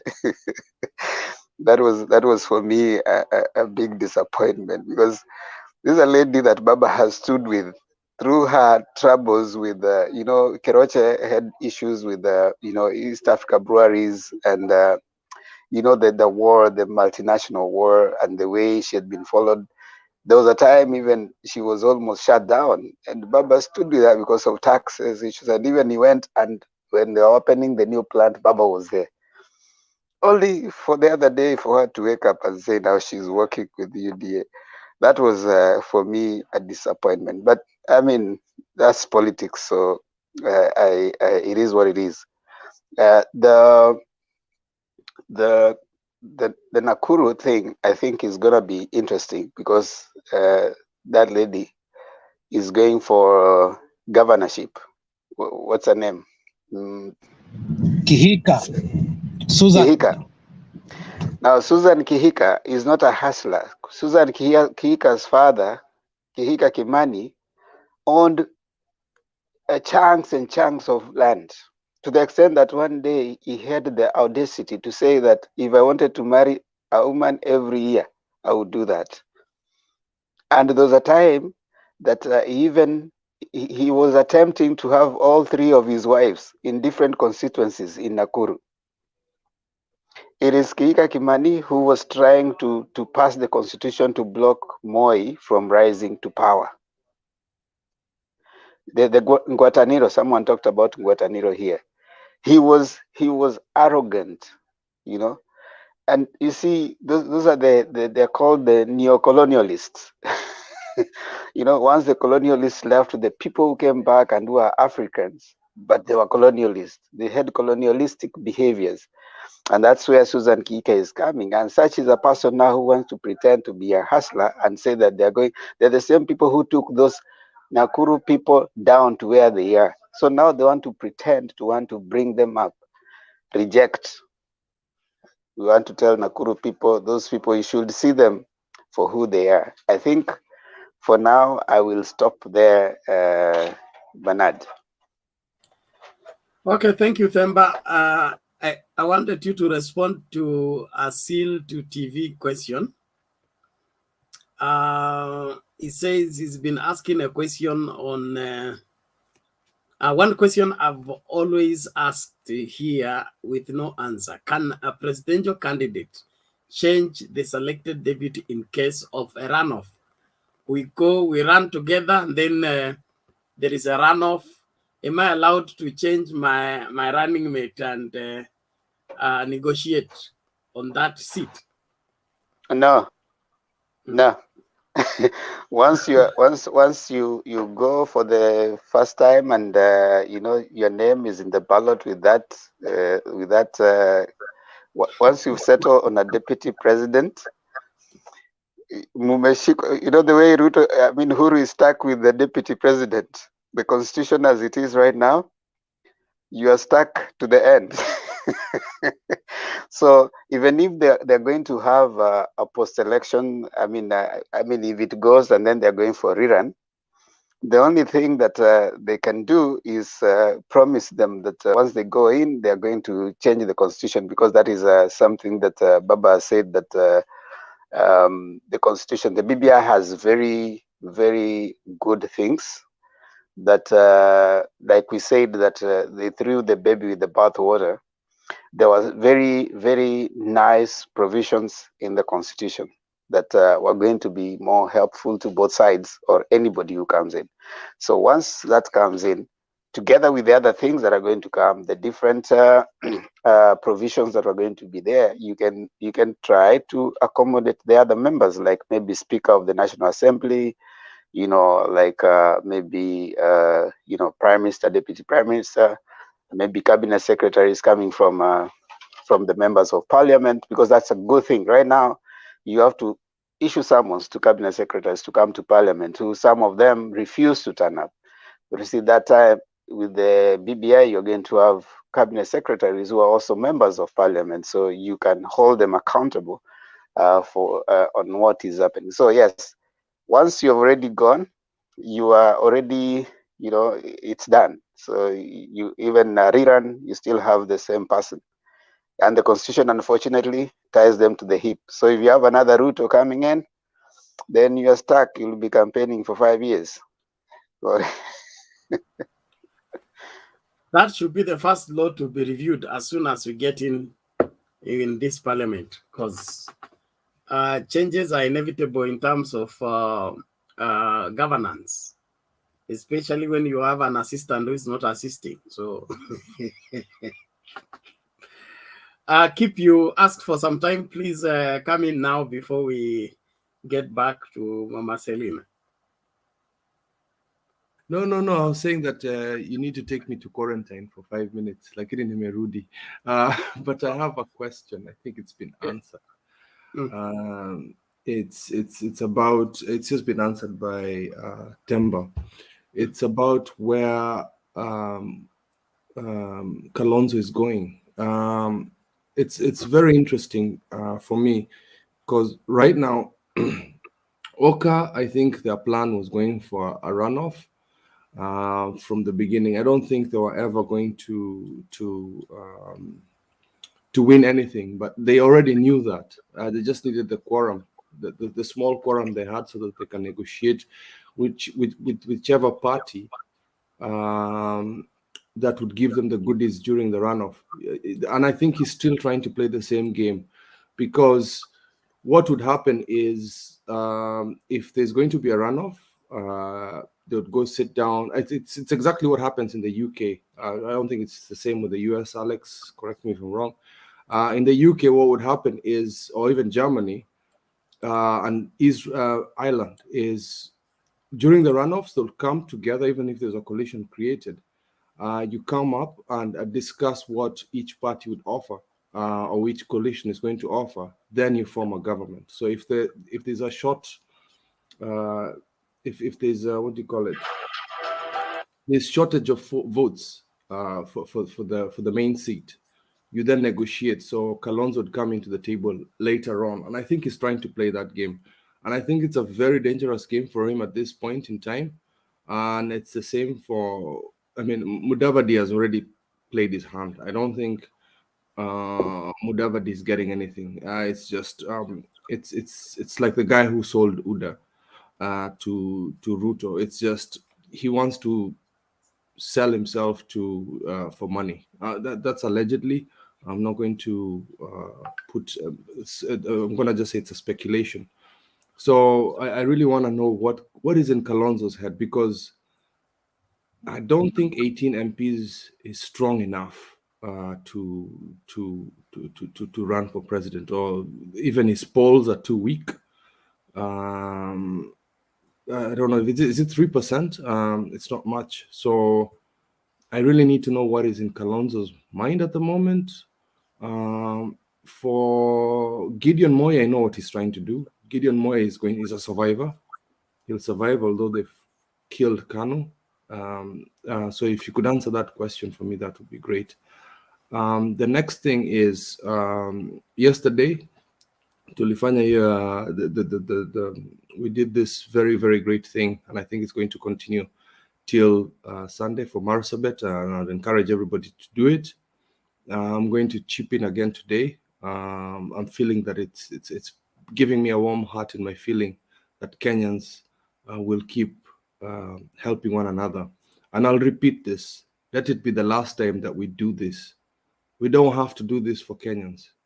We need to build our nation so that we are helping other nations, not us individuals helping our own people. We need not to say, even though Marsabet is a desert, it can still be developed. It's got a forest there, but it can still be developed into a county that produces talent, produces products, produces a lot of things that can be exported into other counties so that they can support themselves. So this should not happen again.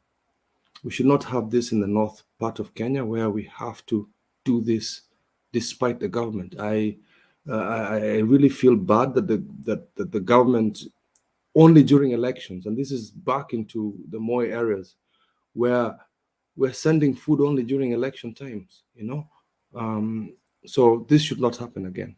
And so I'll be sending that again, and let's keep doing this. Okay, thank you, Kip. We appreciate everybody, and let's keep the conversation going.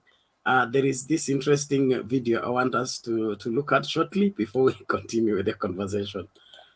Those of you that need to get in touch with some history.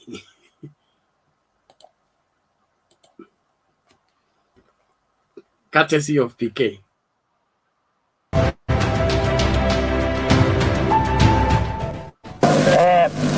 Mimi ni Kika Kimani, ni chairman wa KANU katika Nakuru district, na katika district hii ya Nakuru tumekwisha kujitayarisha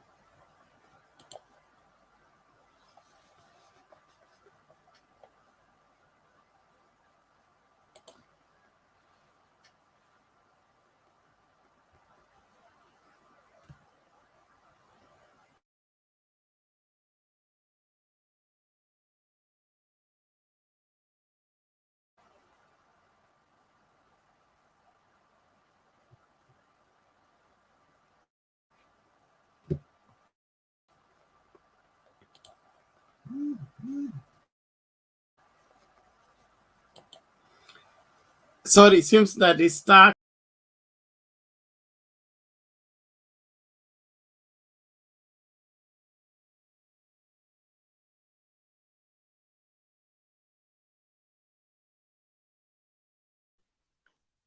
It's like we've lost the Nani Bernard. Mama Selina, take it over. Take it over as we wait for him.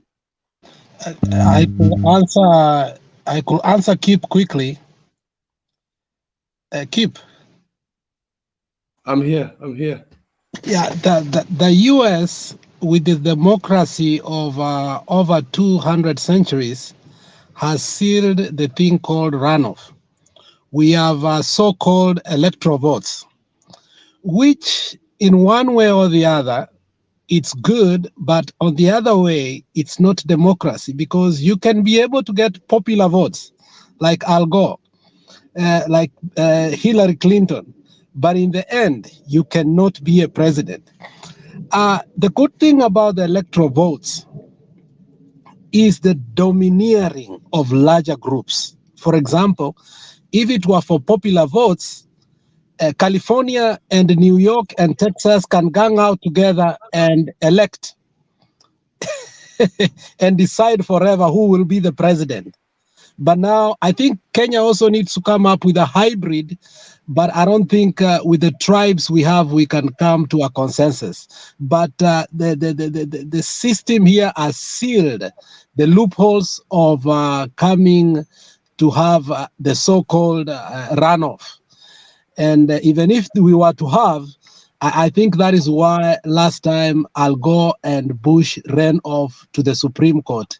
And I think they settled forever.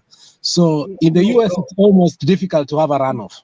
No. I think I know what you mean. I think you mean that you've got the belt states that basically have small population because these are farming areas, and then you've got the big cities like you've said, New York, California, San Francisco, and these are usually blue states. And what Alex is trying to describe here is an electoral vote where each and every area, each and every state, it's like each and every county, like in Kenya, would have small communities like the Kuria that would feel they're not being represented, but they have a large county. You've got the Pokot, Turkana area with small population, but they have large masses of land. So in the electoral vote, in the electoral system, each state sends a representative, and they say, yeah, our people accept that so-and-so from the votes we've had here will take us president. So I understand what you mean by equal representative. So you don't go by population. And I think it's also part of the BBI where they're trying to expand certain areas in Kenya where the population is growing quite large, so they have to split the constituency into two. So the problem with that, if we continue with that kind of way with the BBI, it's going to bring gender. Alex, correct me with the terminology. Mary gendering.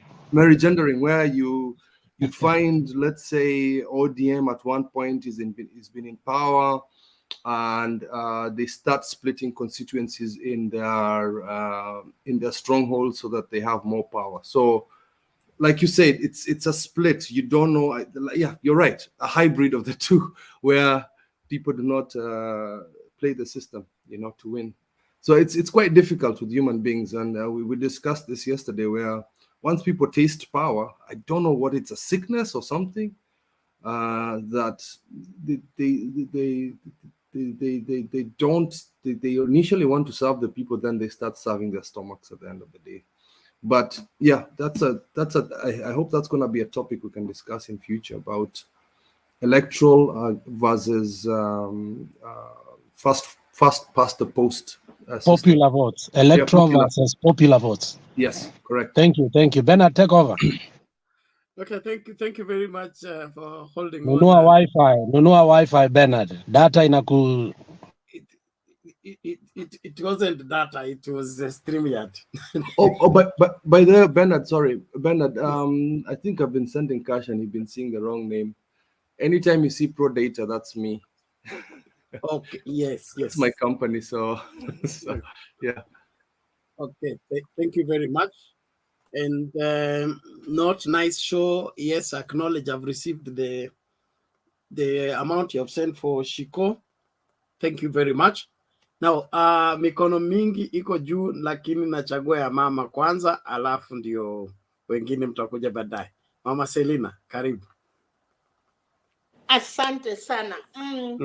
Nimeona my brothers wameongea kuhusu mambo ya America, Electoral College and popular votes. So, kama Maryland hapa, unakuta California wako na karibu 20 delegates. Unakuta kama si kila mahali, kuna mahali wako wengi na wako only na 3 delegates. So, hiyo kama Maryland, kama Maryland tuko na 3.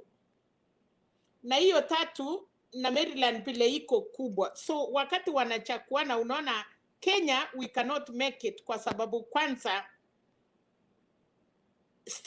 state kama Maryland state tukikombea na county ama constituency moja Kenya inakuwa ni kidogo sana, lakini inasaidia kwa sababu hawa Electoral College watu 3 wakichakuliwa wawezi usa kaunti yao, wawezi fika pale kama ni Democrats.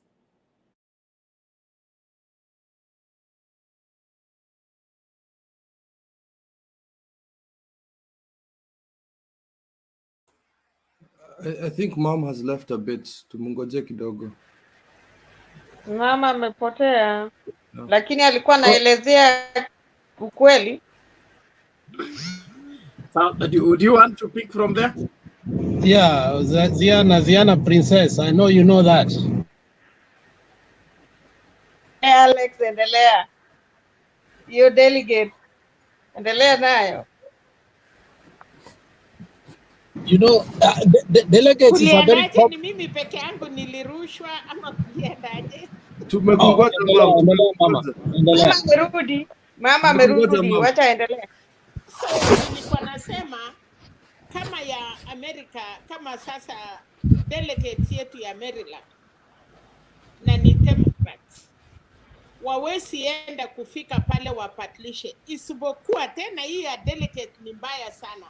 Mtu ya Republican akikushinda na tuseme 5,000 votes ama hata 2, nyinyi wote wa Democrats kura zenyu inahesabiwa Republican. Mtu ya Republican akishindwa na kura kidogo, nyinyi yote delegates mnalazimishwa kukua ya hiyo mtu. So hata kama wako si ati itakuwa vingumu kwa Afrika kwa sababu delegates ya Democrats tuseme Pennsylvania, wakati Donald Trump alishinda na karibu 50,000 ama ilikuwa 90, delegate yote ya Democrat ilihesabiwa kwa Republican. So I hope hiyo sisi ni ngumu sana kwa sababu watu watapigana kwa hapa. Kama umeshinda hata na kura 5, ile watu wengine wanakuwa wako. So kama sasa hii ya Joe Biden na Trump vile ilienda, Joe Biden alipata kura mingi na akarudi akapata pia kura mingi kwa Electoral College. So kitu kama hiyo kwetu sisi bado tuko mbali sana. Hapo nikiwaachia hapo. Nilikuwa naona Penat, sijui kama mumekusa pili lipita kwa Senate na nikaona His Excellency the President akaiweka kidole, na nilikuwa nasikia magurumeni akisema wanaenda kotini. Sasa naweza shangaa kama imepita, rais ameweka kidole, wataenda kotini kuchallenge ama imeisha hivyo? Hivyo ndiye swali ningetaka kujua, kwa sababu naona imepita, walishindwa, wameshindwa kila mahali, na sana sana wanajaribu kusema kotini itajaribu kuwasaidia the mess. So nashangaa ya kwamba kotini ya Kenya ni UDA ama wako, kwa sababu kila kitu ikienda vibaya UDA wanasema tunakimbia kotini kwa sababu wako na charges. So mimi sitaki kupoteza wakati, nikipata mtu anaweza kunisaidia kwa hiyo nitafurahi. Haya, wacha nipeane. Okay, asante. PK, you want to respond?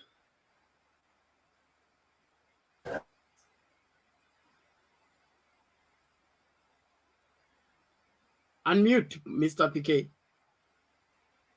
Oh, thank you, Bernard.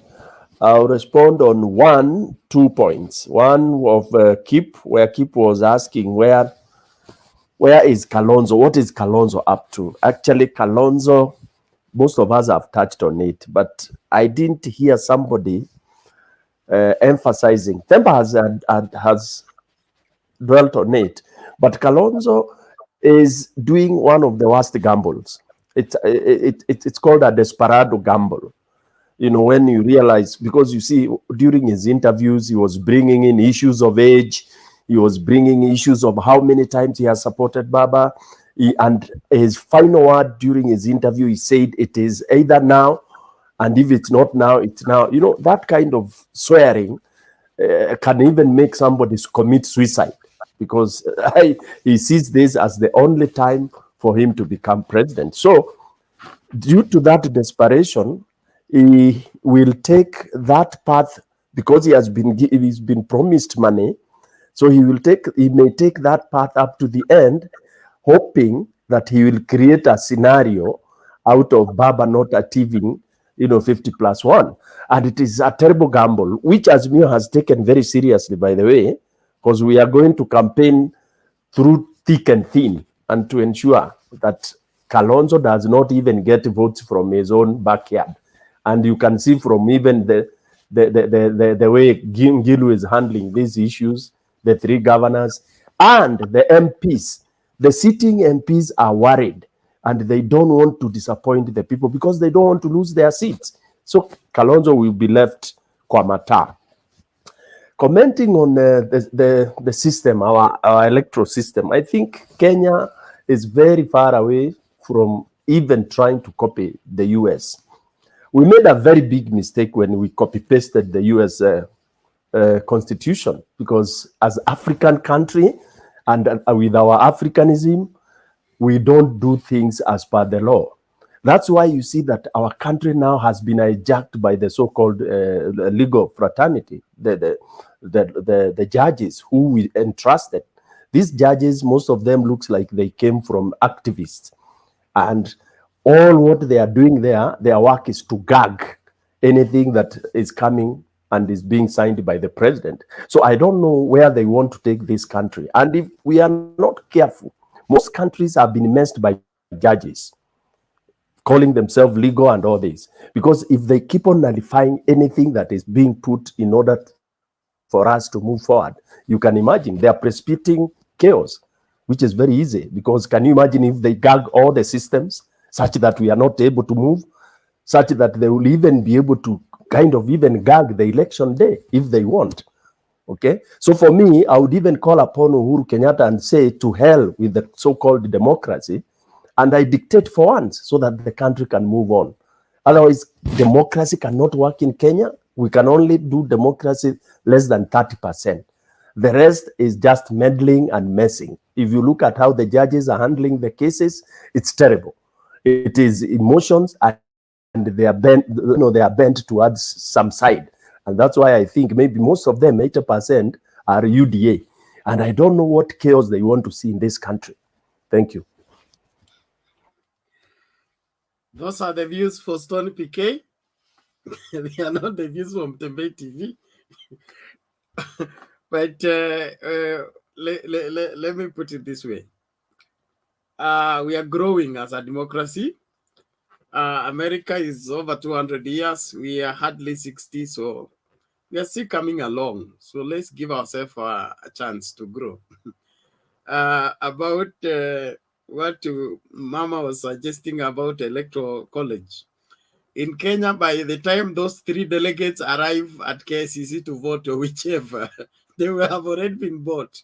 If they don't accept to be bought, they will disappear along the way. And you would see them again, because here things are done in a certain way. And if you stand in the way, they know what to do to eliminate you.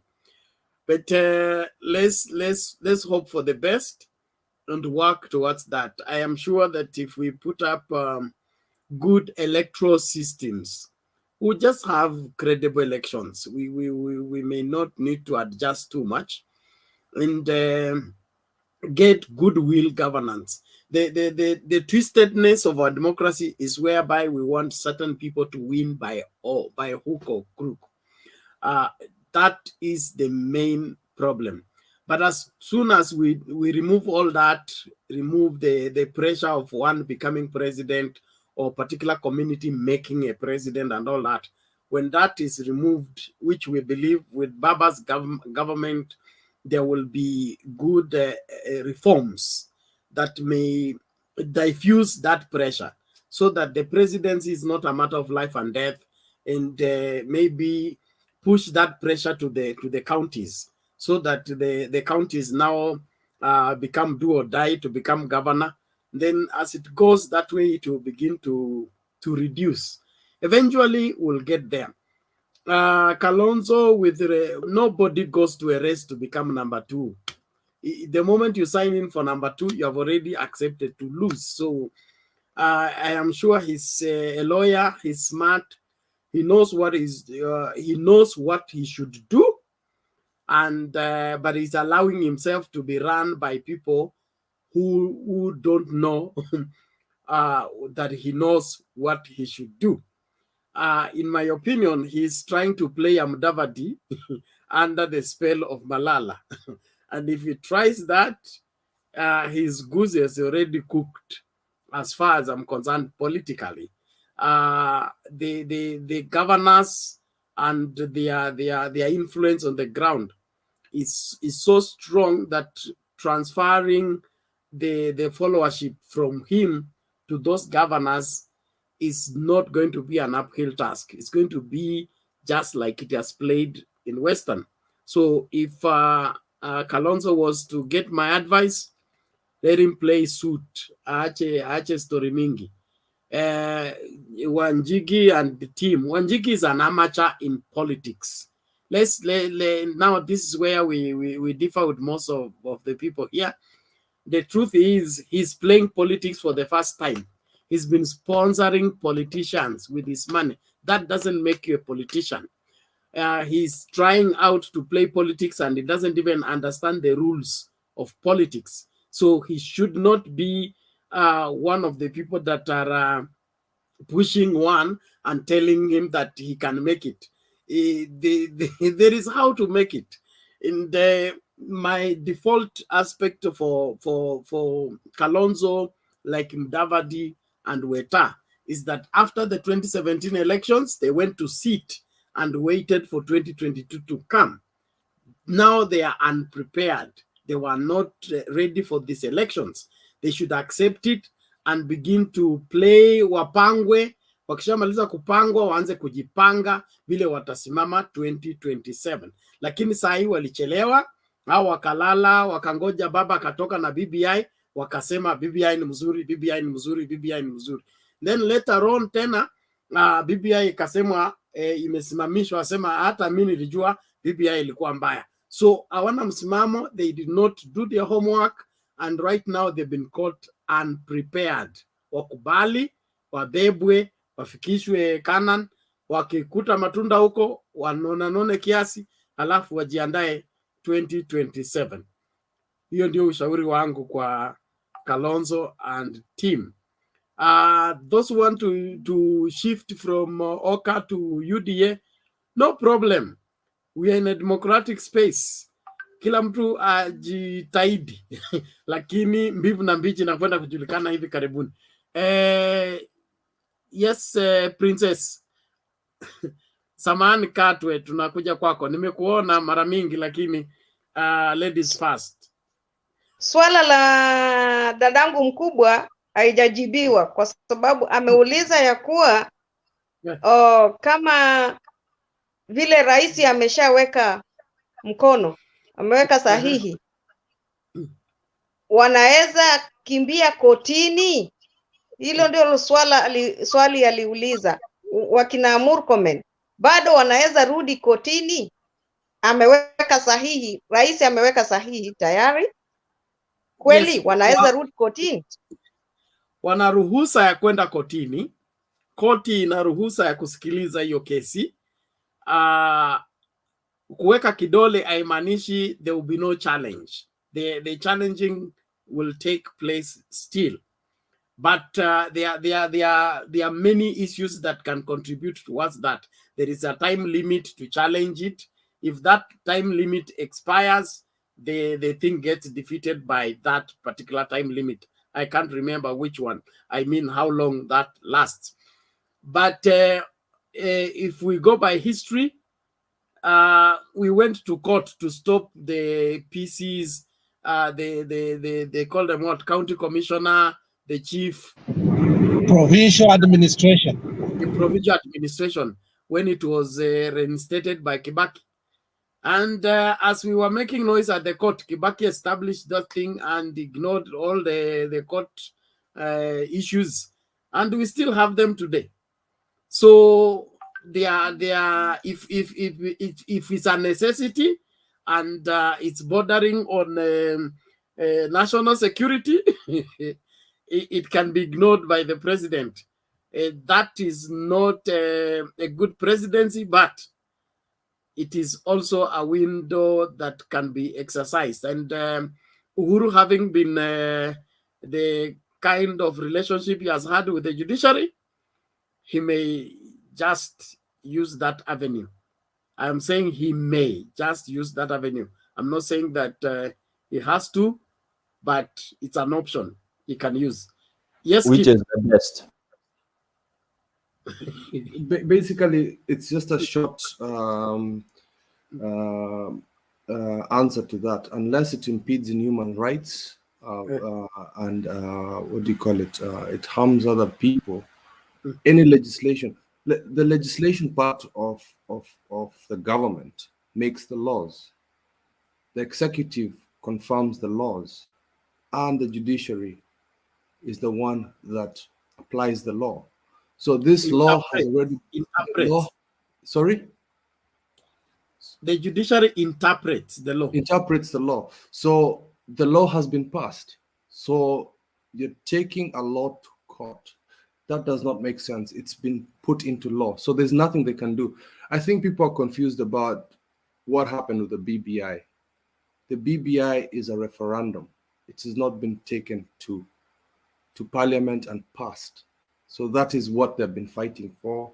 That is why they've been, it's gone to the High Court. It's gone through all that thing because BBI is not law yet. Once it's been passed and signed by the president, it's the law of Kenya. It's what the judiciary will interpret. So if Murkomen is going to court, he's going to, I don't know what he's going to do. It's null and void, I'll be honest with you. He has a burden of proof to prove that the law is unconstitutional. And until he's able to prove that before the judiciary, the law continues. And I think it's acrobatics for him. It's he's just trying to play the news. He's trying to bring a story. It's just to show that he's not been defeated, and they'll try everything and anything to do it. So it's a show. I'll be honest with you. It's a TV show. It's a comedy. It's been signed. It's done. There's nothing he can do. Okay. So do not worry about it. It's in law now. Okay, thank you. I hope, Mama Selina, that is clear enough. Katwe? Yes, asante sana. Actually, I was Selina, thank you for that question. Because chapter 1 of our constitution, which is supposed to be the pillar of the law in this country, starts by saying that the sovereignty of a country is vested in the people of Kenya. That is the first statement in that chapter. And then in that chapter 1, clause number 2, it goes and saying that you can make an amendment through legislatures. The people that were elected as representatives, that being the MCAs, the senators, and the MPs of Kenya. So, but you see, again, I like the kind of argument Alocher gave in the Supreme Court that he was asking who is the boss. Is it Martha Koome? Is it the president of the Republic of Kenya, or is we the people? That one which is answered in chapter 1 of the Constitution. And Murkomen can go to court. One thing, the way I'm understanding it is that Murkomen can go to court because again, chapter 1, article 143, if I'm not wrong, permits the executive to be challenged in court in matters of constitutionality alone, not matters of criminal. You cannot challenge the president in terms of criminal in the court of law, but in terms of constitution, you can challenge that if you feel like there is a problem. But now that is upon the court to determine, because you see the court, the High Court more especially in the judiciary, has been mandated to interpret the law in terms of if there is violation of the Constitution. So Murkomen will go, but you see the burden of proof lies within him because already the law has been assented and it is in action. So it is going to be a very huge task for him. But who is he representing? Who is he representing? He's representing himself. Murkomen is not Murkomen going per se to court. It's just like he cannot go himself to court, but it's just a Kenyan going to court, like the way Alcher went to court and challenged the president and saying that the president should return the monies of BBI. You see, it's not Murkomen going. It's not the Senate going. What I'm saying is, I have spoken through my MP. I have spoken through my senator. I have spoken. So he can't challenge the people's, like you just said, the people's word. This is what the people want. My representative went there and someone should mute. But you see, the court, more especially when now we go to the highest court, which is the Supreme, it's a matter of the probability of balance and trying to check where maybe if the process was wrong and all that. It can be reversed. It's not something, it's not casted on stone. The law is not casted on stone. It can be reversed by the court, but you see, it has to take a lot of proof for you to reverse that kind of. We've seen that one being challenged, the executive being challenged. It's not a wrong thing to. Can I come in just a second? One at a time. We are spoiling our ears, man. Let me finish, Alex. It's one thing to go to court, but it's another thing to prove to the court what you're going to present there is going to convince them that thing was against the Constitution. In the case of BBI, you see, it wasn't just one amendment. There were so many bills inside which called for a referendum. And you see the argument by those people who went to court, the activists and all that, they are citing that the process at which BBI was initiated was wrong in the Constitution. Murkomen is playing a dirty game because the time that he was supposed to go to court, it will be nullified because the time that he was supposed to go to court was the time that particular bill was brought to Parliament. That is when he could have challenged the constitutionality of that particular bill, maybe in court, and not him, because he's holding a legislative office. Okay, that is one thing I can say. Thank you. Okay, I think let's try to move further, but on the issue of. Can I say something quickly? Yes, Alex. It will move to court. And the reason it will move to court, I think we spoke earlier, Bernard. There will be questions that are not yet answered.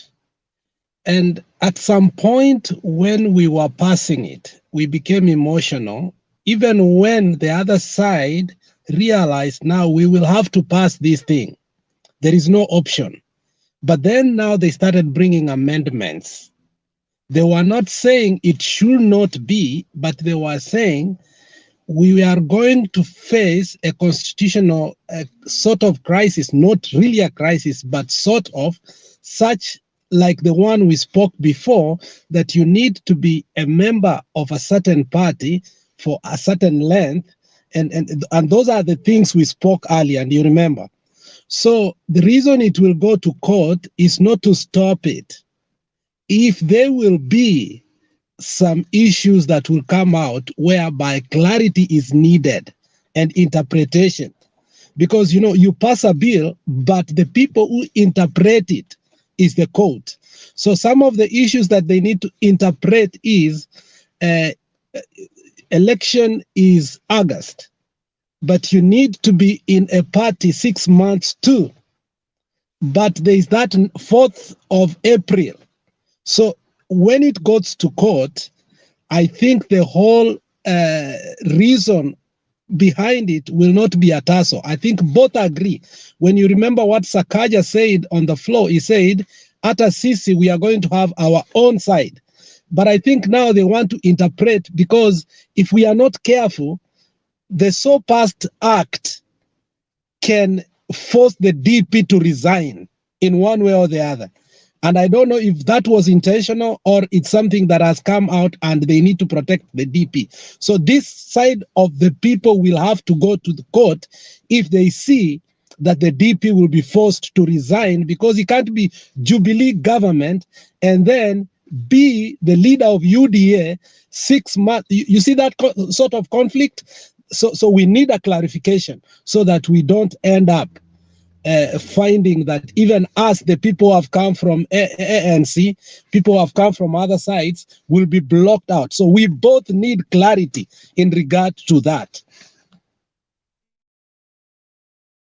Okay, thank you. So any law can be challenged, or that act can be challenged to the court of law, but you will need to cite which part of that act contravenes the Constitution. If it all agrees with the Constitution, no court is going to entertain a law simply because you don't like it or it is not favoring you. So the burden of proof lies with those that are going to challenge it. If they are able to prove that it has a part that is contravening the Constitution, then they will have a day. But if it's only political interests, I don't think they will go any far. Probably they would want also to postpone the law, which in my opinion, it may be entertained, because when they are all time barred, especially the members of parliament. Will they be in court? Will they be campaigning? Will they be trying to secure the nominations and all that? So the timing is really chaotic on their side. I think they may not invest much time on the same. Because I want us to progress and not dig further on the same. Naomba hivi Can I say something, Bernard? Tafadhali, naomba hivi tafadhali, tusonge mbele. Wale ambao maoni yao hao ndio wanaingiza sasa hivi, watoe maoni yao. Sawa sawa. Thank you. Is that Jeff? Yes. I just wanted to touch something on that issue of the law that has been passed by the Parliament and the Senate. Just to add something small on that, and agree with the people that though the bill has been passed by both houses and the president will sign it, I believe he has not signed it, but he will do it. He has already signed it. He has already signed it, yeah. The court has the final say on the matters of any kind of dispute, and especially the matters of the law. Oh, sorry, let me remove the mask. Sorry. Give me a minute. I put back this thing. So I was saying that after it has been signed by the president, and the members feel that they are not comfortable or they have some questionable clauses, the court will be in a position to interpret and to advise the parties. And the only thing that can cause that law to be terminated by the court is if it is not inconsistent or is not consistent with the Constitution. That is the only thing. So Murkomen will have a hard task of telling the court where does this law contravene the Constitution. But the thing I wanted to say is this. Murkomen might be doing something. One is that he knows very well that the court is somehow trying to sabotage the president because of the president not appointing some judges. And so he knows that if he can only have evidence, even if the evidence is not proving beyond the reasonable doubt, he knows if the court will find any lacuna, it might stop that law. If they can already find a small avenue, because it's kind of the president and the judiciary, or the executive and the judiciary, are at a loggerhead because the president refused to appoint all the judges as it is required by the law. So it is like these people have been trying to tell the president, okay, you have refused to do it. We are going to show you that we are also powerful. So the Murkomen knows very well that if only he can have just a slight evidence, the court has the possibility of stopping the law from being implemented.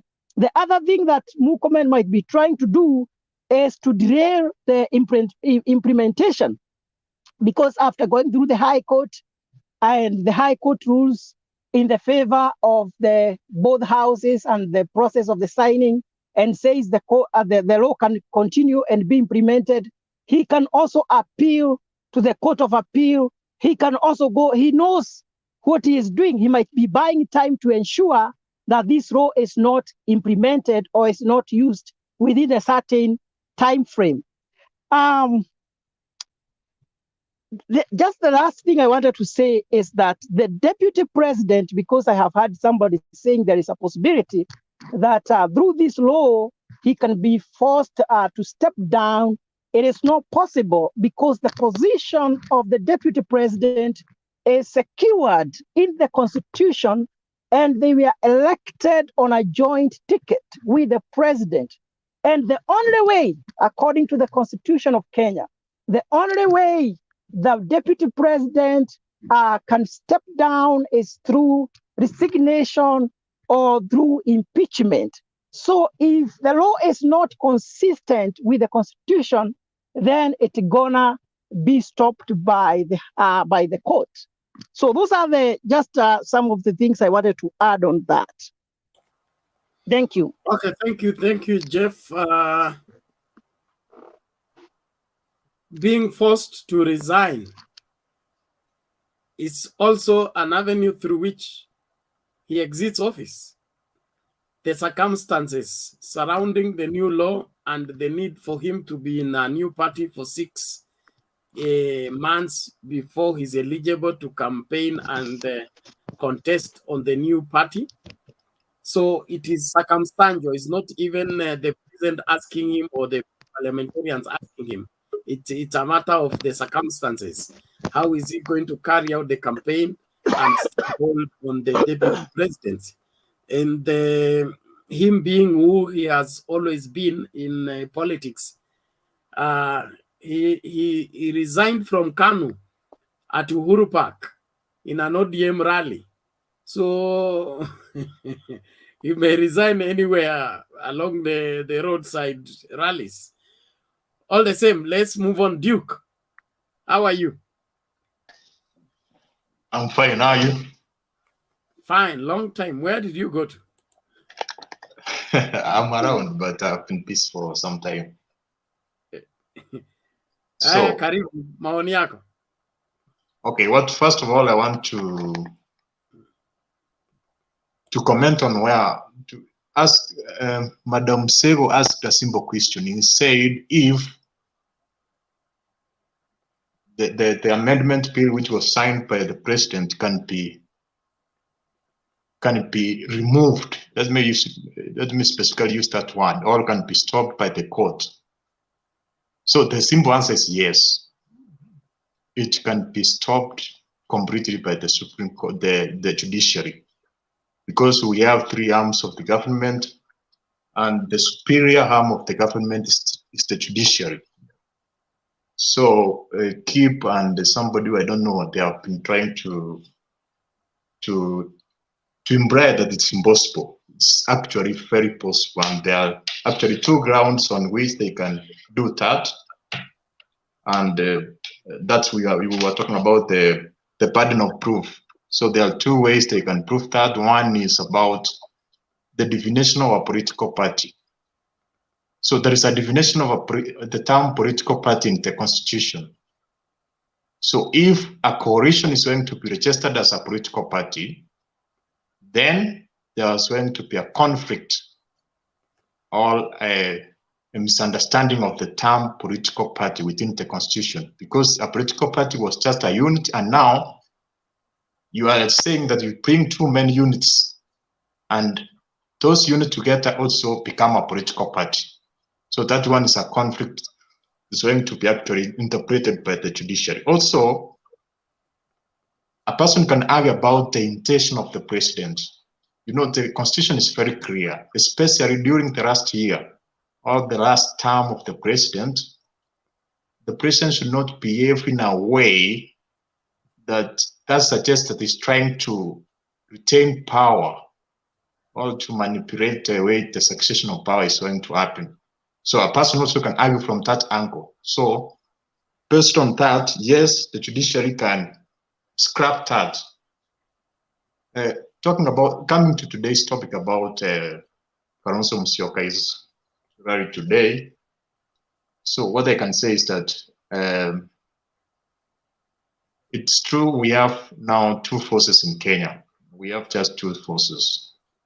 And actually, even the amendment bill is trying to compel those who are not within those two forces to choose the side. Actually, that is the purpose of the amendment bill which was passed today. So what I can say is this, Kalonzo Musyoka is actually trying to buy time. He is trying to buy time so that to see within the two forces who is going to come with a better offer. And for me, I see he's going to have a very difficult situation, because the way he has been sounding, he sounds as if he cannot go back to Raila. At the same time, he has actually become very antagonistic to Ruto. So for me, it's going to be very difficult for him to take either the two. So my opinion is going to hold up to the end. So actually, he is trying to reason that if he holds to the end, there can be a runoff. And after the runoff, he can have a better offer, because the two will have the runoff. So the person who will be approaching him, he will be able to have more bargaining power than right now if he chooses one side right now. So that's my take.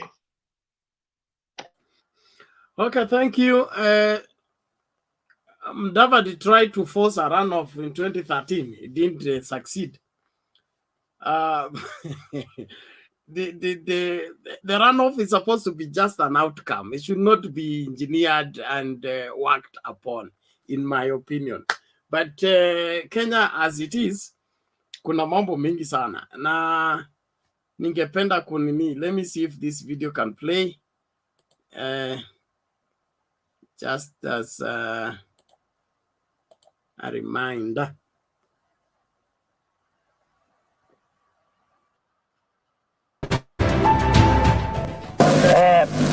Mimi ni Kika Kimani, ni chairman wa KANU katika Nakuru district, na katika district hii ya Nakuru tumekwisha kujitayarisha kwa ukamilifu na kujiweka tayari kuelekea mjini Nairobi ili kuonyesha umoja wetu na uaminifu wetu kwa mtukufu Rais Mzee Jomo Kenyatta. Katika Nakuru district vijana wamejitokeza zaidi ya 25,000 au 30 kuanzia umri wa miaka 18 hadi 30 wa military reserve kupambana na atakayejaribu kuipindua serikali hii ya Kenya.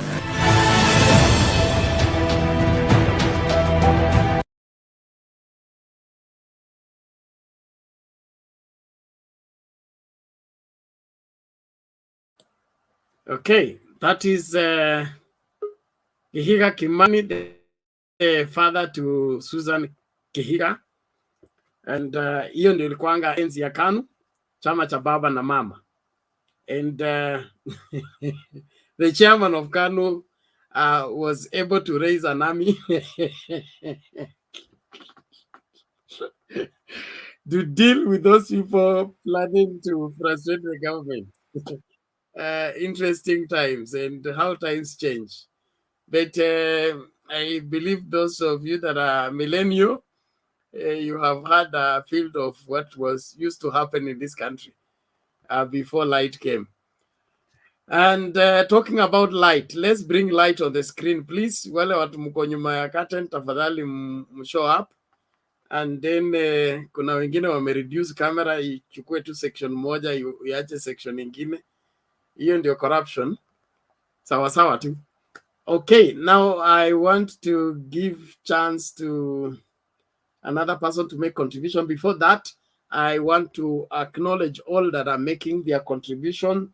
We are making good progress. We are yet to hit the 100K mark, but we are in the neighborhood. So let's keep working towards that. Tujaze lori, tupelekee watu wa Marsabet chakula. And kama wewe ni mkulima uko na magunia kadhaa ya mahindi, ya ngano, ya mchele, ungependa kufanya your contribution, please, you are allowed to. You can either send it in monetary form or really kind form, and we'll be glad to facilitate the process of getting the items to the affected people in Marsabet. And there was also a request for the extension of the campaign until the other week. There was a passionate appeal that most of the people are going to get their pay after next week. So we will look into that as the management, and then we will communicate. Let's see how far we'll have gone by Sunday, and then we will see whether we extend for another 7 days or not. But all the same, I want to appreciate all that have sent in their contribution. The latest contributor is Shiko, 5,023. Then we have Prodata, 2,300. Then we have Samuel Kambui, 5,533. Let's keep contributing. Let's not stop even when the show ends. The details will be available in the comments. Please, let's make use of the same and continue with this noble work. I'm sure that we are going to reach the target and surpass it. God helping us.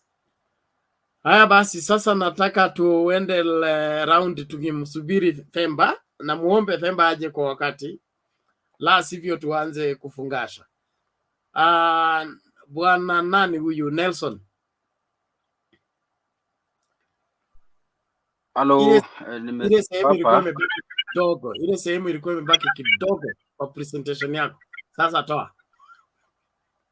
Mimi ningependa tu kuzungumzia, kwa sababu tunaongea kuhusu siasa, ningependa kuzungumzia mahali kidogo tu upande wa leadership ya Mount Kenya na UDA pia venye iko saa hii, kwa sababu tukiangalia saa hizi Mount Kenya, I was just going through before something, nikapata the current speaker JB Muturi, he is now open to speak to any coalition in which he don't know where to head.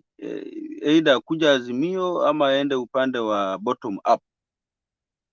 And actually in Mount Kenya tumeona Kiraitu Murungi pia ni mtu amesimama na mguu moja, na hawa watu wote that side they are little bit antagonized by their regime, in which we have also seen the same thing is happening. Malala currently is antagonizing Halwale in Kakamega, both in UDA. The same reputation is happening. Sakaja coming to antagonize the UDA, Margaret Wanjiru, that we have been seeing her all along as Nairobi UDA aspirant. And this thing started with Ngirisi, Anne Waiguru coming to antagonize Ngirisi in Kirinyaga. I'm seeing a certain scenario in UDA in which it's going to be very difficult for Ruto and his team to quit from that. People have also spoken about Ruto resigning. I think we should also read the constitution very well. Currently, Ruto is not going to resign, and he will not resign. He will be there until siku ya mwisho yake ya kuwa DP. And he said that before. To those who want to, we saw this guy, my God willing, my incoming senator, Omtata in Busia. He went to court following what the constitution says, that you can't be a DP before 6 months of election. You need to resign. It's going to be a battle in the court in which Ruto, we see him every now and then, even in the political bill yenye imepitishwa, he said it very well. We will fight it there. When he was in Western last week, he said it very well that tutapigana nayo hadi mwisho. And we saw the UDA microphone, Alice Wahome said it very well. We shall rebuttal this thing in the rule of law, in the courts. I don't think, I am 50-50 when UDA will take this case to the court. Na venye munajua, the courts and the state and the Azimio, they are like water and paraffin. Anything that UDA will subject to the court, actually, they will accept it. And the judiciary and the executive is not in good terms since. And believe me or not, either or not, the bill inaweza tupa mbali na court, without forgetting that the bills have been passed like before the security bill. It was passed in the same manner. It was passed in the same manner. What I would like to say is that mimi nafurahia sana kuona this political parties that once Ruto called them, that said that when you see someone has a party and in the delegation, in the neck of that party, they speak their language. He was referring to Mulembe Nation, that those people who I'm referring to tribalists, those who I'm referring to those who are not working together with us, ni wale watu ukiona chama imefunguliwa na hiyo siku ya delegation ya chama wanaongea lugha moja, that's a village party. And internet never forgets. I'm seeing UDA tukiifinya tu hivi mara moja. But the thing is, the deputy president is suffering out of, I said it before, he's like suffering out of bipolar disease, whereby he has forgotten all the things he has been running for the 8 years, for the 5 years, looking for the presidents, accusing each and every person.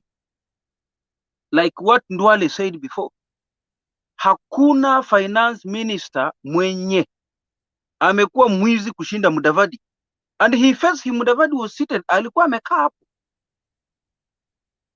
He told him, during the Anglo leasing, Mudavadi aliiba, na akaiba hata mpaka land ya Machakos, kaburi. And instructed watoe wafufue. He said that was he said, wafufue wenye wamekufa wajenge estates. Actually, what is in UDA, we should not tolerate. And I'm praying so hard that the same village parties that Ruto was against them, we are waiting. It is today. He's going to Mount Kenya, right? Is it today or Saturday?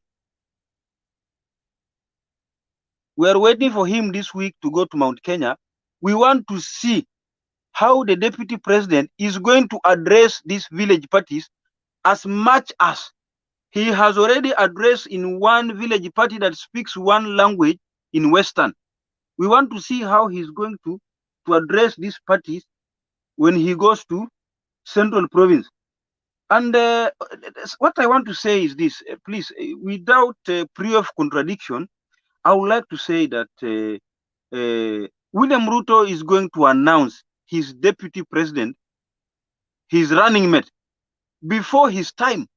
He's going to be forced to announce his running mate before his time of announcing. The reason behind is, if you look at Ruto's vote basket in Central, was totally he was totally running in Central, when the people from Central knew very well that they are going to pick a running mate from there. As much as he brought Mudavadi, the mountain is going to refuse him if he is not going to choose a running mate from there. What will happen to Mudavadi? Mudavadi is just going to be there, muti ya kusukuma wheelbarrow. He will be pushing that wheelbarrow, while Gachagua and Ruto and the Wahomes will be seated in front and in the Nyoros, while Mudavadi will be pushing the wheelbarrow. And these are the cartoons we are going to see soon in the newspapers. Mudavadi pushing the wheelbarrow with all the UDA affiliates inside the wheelbarrow. What is his role now in pushing the wheelbarrow? He's just a wheelbarrow pusher, pushing them to the race, while he's just a pusher. The next thing I would like to say is that these village political parties, I would like to talk about Kilifi. We have seen Kingi before akipiga kifua, sisi watu wa pwani. They use that term that wa pwani. We need our party that will take us kwa ngazi ya juu. That's a problem.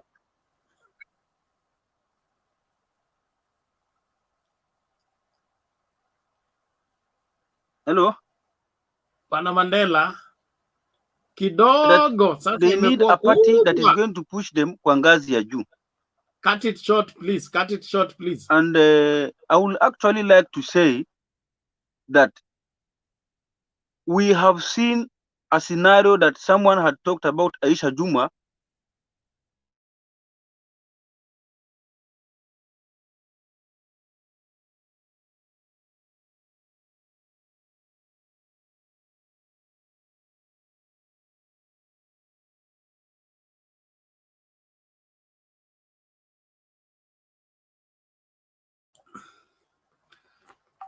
I think Nelson amevuka kwa nje na internet. Naomba sasa tusikilize there is the other PK and then the newcomers. There is Tobias, there is this yes. So let's start with PK. PK, who is not the stone.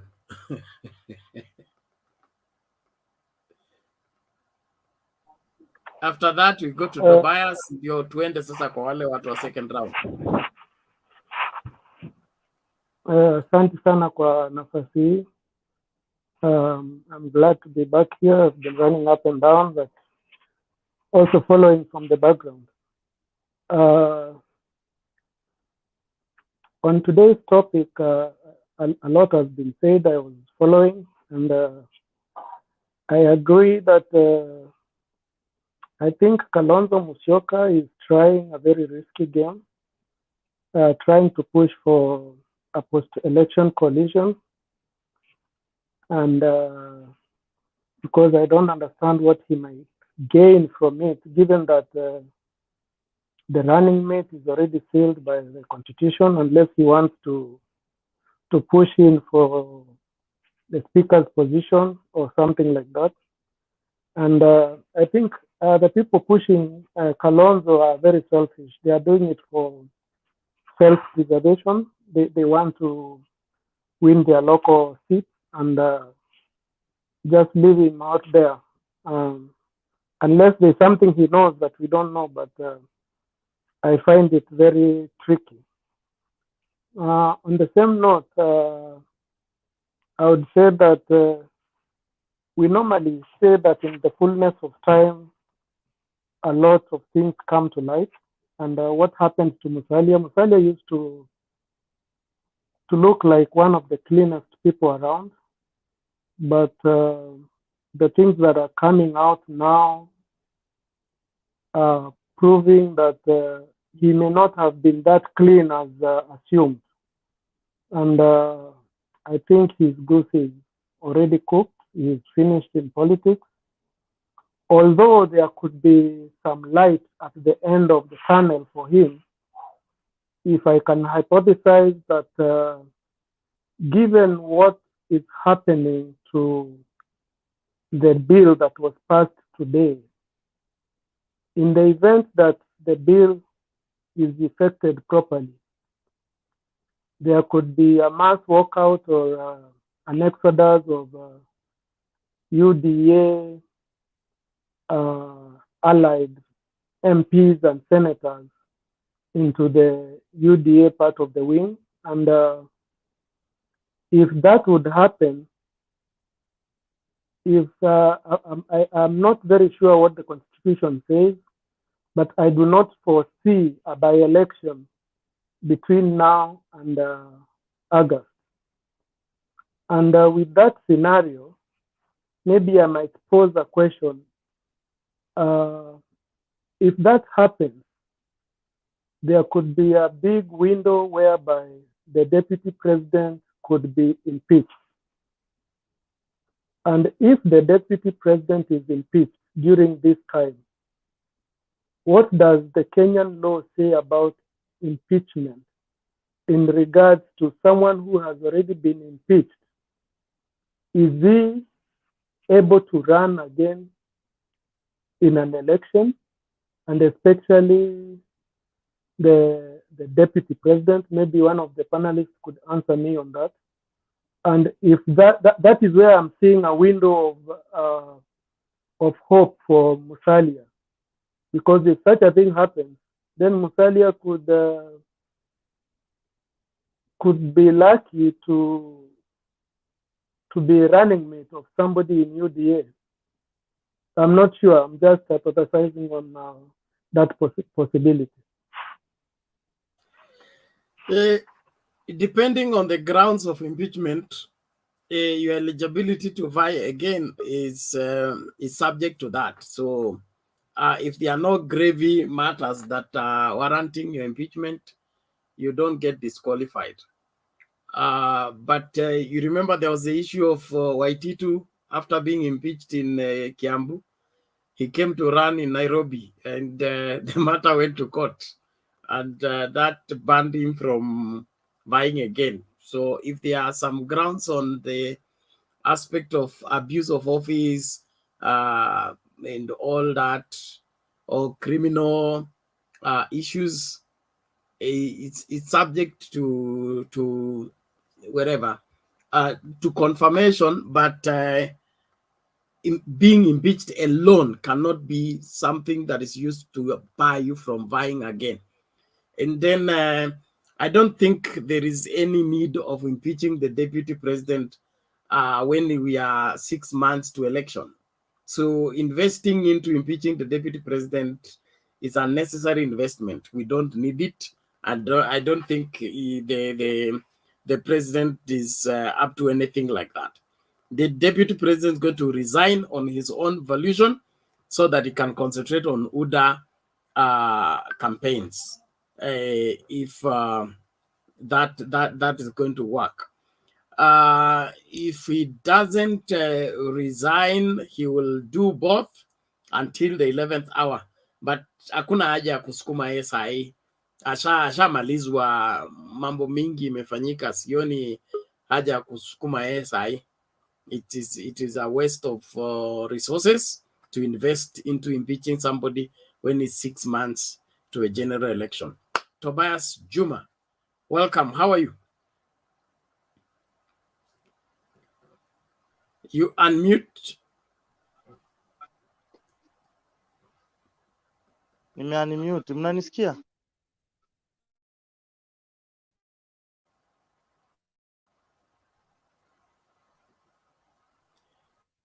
Maoni yako.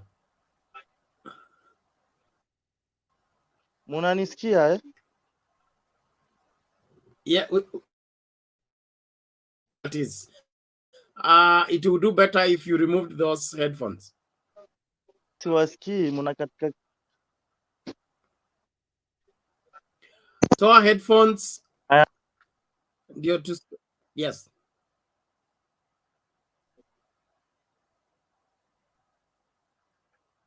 Endelea. Okay, so mi kama kawaida mi hukuwa mtu wa Ruto, na venye nimesikia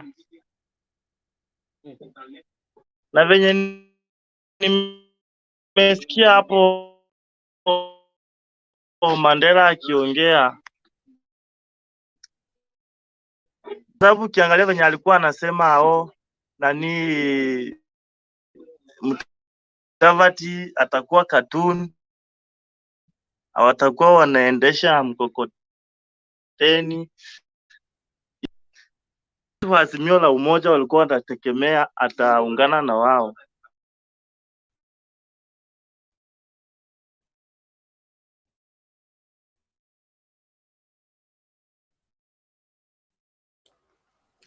Na vile alikuwa on Kenya Alliance, nakumbuka alikuwa anaongelea mbaya sana mambo na poto mape economy yote wa Mutavati ni mwisi, sijui alipa nini wakati gani. Kwa siasa mi sioni mtu mwenye sio mwisi kwa politics. Hao watu wote ni wezi, hata awe Raila, awe Kalonzo, awe. So kama tunacheza siasa, tucheze siasa imekomaa. Si eti mtu akiunga hii side ako sawa, akienda hii side anakuwa mwisi. Siasa kama hizo hapana. Alafu mambo ya Kalonzo Musyoka, mi naona kwenye anaelekea, huyu anaelekea UDA direct. Hakuna mahali vingine Kalonzo anaelekea yake hata attend. So hiyo imeonyesha anajaribu tu akuwe popular, so ndio akiingia UDA aingie na wafuasi wake wote, na akiingia pia yeye sema ni mwisi.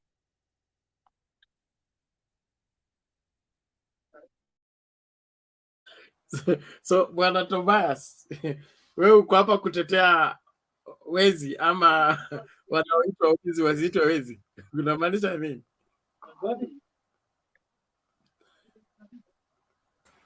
Kalonzo kwenda UDA is impossible.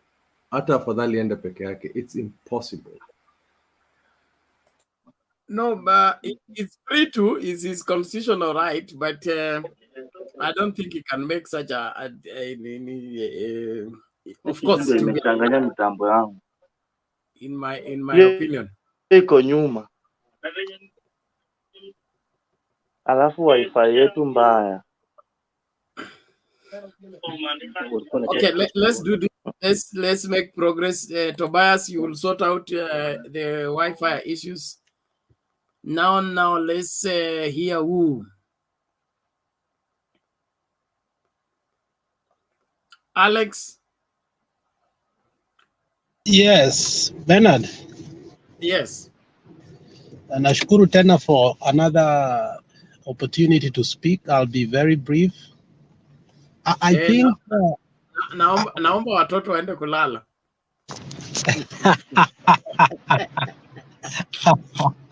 Watoto bado time yao ijafika. Wazee, ukiona mzee Jakinube akifika hapa na Stone PK na Ziana, ujue tu watoto wote wameenda kulala. So Bernard, my comments will be brief. I think I was reading an article, a mini book of Israel, how it has formed coalitions for many years. And there's a book that is written by some professor, anasema the art and science of coalition, pre-coalition negotiation. I was interested in that book because I think we are facing a moment whereby coalitions are going to be a must going forward, like Germany and other places, maybe South Africa in the future. But we have not known how to do the negotiation. 2007, Raila went to Kibaki without really knowing how to negotiate very well. And you saw how it was turbulent. But with his wisdom, he was capable to work through and give us the developments we saw. And we still keep on talking about it. So we might underestimate. Kalonzo was in that formation. And over the years, 2013, 2017, he has been in the coalition, trying to form coalition with Raila. So I think he is a little bit wiser now on how to negotiate. So I don't think he is buying time. I believe he's negotiating from behind, and we may not understand how he is negotiating. And one particular area that I must support Kalonzo is he has a big following, but his party is not a parliamentary party, and that saddens him a lot. Which means he has to depend people like Jimmy Wanjigi, the Mudhamas, and without that, his Wiper party cannot bankroll itself. So I think he has reached a point whereby he should understand that the negotiation with Azimio is good, but he must negotiate very well with Ngilu, with Kivuta Kibwana, and with Mutua, so that he gets the 3 governorship through their formation, and he gets 3 senatorial seats and a couple of seats he needs and the MCA to make him a parliamentary party, so that he can get the political funds that he direly needs, so that he doesn't have to depend on lobbyists and people who take advantage of him, like now Jimmy Wanjigi, who has come to the formation. Because as you have known for a long time,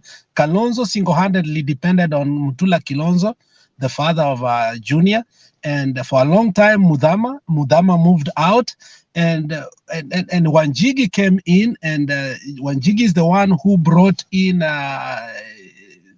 Kalonzo is the one who brought Wanjigi to Baba, according to the information we are reading. So I think the Wiper party must know now how to move forward. But the problem with Kalonzo is the Wiper party is so predominant only within the Kamba. So if he wants to make the party to be national and also parliamentary, he must know that he has to negotiate now with the governors, because the governors have a following, and their track record has shown that they have delivered, and therefore they are trusted.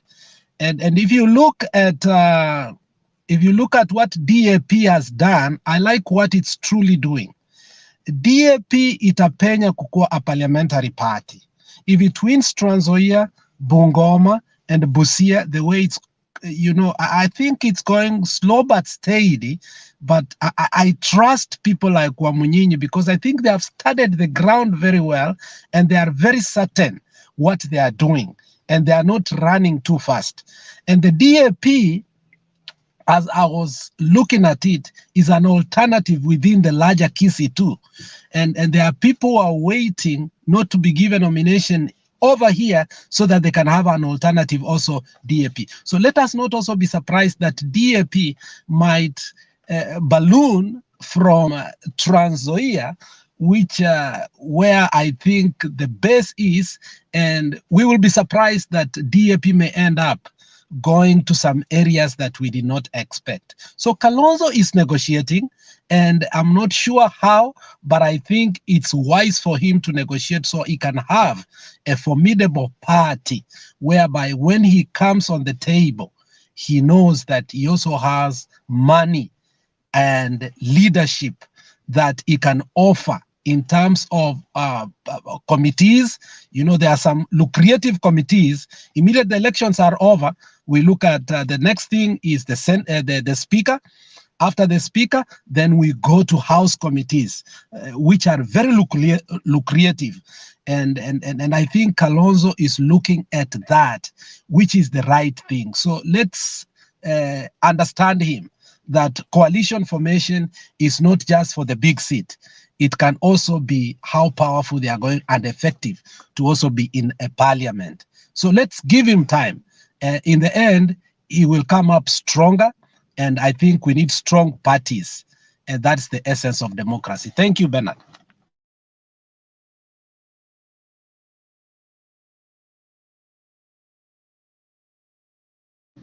Bernard is on the phone. I think somebody, who was next?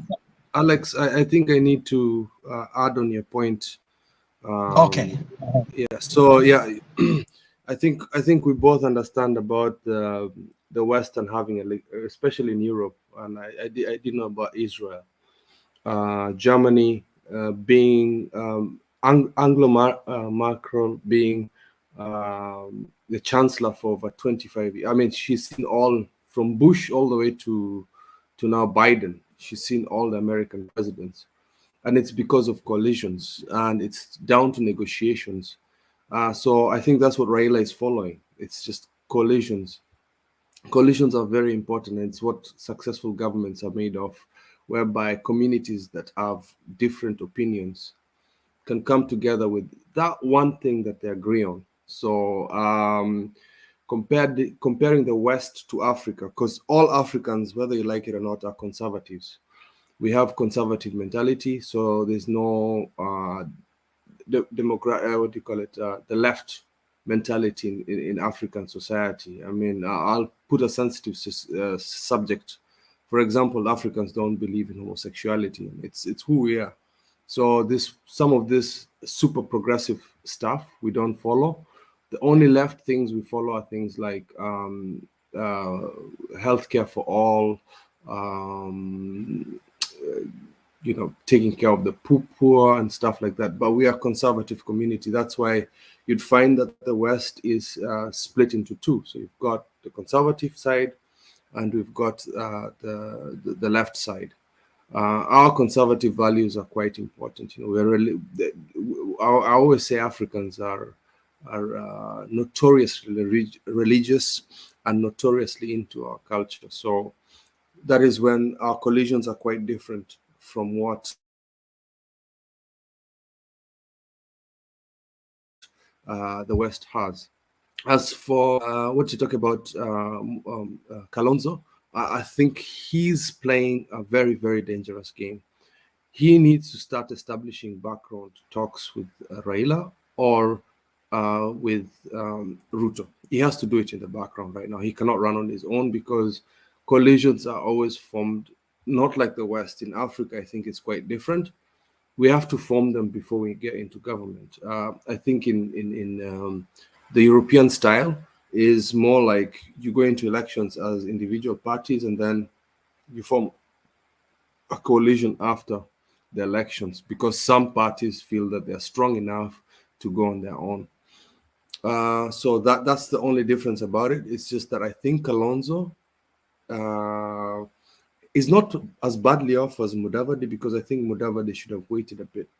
Even if he was going for Ruto, angengoja tu kidogo tu before he made his decision, because right now Central has made its presence known as being the largest community in Kenya, and everybody's shooting towards that. I don't know what Baba is thinking, but I think all political pundits are thinking that both leaders have to look for us. They have to look for a suitor in the central province. But I think if they would think about this more carefully, both leaders, I think 20 to 30% of the population in Kenya is Muslim, and I think they should have been thinking about that. That's my own opinion, because I think that's what Nigeria has done, and it's being successful. So rather than looking, I mean, we're looking at communities, we should also be looking at religious beliefs. That's what I think should happen. What do you think, Alexa? The religious one is a little bit tricky for Kenya for now. That's a big topic, and I think we have had it in a certain forum, and we might end up forming governments like in Nigeria, where the supreme law will be Sharia, whereby it will be unfair for most Christians. And we have seen extremism in the upper north to a point whereby even teachers, the hemorrhaging of teachers, and not even agreed because there was no security. So that is a thin line to toe in Kenya, given the fact that we haven't secured completely the border between Kenya and Somalia.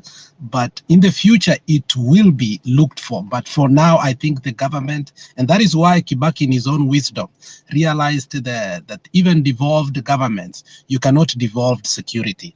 And I think the bringing in, at the beginning, I was against the provincial administration, but it's almost impossible as a government to adhere and make sure that we are cohesive as a country without provincial administration. So the issue of religion is a little bit tricky for Kenya. And that's why, you know, even in Nigeria, still we have problems of Boko Haram.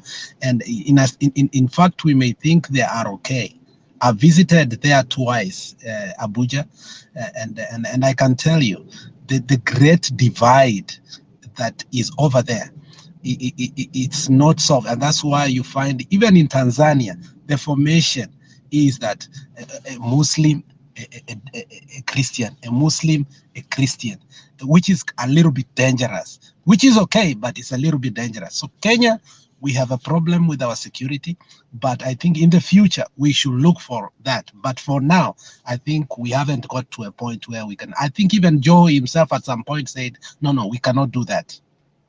Before you leave, I think you stepped into something that that is a bit, yeah, of course, I agree with you, but I think for fairness, you know, from creed to actual tribal background, I think it's fair to split. That's why the BBA is quite important, and I wish Kenyans could read, or there would be some educational adverts about BBI spread around. But I think it's down to finances. But there was something you pressed along that I think Uhuru made a mistake with the North, and this is with Somali.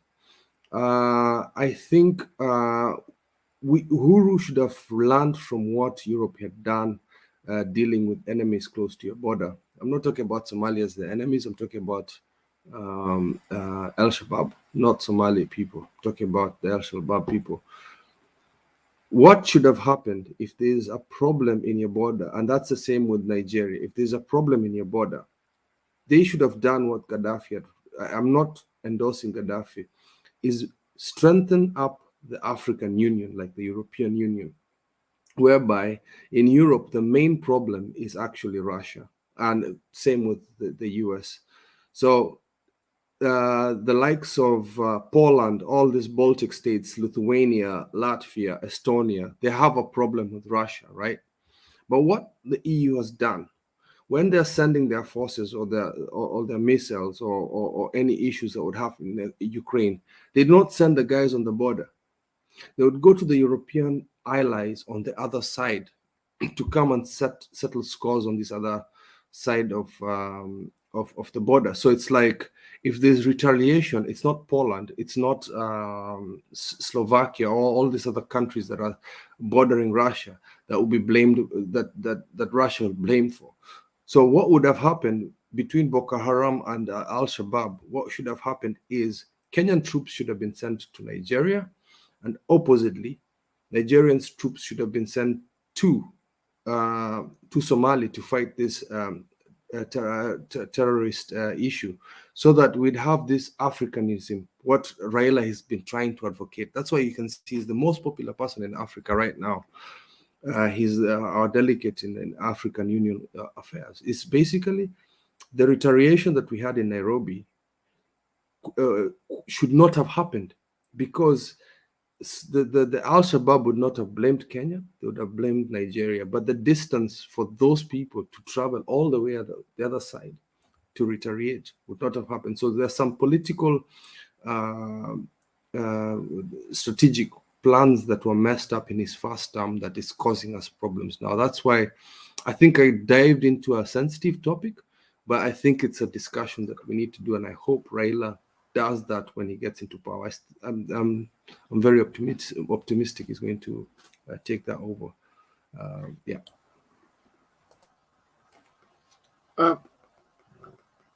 On that one, the KDF presence in Somalia, they had there were two things. There is the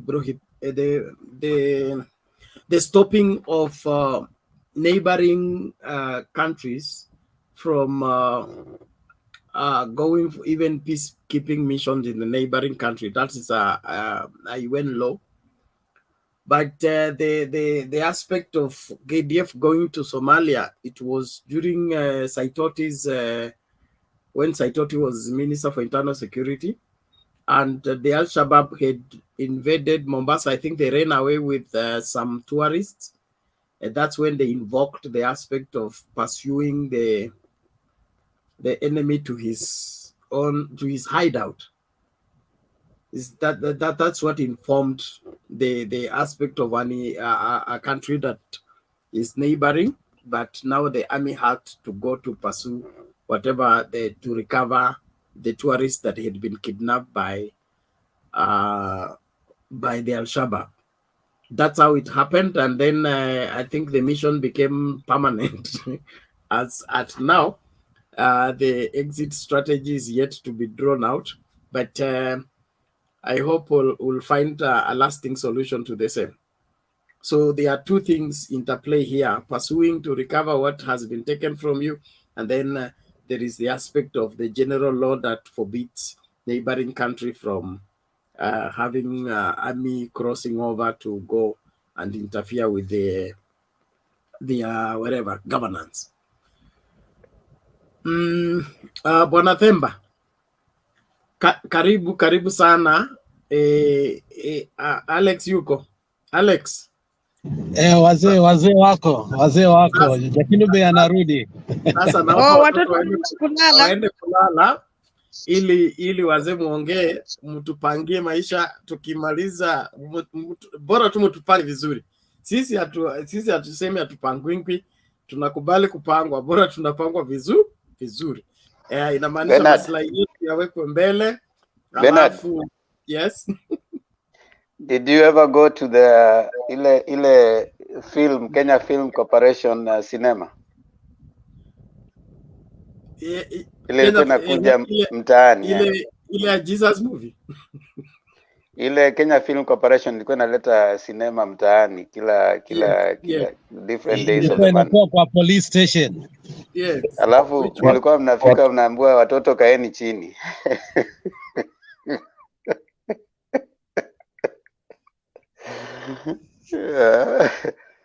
Sasa hapa ni watoto walale. Watoto kaeni chini. Watu wasi.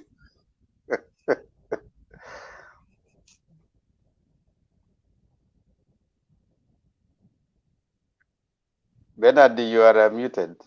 You think you're talking to us, but you're talking to yourself. Sorry. That means my head is now full. Temba, I was saying before I go, I want to appreciate those that are making a contribution towards Jaza Lori.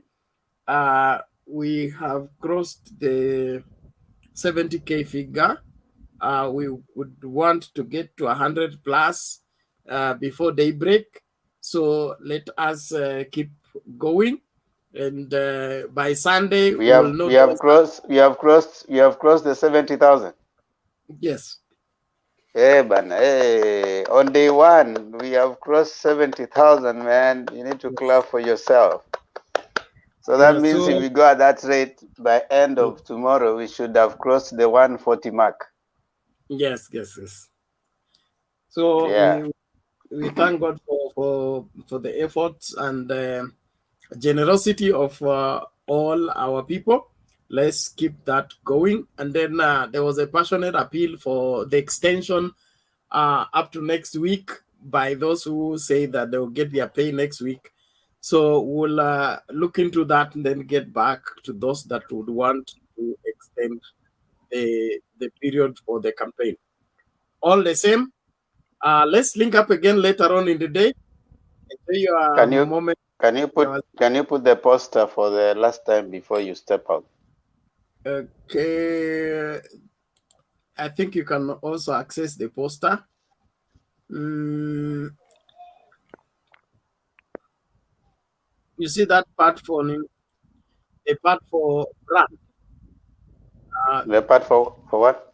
Brand on the banners. Yes. Brand. Yes. You click on the brand, then scroll down. You'll find the I'll find it there. Okay. Yeah, No it's overlay.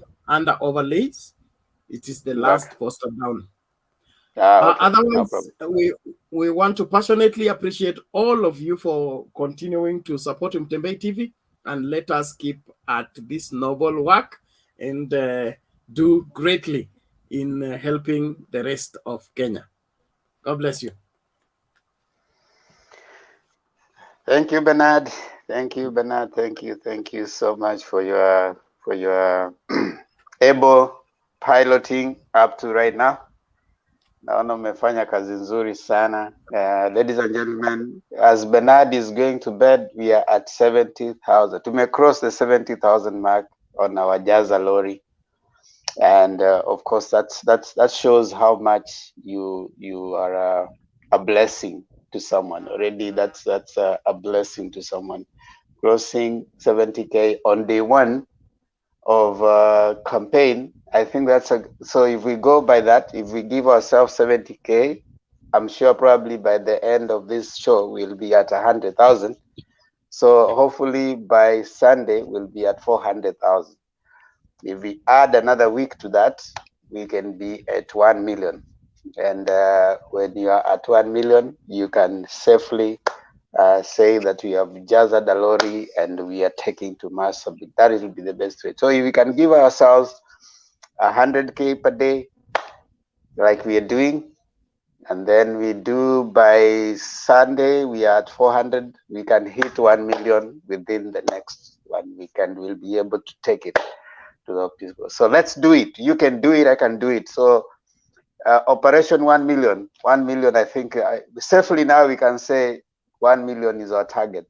So let's do it. We can do this. We can do this. You don't have to worry about. Yes, we can. Operation 1 million. It's Jaza Lori na 1 milli. So you can Jaza Lori na 1 milli. We can do it. I mean, if we can be able to do 70K, but today I think that's awesome. We have great people coming on, and it is you. And you're 100, you're 200, you're 500, you're 50 shillings, you're 10 shillings, you're 100, you're 200, you're 50 shillings, you're 1,000. It's the little that you're giving. If we are about 1,000 of us, and you give 1,000, that's 1 million.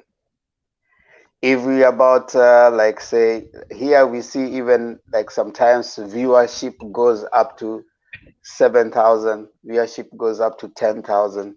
Mutembei TV has 280,000 subscribers. If each subscriber gives only 10 shillings, if each subscriber gives only 10 shillings, that's a million. If half of those subscribers, say 1,000 of those subscribers give just 1,000. If 100,000 of those subscribers give only how much? 100,000 subscribers, they give 10 bob, right? We are at 1 million, right? So Mutembei family, let's do this. We can do it. We can raise 1 million with just that lorry. Already God has blessed us. We have hit 70,000 in our first few hours of the campaign, and the campaign is going on. We want to see if by the end of tonight we can be at 100,000. So if every day we hit 100,000, then we can comfortably say by Sunday we'll be at 500,000. And if we are there, by the next week we'll be at 1 million and we can easily go. Now remember, you're giving the much you have, and also you can give non-perishable food stuff. You can donate non-perishable food stuff, that is beans, maize, sugar, rice, that we can take. We'll tell you where you'll be able to drop them, if you're within the city, or we can tell us where we can come and pick. This is humane. This is being Kenyan. It's not about UDA. It's not about Azimio. It's about being humane. Thank you so much for doing such a wonderful job. Let me acknowledge some people who have commented before we get back to the panelists. Of course, I see Kip, Stone PK, Alex, that's Duke, that's Selina. I can see Nelson Mandela, the guy ambaye anapakata paka, inawezekana, and of course, Princess. A new arrested developer, Kip, has raised a very important issue concerning the Muslim community votes, and I think it's not a dangerous route for votes again, because this community faces some challenges in the society, such as security, especially northeastern part. The wearing of headscarf in schools, ID registration is always a concern. Dear Muslim applicant must produce a title deed for approval regardless of birth certificates. There are so many challenges these people are facing, and politicians can ride on these issues. Thank you so much for that. God bless us all. Please understand. Yeah, okay.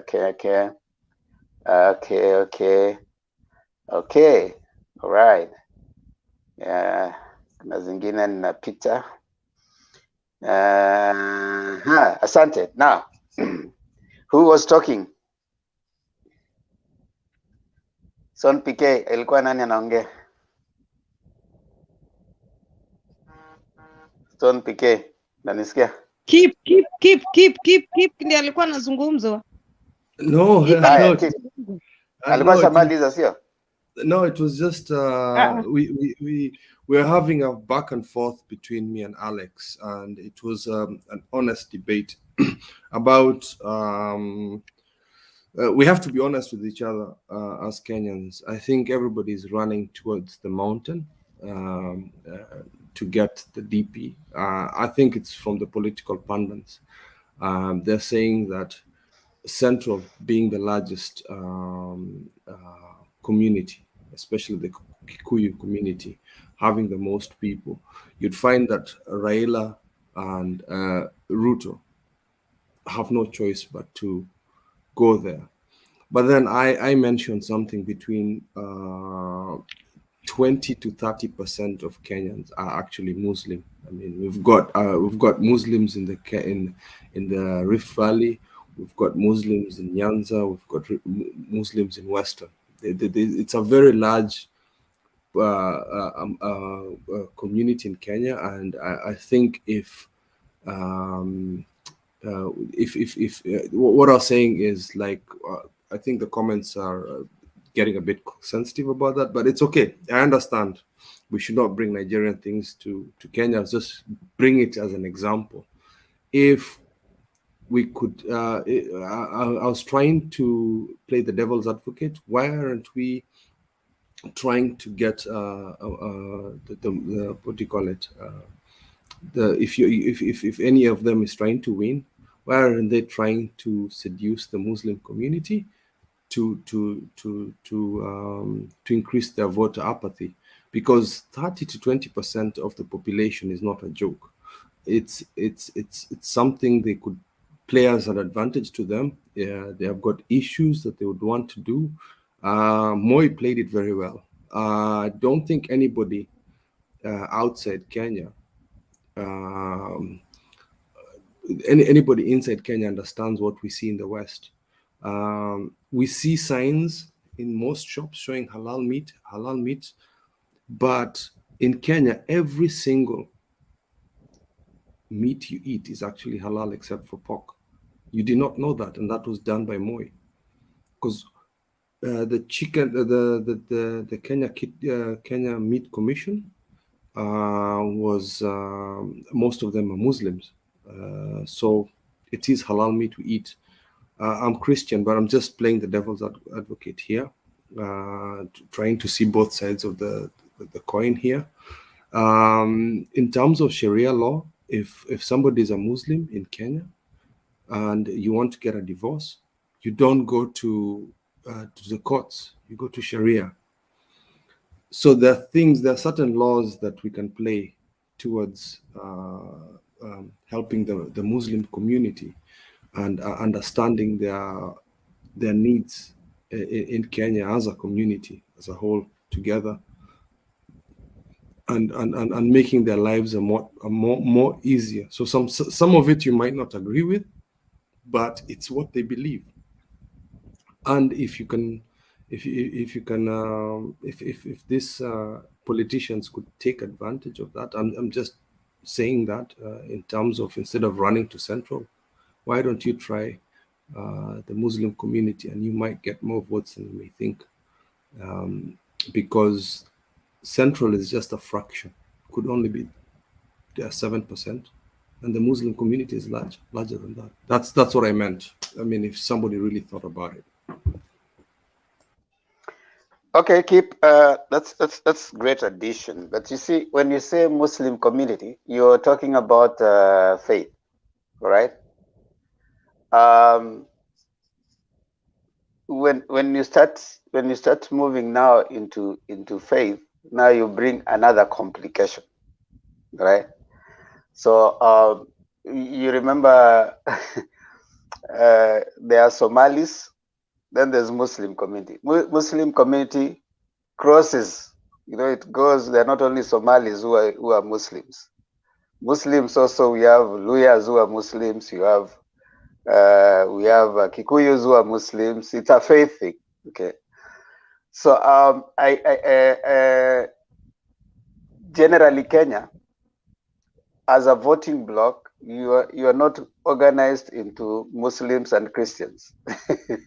You are organized into more ethnic organizations as opposed to Muslim organizations.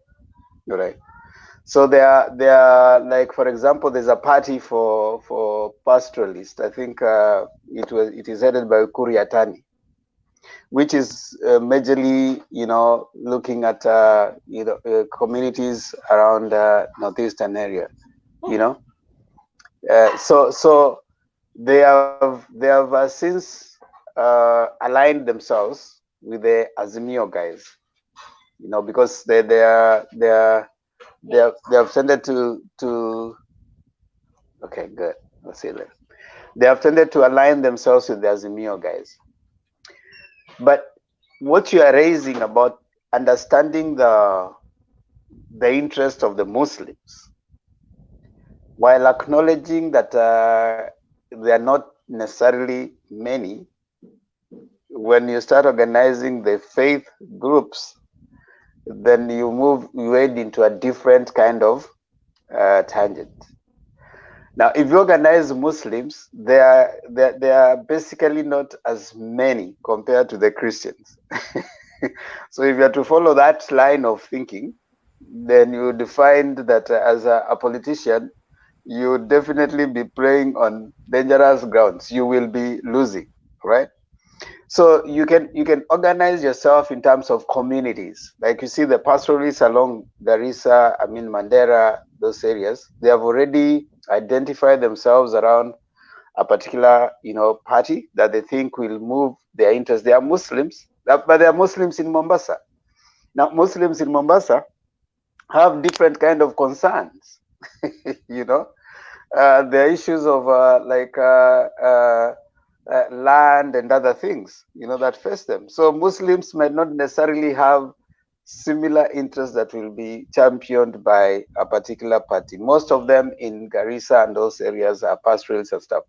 So your assertion, I mean, you're thinking about maybe someone thinking, let me put a Muslim as a deputy will be good, but politically might not have any effect because not all Muslims there are Muslims in Western, for example. They are not pastoralists. So even if you champion something about pastoralists, for them that wouldn't be a very immediate concern. So Muslims in Western, for example, for them their concern is more of a Western region concern. What is the Western region concern? Muslims in Kisumu, their interest is more of a Nyanza concern. Muslims in say Kisi, I mean, they are different kinds. So that brings us into trying to understand the voting pattern and how voter behavior in Kenya. If you look at voter behavior in Kenya for the last voting cycles, like 2013, if you try to understand it, in the backdrop of what we are seeing is that our voting behavior and Kenyan voter behavior has been more coalesced around a community perspective as opposed to a faith perspective. I want to give you an example of the constitution that was passed in 2010 when Ruto was leading the No campaign. Why was Ruto leading the No campaign and who was supporting him? He was being supported, according to him, by the religious leaders, saying that the constitution by then was going to bring I think abortion, and it was going to allow gay marriages. And that was what was his platform for campaigning against the constitution. And so the faith, the churches and the pastors were supporting him. But even with that support, when you're looking at the faith idea as one using to mobilize people against the constitution, he was defeated. Because organization around political mobilization and stuff is traditionally in Kenya more of a ethnic mobilization as opposed to issues like faith. So you can come out and say, I'm going to convince Christians and pastors, I'll build churches. But even those people who come to churches, they go back to their community when it comes to voting.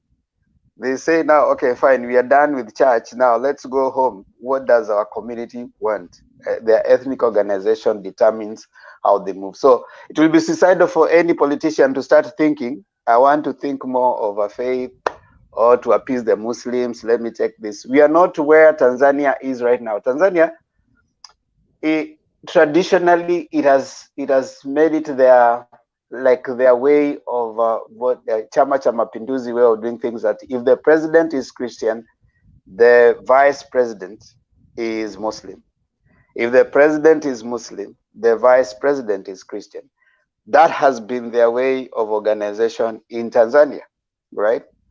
But as you remember, if you listen to Mwalimu Julius Nyerere in one speech, he gave a story and he said that when there was a conference for East Africans, there's someone who called him and told him that I was surprised that when we went to this conference, that Kenyans, we identified ourselves as Luo, Luya, and this, Rwandese identified themselves as Tutsis and Hutus, and Ugandans, of course, with their tribes, but Tanzanians just came and said they're Tanzanians. So he was like, how come now people in Tanzania are starting to think that being tribal is a good thing?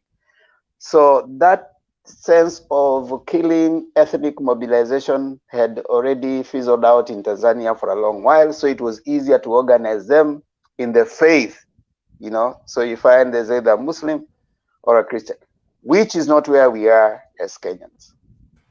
Okay, so I think Fidel, don't worry.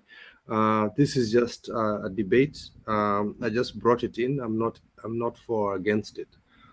So sometimes with comments, cool down.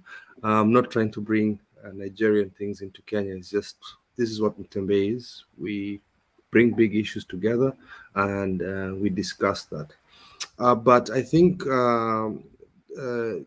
you've got it a bit wrong, Temba. Even if Uganda is talking, Tanzania is talking about the split, or Nigeria talking about the split with half and half, where Muslims and Christians. We did not mention the Hindus or the Jews in Kenya, because we do have those communities in Kenya. What I was trying to drive at is I wanted the answer whereby we do not look at tribe, we do not look at religion, we look at ideologies. And the only time you're going to look at community is what benefits comes to your community economically. So if your community, like my community, is interested in farming, so I would elect a legislator or representative that is interested in farming, and I would form a coalition with with another community that is interested in farming, and then they will come and represent us and build a bigger coalition that would make Kenya an agricultural country. Now, if another coalition is formed between the fishing communities in Kenya, meaning, for example, the Lake Victoria community, the Turkana community, and the Pwani community, they would come together and say, we rely on fish, and then we become a fishing community or a harbor community in Kenya. That's what I meant. It's more of economical gains, where communities come together for economical gains and then form coalitions in that, not just identifying themselves as tribes or religious groups. I just put that as what do you call it?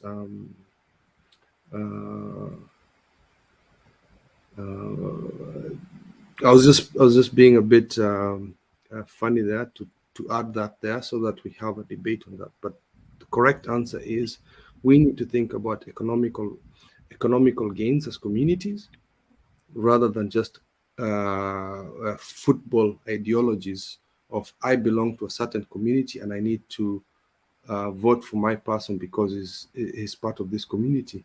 I'll give you an example of a place in Kenya which is the most metropolitan, but people think it's Masai. And that is Narok. Sorry? Kip, maybe the first question as you're addressing that is to ask you is, why do you think coalitions are formed?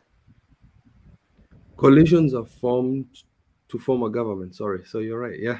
To form a government. Yeah. So if you form a coalition as pastoralists and you can't form a government, that will not help you much. You form coalition. That is the initial ideology. Hold on. Because okay, go on. Sorry. The first thing that any coalition right now, when they are working in political power play, the idea of forming any coalition first is to get power.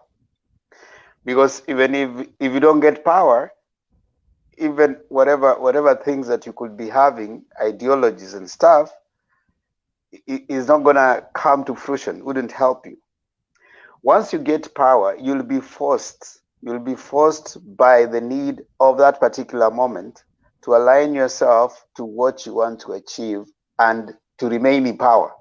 So to remain in power, the things that you're doing right now, I must submit to you, the coalitions that are being formed currently right now is not so much of ideologues.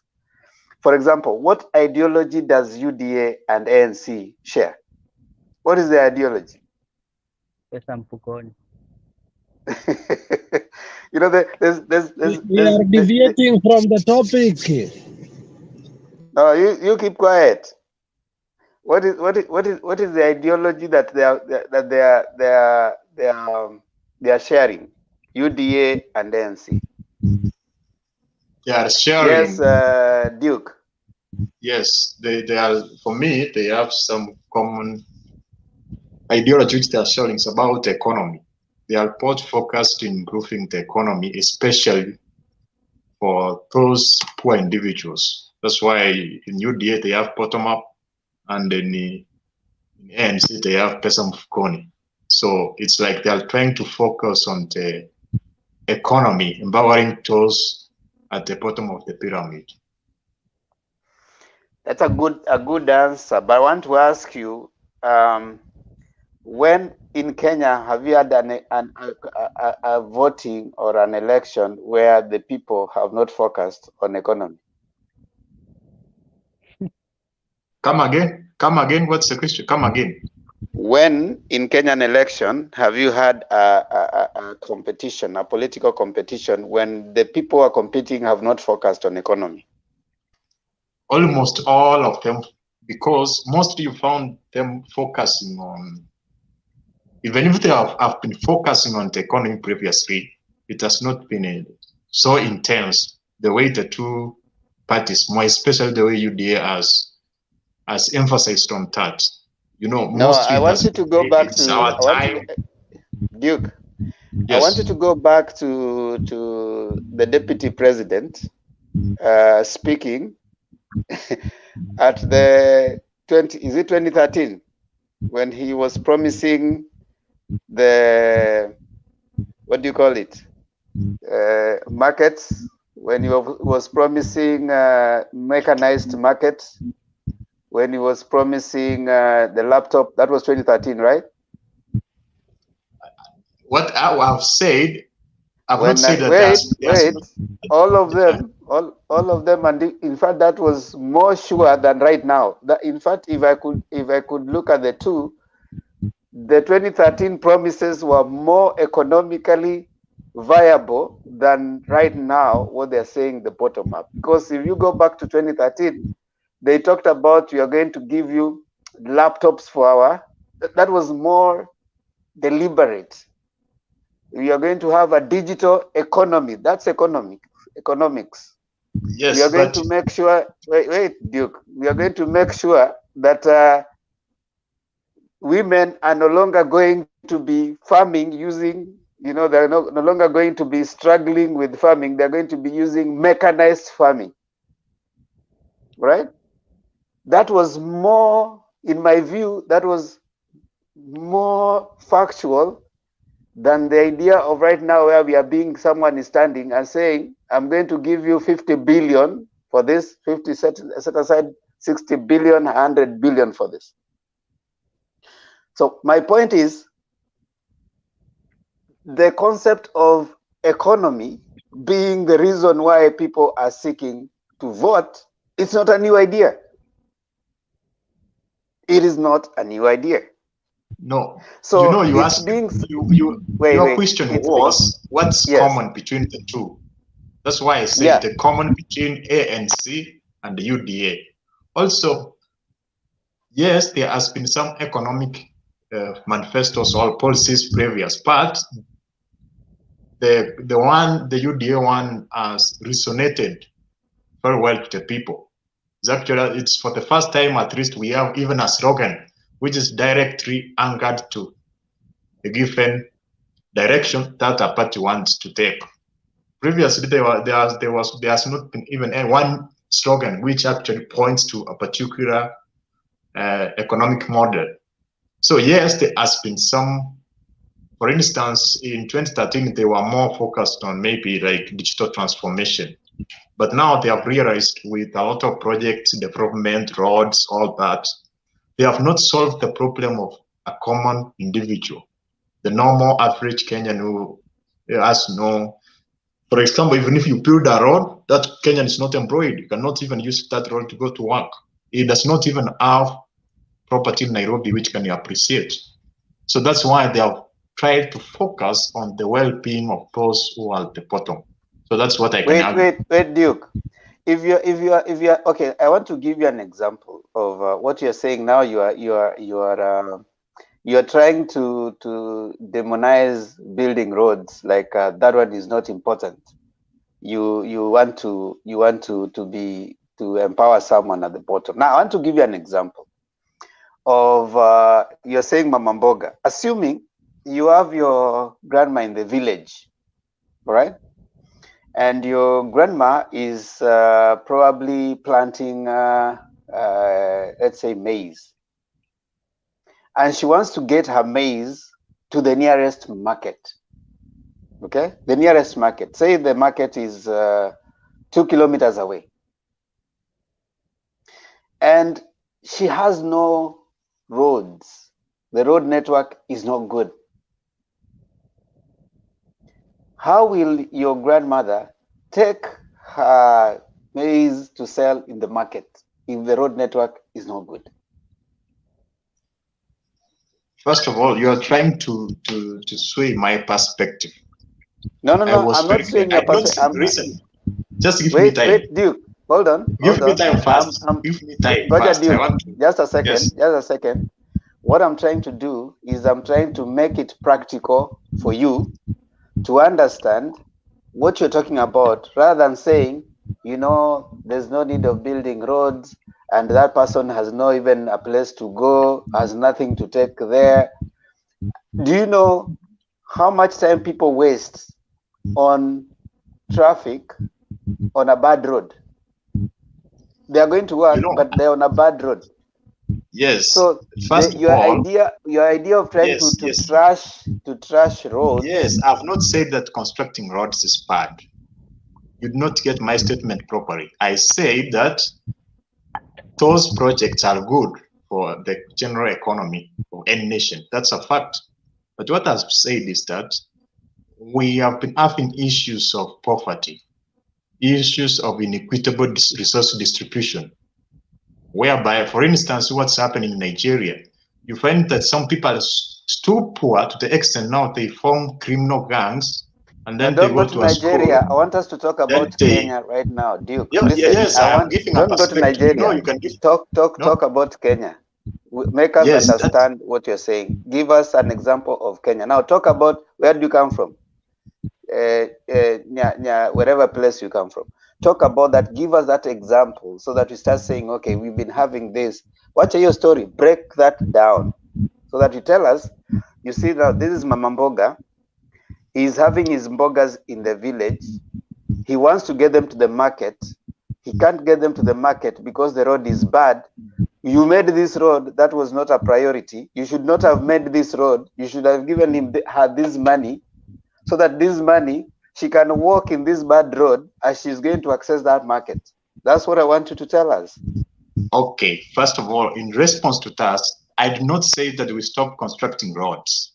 I said that constructing roads and mega projects using borrowed money does not improve the lives of the vulnerable people. Those are the bottom. Actually, if you empower people, they can be able to be economically, they will have what you call purchasing capability. If individuals at the bottom are able to make purchases, it means that... How do you purchase if you can't get your goods to the market? How do you purchase? No, I've not said that. If you have money, now you're saying you know Duke. The problem with the believing stuff that have not been broken down for you to understand is that you're also now coming to say grand project without borrowing. Who has never done his work without borrowing? People borrow to build houses. People borrow to even buy a car. There are so many people who have borrowed to buy cars. You borrow to have a car loan to take you to work. You borrow to build a house. People borrow. Now the country infrastructure is good because number one, for you to have goods, even what you're saying, you empower people to take them to this place. That person, even if he has a produce, it has to have the way it is being transported. Transportation, communication is key. So if you have someone who is stuck with their goods and they cannot access a market, even outside market, even infrastructure, I mean, they cannot even drive, bad roads. You're saying you should not do that, give this person money. How is that going to help that person? No, can you give me time? The problem is that you interrupt me before I've Yes, even I'm made a going to point, listen so to that you, you Duke. cannot. I'm going to So listen, but if you yes, go interrupt me, ahead. then you cannot understand what I'm trying to say. Go So ahead, please I'm try to listening. give me some time so that when I explain a concept, then you can, for example, if you cut somebody before a sentence is over, those words cannot make sense. So it's better you give me time, I give my ideas, and then you can actually have time to interject. Duke, First, you I've have not said. all the time. You have all the time. Okay. It's only Now let that me start. you are Now, saying first of some things all, that I'm not understanding. Okay, go ahead. Go ahead, Duke. Wacha kuteta First sana. of all, I've not said that constructing roads is bad. It's good. It's actually the best drivers of any economy. It's good to do them. However, what I was trying to say is this. Regardless, it's good to do those projects, yes. But when you come about what to talk about bottom-up approach, it's not about diverting that money, which is for the construction purposes, all of the road purposes, to give to people. What we are trying to say is that we are going to broaden the welfare for those at the bottom. For instance, bottom-up can take several forms. For instance, even there is bottom-up approach in almost every first world country. I think if you are in US or another nation, we have things to talk about Medicare. Stop Let going. me finish first. No, Duke. Wait. You don't start explaining by saying even when you're in the first world. You don't start telling me. Tell me how it is gonna work where you are. Don't start saying you see even the US, you see even China. No, tell me how it's gonna work for you. For you in your village. Don't start by saying you see bottom up has been embraced by the US. Not everything in the US is good. Just because it's being done in the US doesn't mean that it is perfect. You just tell me now, because you have mentioned US. Let me just now give one example and explain. First of all, for instance, if you say, for example, people who earn a given income, for example, people who earn their salaries below a given point, maybe they are not going to pay school fees, you see? Or you say people who earn below a given point, the government is going to pay for them health care. That's bottom up. What you are trying to say is that if, for instance, if say, each person who earns less than 20,000 a month will not pay school fees. That's a bottom-up approach. So what does that mean? It means those who earn more are able to pay for those who don't earn. And what can that do to those people? For instance, you can find too many people are accessing education. And when they access education, they get qualified. They can secure employment opportunities. They can pay taxes. So you have lifted those at the bottom who cannot even afford school fees so that they can access education. And when they access education, is that they are able to move up the social pyramid. So that's actually what bottom-up approach means. It's not about giving people money. So first of all, most of you have been misinterpreting what bottom-up approach is. For instance, in the US, we have those programs, for example, Medicaid, Medicare. There are specific qualifications. Those people who earn below a given point to qualify. Even some study grants, you have to earn below a given point for you to qualify to have some study grant.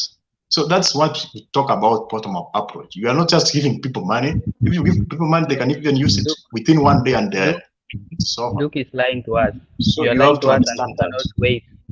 The deputy president has been telling us ametenga bilioni sijui 50 ya kupatia watu. Why are you not mentioning that?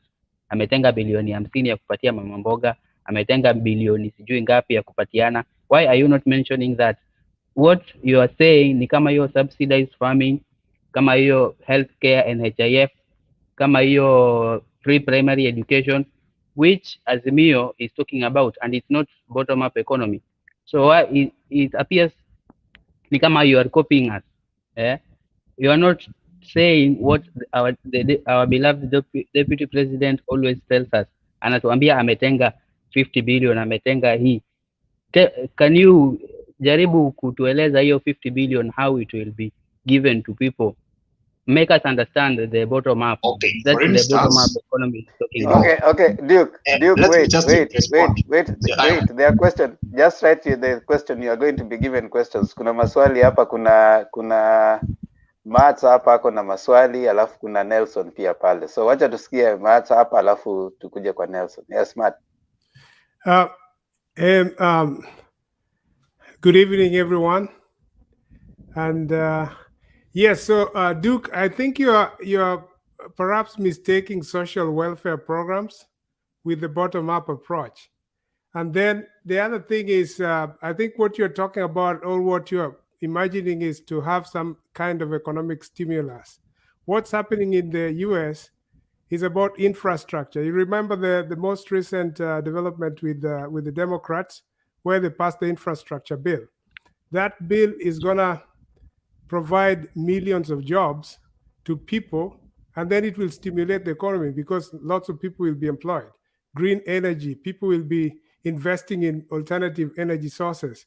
People will be spending money, and then the rest of the population are gonna get jobs in which they will be able to come up. That will lift them up. So, I mean, in terms of what you're talking about, it looks like you are talking about the Azimio social welfare program, the 6,000 shillings that will be given as an amount that's provided to people who are poor, the people who cannot afford the average standard of living. So to help them before they can get a job or something like that. But I think just like Zekana has just mentioned, the idea what you're talking about is about, the 50, is it 50 billion or the 100 billion that the deputy president is saying is going to give to the Mama Mboga and the border people. Now the question that he has asked is, how will you, what kind of structures do you have in place to be able to put the money down? Because with the social welfare, there's already a system that's set up. So people will be able to get money, the social welfare or the social welfare net that people will be able to use. But in terms of Medicare and all those things, those ones have already been enacted. NHIF is already working to subsidize the healthcare for the people. So, I mean, where is your bottom-up approach coming in, and how does it work? Yeah. Can you explain Yes, that? they are claiming that it's very different. We want to understand how different is it. Please, we want to I'm eager. Nelson. The problem is Wait, that, Duke. I cannot explain something Wait, and Duke. actually make you understand. Duke, wait. There's a comment from Nelson, and then you'll talk. Duke, maybe if I'm wrong, but the question was, what are the ideologies between Ruto and Mudavadi? You know, we are just meandering around, but the question was just direct. The ideologies between Ruto and Mudavadi. That's where you started. I will just say that ideologies between Ruto and Mudavadi, they are comparative. These people, they are just parallel. One, Ruto says, tumejenga ama tutajenga barabara kilomita 7,000. On the other side, Mudavadi says, Wakenya hawahitaji barabara, wanahitaji kitu tumboni. I don't know if you are getting my point. Ideologies from these two guys, Wakenya hawahitaji hiyo stima, wanataka, Ruto will tell us Wakenya wamepewa stima. On the other side, Mudavadi says Mkenya hataki hiyo stima, anataka kitu tumboni. Mudavadi is one. And when Duke comes here and compare with the US, and the US itself, its healthcare is in ICU at the moment. The US healthcare is ICU. We cannot bring that into Kenya side, in which when we look upon the US currently, the healthcare, they have returned the previous healthcare that Obama used. They have really failed in their healthcare, in which they are not even respecting women when a woman gets back today, he will go back, she will have to resume to work within 3 days. The labor and everything in US is not that efficient with Kenya. I want to ask Duke very well. Mudavadi is saying kitu mtumboni. And the other side, Ruto is telling us we need to tengeneza barabara. How are these two guys going to work with the bottom up and pesa mkononi? Under what structure does Ruto going to get this 150 billion and 50 billion that he's telling us? I will give 50 billion kwa watu wa mboga. Under what legislation? How is Ruto going to legislate this one? This money will not come without proper legislation. Can you please explain to us how will Ruto do that proper legislative to get the money reach the people down, Mutu Amboga, on the handout? Giving Mutu Amboga money is handout. It's not, Ruto does not talk about loan. And when you look at the under Azimio, we are talking about grant and loan. Grant of, it was in the BBI. We are going to give how to achieve grant for 7 years. On the other side, Ruto was against BBI that was coming to give people loans and on grant that they will do their business on a period of 7 years in return.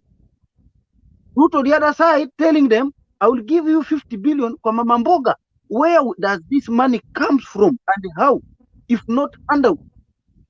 And we can also see him giving them 2 million that mtu ya Mama Mboga apewe milioni mbili. How? Is that not killing the economy? And Kenyans also want to ask questions on the bottom up. Who brought these people bottom? This is a very big question on the on this thing. Who brought Kenyans down? And currently, the person who brought Kenyans down, we can see from the roar, from everything, the billions. He just now pretends to bring these people from bottom. You want to bring them down. How can you bring them down and today pretending to bring them up? Under what structure does UDA going to get the money, the billions is promising people day and night? How does this money going to flow to Mamboga? Could you please explain to us, how does the 50 billion going to flow without proper legislative, without proper structure from the parliament? How does it going to flow? Ruto is not telling us. Ni kama tu kuambiwa, I will give you a wife. Una nyumba. How will you marry? You don't have, I will marry. You don't have a house. I want to marry. I don't have a house. I sleep nalala kwa corridor. I will give you a wife. And you don't have I don't have a house. You need to build a house first before you request for a wife. And that's where, when you ask Mutu wa UDA, please, can you explain what is bottom up and where will this money come from? You will start, unajua, Ruto alisema, he cannot explain. You are just fighting with Duke mambo ya bure. He will not explain to you guys.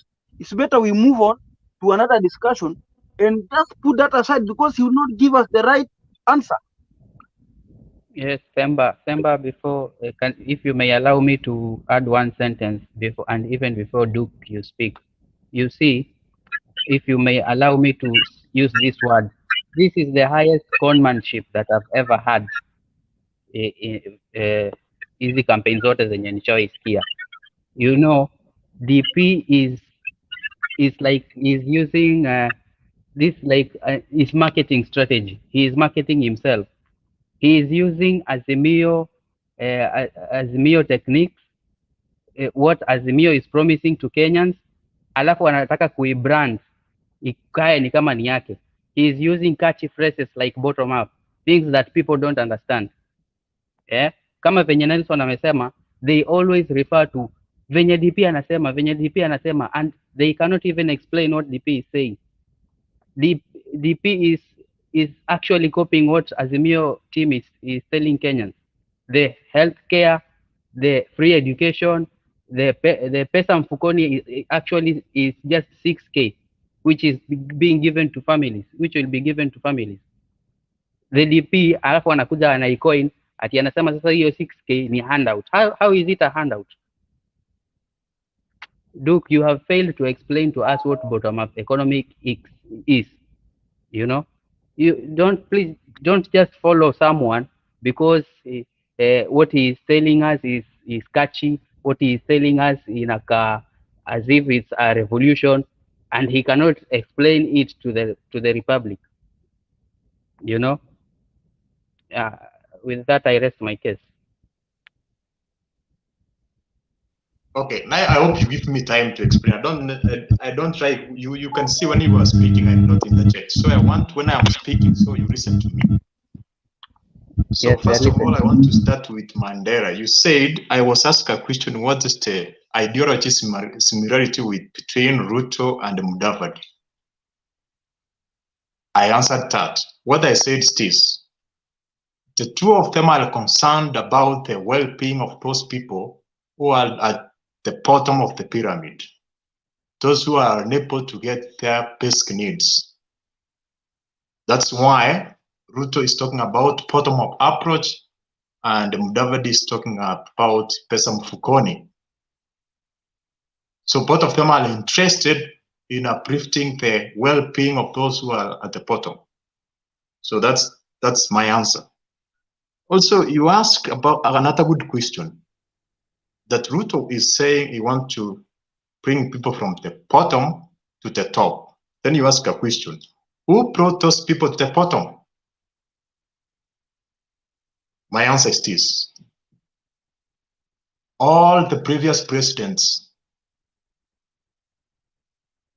The resources in this nation have been inequitably distributed since independence. There has been systematic routing of government resources by given communities and individuals, so that we have people who have a connection with the government, they route the budget, they take the government properties, and those resources which are supposed to provide services to citizens are routed. So the previous presidents are the ones who have made individuals to be very poor. By that I mean the person who is the president. Don't say that the deputy president has power, because there is a person who has the absolute power. The person at the bottom. For instance, during Moi's time, Kibaki was the deputy president, but the person we hold responsible is Moi during his presidency. The same way we hold Kibaki accountable during his presidency, and not Kalonzo Musyoka. When you are the president, you have the absolute power to prevent corruption. Those who have taken properties, you can actually recover them or imprison them. So if you are the president and you are saying there is 2 billion being stolen every day, and that means you are incompetent, you should resign and move out of office, because you are the one who has the most power in this nation. So that's another question is about talking about the 50 billions. You're saying how is that going to help those at the bottom, and where is that money going to come from?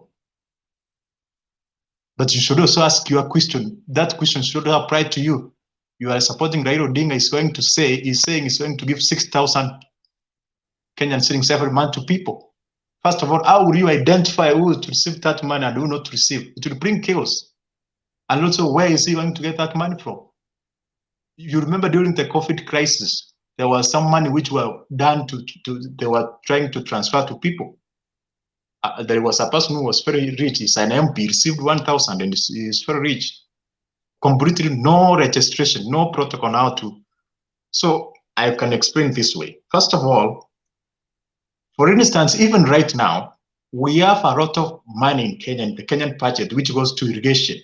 Actually, it's about 13.5 billion every year goes to irrigation. But because we have a trickle-down system, that money does not go to Northeastern, where we are fundraising, because there is drought there. Because there is a trickle-down, that money is held by the cartels at the top.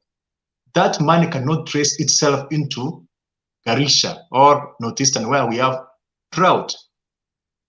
So That's because we have trickle-down system where the powerful, actually that money can even be rooted at the ministry.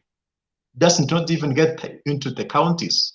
That's why Ruto is trying to say that he's going to set up offices at every Now, ward. wait, Duke. Are you therefore saying, you know, you're treading on a very danger. If you don't understand, let me say this, Duke. If you don't know, it's okay to just say, I don't know, I cannot explain, because you are treading on a very dangerous ground. Are you therefore Which saying? dangerous ground? Because I've Let me actually tell answered. you this. You know, Yeah. Let me tell you this. why are you interrupting Our me? country, listen. If you can mute just for a second, and Nelson mute too. If you're treading on a very dangerous ground, you know why? Number one, Kenya is a constitutional democracy. We are governed by the constitution. You cannot purport that because you want to do away with in your assertion that there's a trickle down, so you want to do away with the ministries, you want to do away with other levels of governance in the country, constitutional bodies. You want to do away with the president should, you have just said a statement like he should arrest them and jail them. You want the president to be the judge. You want the president to be the DCI. You want to be the president to be the one who is going to take people to jail, because that's what you're saying. That's what you're suggesting.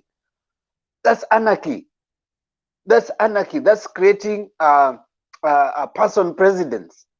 You know, that's creating a dictator. You know, where when Ruto wakes up and says that Nelson it looks like he has stolen, this money, he is the one who goes to court and makes sure that Nelson is arrested and taken to court. That's not a constitutional democracy. No. Why do we have a constitution? Wait, just wait, 1 minute. 1 minute. There's a point there I want to rectify.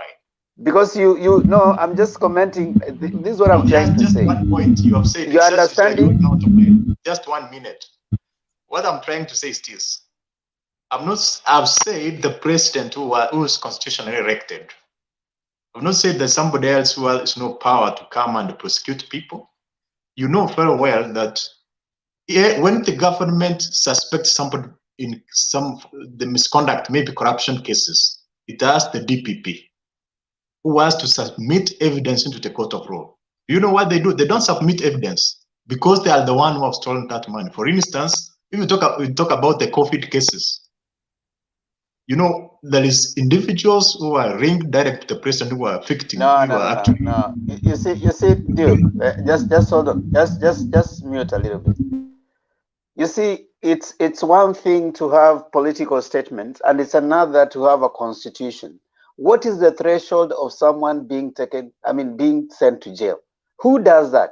Who does the investigation? What is the rights of an accused person? You see, when you come and say, because Duke looks like he was mentioned in COVID millions, Duke should, the only, sentence for Duke is Duke going to jail. That is the best thing that we can take. No, you cannot wake up and say Duke looks like he's the one who stole. The constitution has to be followed. The person who is accused has a right of defense, and the person who is accusing has a right of producing evidence. If I say Duke was in this office when money got lost, you are not just arrested and taken to jail. The burden of proof is on me. Wait, Duke. That's Duke, wait. what I'm trying to tell you. Wait, Duke. Wait, just Duke. a moment. Wait, Duke. 1 minute. 1 minute, please. The president has what we call Director of Public Prosecution. It's under the office of the president. The president actually directs the DCI. So the court or the judiciary is Duke. Duke, wait. No, you're even wrong. What are the independence of independent? Wait. No, Duke, you are lying. Wait. Office of the DPP is an independent office. The DCI is an independent office. Yes, Those are it's an independent independent offices. office, but under what? Is it under the judiciary or No, under the executive? judiciary Tell is me an first. independent office. What does the Is it constitution say? under the executive or under the judiciary? That's my question. What does the constitution say about independent offices? No, I'm talking about, tell me whether No, what does the constitution say about independent offices? they conduct their independently. Okay, IEBC, the person who appoints I mean, when the JSC has done its interviews, those people go and the president is the one who says, okay, I've appointed maybe the CJ. Does it mean therefore the chief justice is under the president? No, Nelson mute. You are confusing. We have three arms of the government. We have the executive, we have the parliament, or the legislature, and the judiciary. I'm asking you, the DCI and the DPP, they are under what? That's the question. Can you answer me? Under the three arms of the government, where do they lie? Niambie, are they under the judiciary? And if they are under the executive, who is the head of the executive? That's the constitution. That's my question. Can you answer me? Because you are trying to say that the DPP is independent. The judiciary is the one which is independent. So if somebody is suspected of a criminal offense, the president must give direction to the DCI and the DPP to find evidence independently, fairly. Wait, Duke. Okay, Duke. Okay, now I think this is normally where I say, if you are a older person, if you say 1 + 1 is 11, I say you are right. Yes. Let's hear from Matt, and then we hear from Nelson. So Nelson, mute. Duke, I just want to respond to 3 issues here. The last issue that you've just mentioned, even though you mentioned that the DPP is under the executive, I think you're getting it wrong that the president, independent bodies are mandated by the Constitution to act independently. They are not being driven by somebody. It's a fallacy to think that somebody is going to instruct them, that the president is going to tell them, go arrest this person, go do that. They do things based on the law. And then on the other issue, you've talked about public loot. That, this person, Fukoni, and the bottom-up approach is going to ensure that there's no corruption. But then you have to think about in terms of the people who are espousing those ideas. Are they clean? What about corruption? Like in terms of runaway corruption, our country has been rid of the many resources that it has because we have poor leadership and sometimes selfish leadership, people who think about themselves first. And that's what we need to get rid of. We need to elect leaders who are credible, people who have integrity, people who can serve without necessarily looking for their own. And then another thing you're talking about is building other structures that, because we're going to distribute this money, we're going to have to get rid of the ministries and get these other structures to take the money through. What is the purpose of devolution? Devolution was brought to cure this idea of the trickle-down economy. You've been talking about the fact that the money comes from the top. That money comes from the top, but it's allocated to go to the counties and to the wards. And that's the concept of bringing the money to the people, bringing the money to people's pockets. So when politicians talk about rhetorics and buzzwords and things like that, they can easily sway you. So you have to think critically and think about it. Like, what are they really saying? But just having slogans and things that are catchy or look good do not necessarily translate into reality. So we have to think about the things that they say, or even just cheap politics that sometimes they make us feel that they are going to be really caring about us. Because if you give Mama Boga 100 shillings or even 200 shillings, how is that going to empower them? What we need is to create some value addition at the bottom. Like, for example, build industries at the bottom there.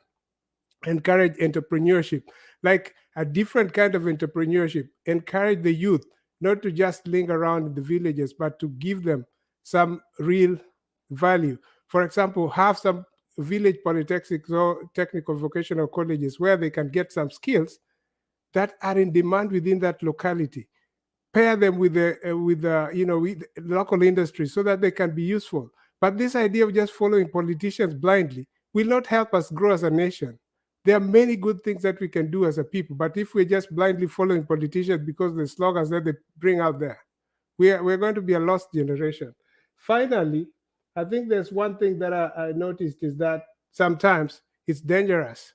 Yeah, it's dangerous to just follow through without having a very critical look at how things are. I know you mentioned about this idea of infrastructure, and I've had politicians mention it a lot of times. They say, "Oh, what we need today, the economy is really bad. People need to have money in their pockets." Of course, that is true. But think about it. What is more sustainable? If you have some business that can give you money and make you grow each and every day, it's better than having a small amount of money that's been given to you as a handout.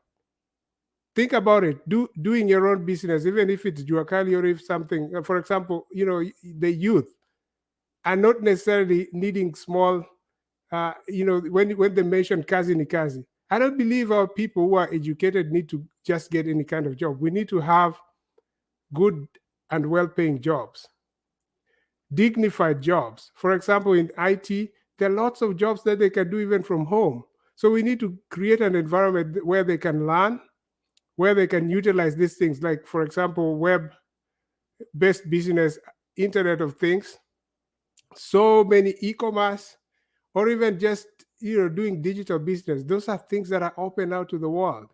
We have laptops, we have the digital devices like phones and things like that. So they can have an environment where once they have the skills, they can be able to work from anywhere. Those are the things that we need to talk about, not this idea of wheelbarrow or just regressing instead of moving forward. So we need to have some ideas that we can share with our people, even at the ward level, at the county level, at the national level. That is the debate that I believe can build us up as a people, not relegating to these ideas of things that will take us backward many times.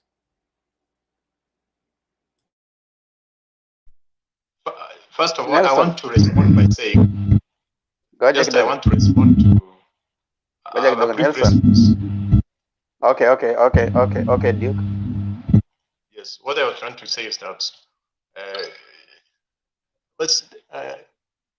Matt, you have tried to say that we need to sharpen the skills of people. Maybe they go to polytechnics. That's a fact.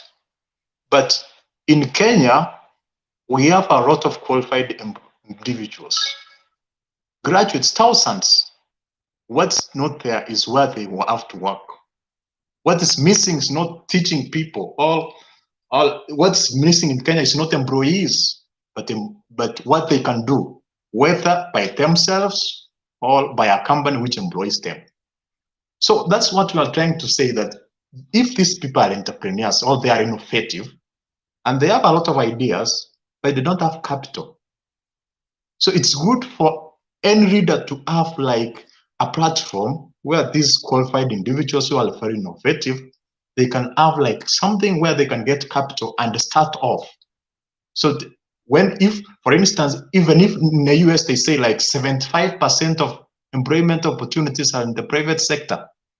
So if we have a fund where any person who's innovative can access it easily, not where we have a lot of bureaucracies, there is you have a lot of paperwork where and you don't qualify. So that one can empower people. So when people are empowered, they are able to create employment opportunities. They are also so wait, bureaucracy. Wait, so that's what bureaucracy is you'll remove all paperwork and so you just dish the money. I want you to be very fair. For instance, Ruto is saying he's going to have like a fund in a ward where people can borrow to start business in groups. But Raila is saying he's going to give people 6,000. Wait, Duke. Just mute a little bit. Let me ask you. Let me ask you something on that, Duke. So we have to be fair. No, wait, Duke. I don't want sycophants. I want to talk about practical ideas which cuts across. Ngoja Duke. So you can't say Hold that on. if maybe it's going to fund people to start business is wrong, and another person saying it's going to give people 6,000 is also wrong. So both of them are wrong. So that's, I want us to be very fair and firm, not that trying to be sided. Duke, maybe let me just quickly respond. What you mentioned there, I think you probably forgot one part. Asimi on the other side is saying that they will give the young people tax holidays, so you can start your own business. They give you what I mentioned is about enabling environment. I noticed what you said is right, that the youth may not currently have money. There are people who are already trained. There are some people who have degrees. Some people have college certificates, and they're qualified.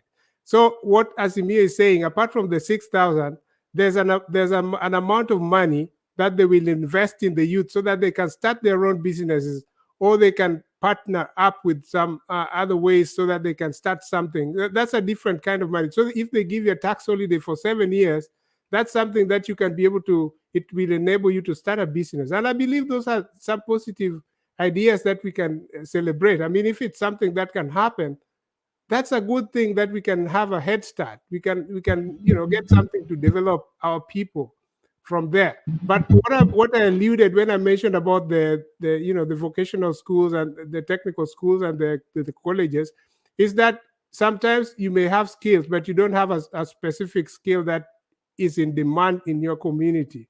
So if it's just about retooling your skills, that's something you can easily get from there. And then we partner with organizations that are employing. So for example, apprenticeship, or even just doing internships. If we have companies, and there are companies I've seen, like even today, I was here, I was listening to a debate where the Safaricom is offering so many jobs for people who are qualified in a particular area, or they can retrain you.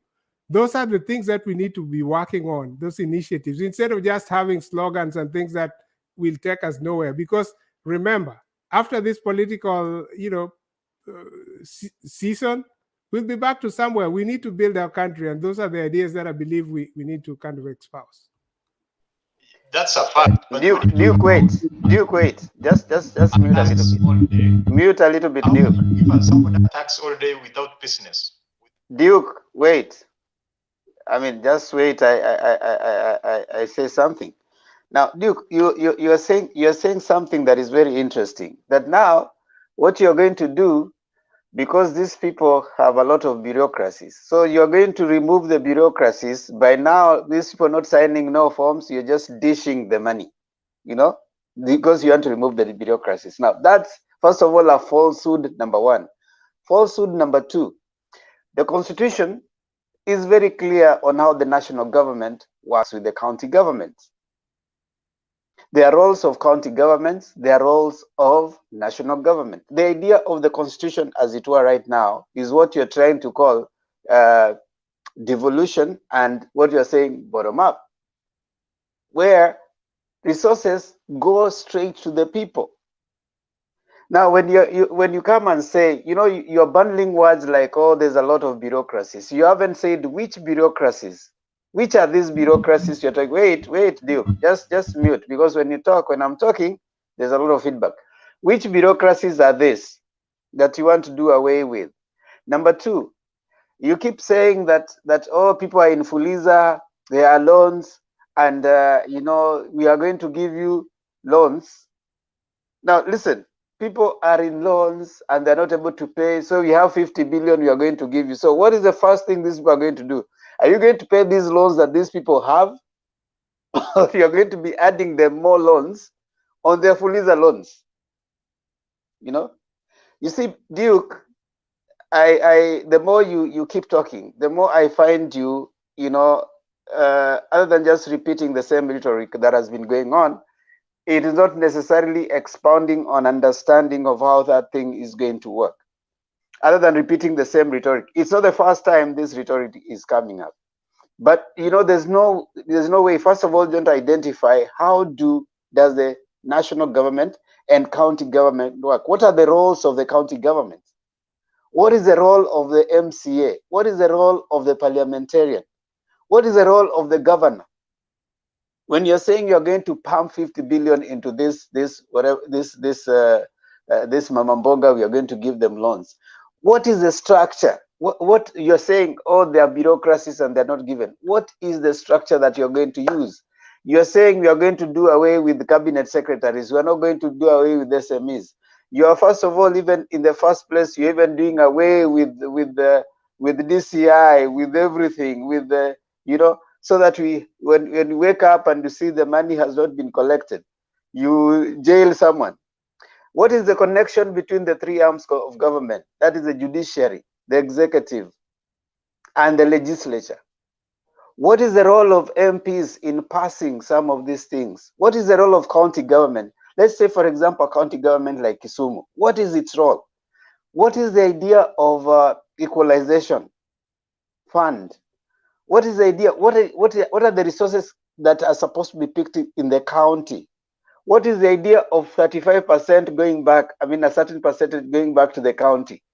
What is that? You know, you seem to lack an understanding, especially issues of revenue allocation, revenue collection from the counties, sharing of that revenue, the working of the county governments, their roles as the Constitution prescribes, as prescribed by the Constitution, not as you're saying, because these words you're saying, they are pretty good words, but they are not telling you the realities on the ground, because there's no way without legislation you can do what you're saying. You cannot do away with some of the things that have been created by the Constitution just because of rhetoric that you pass on the road.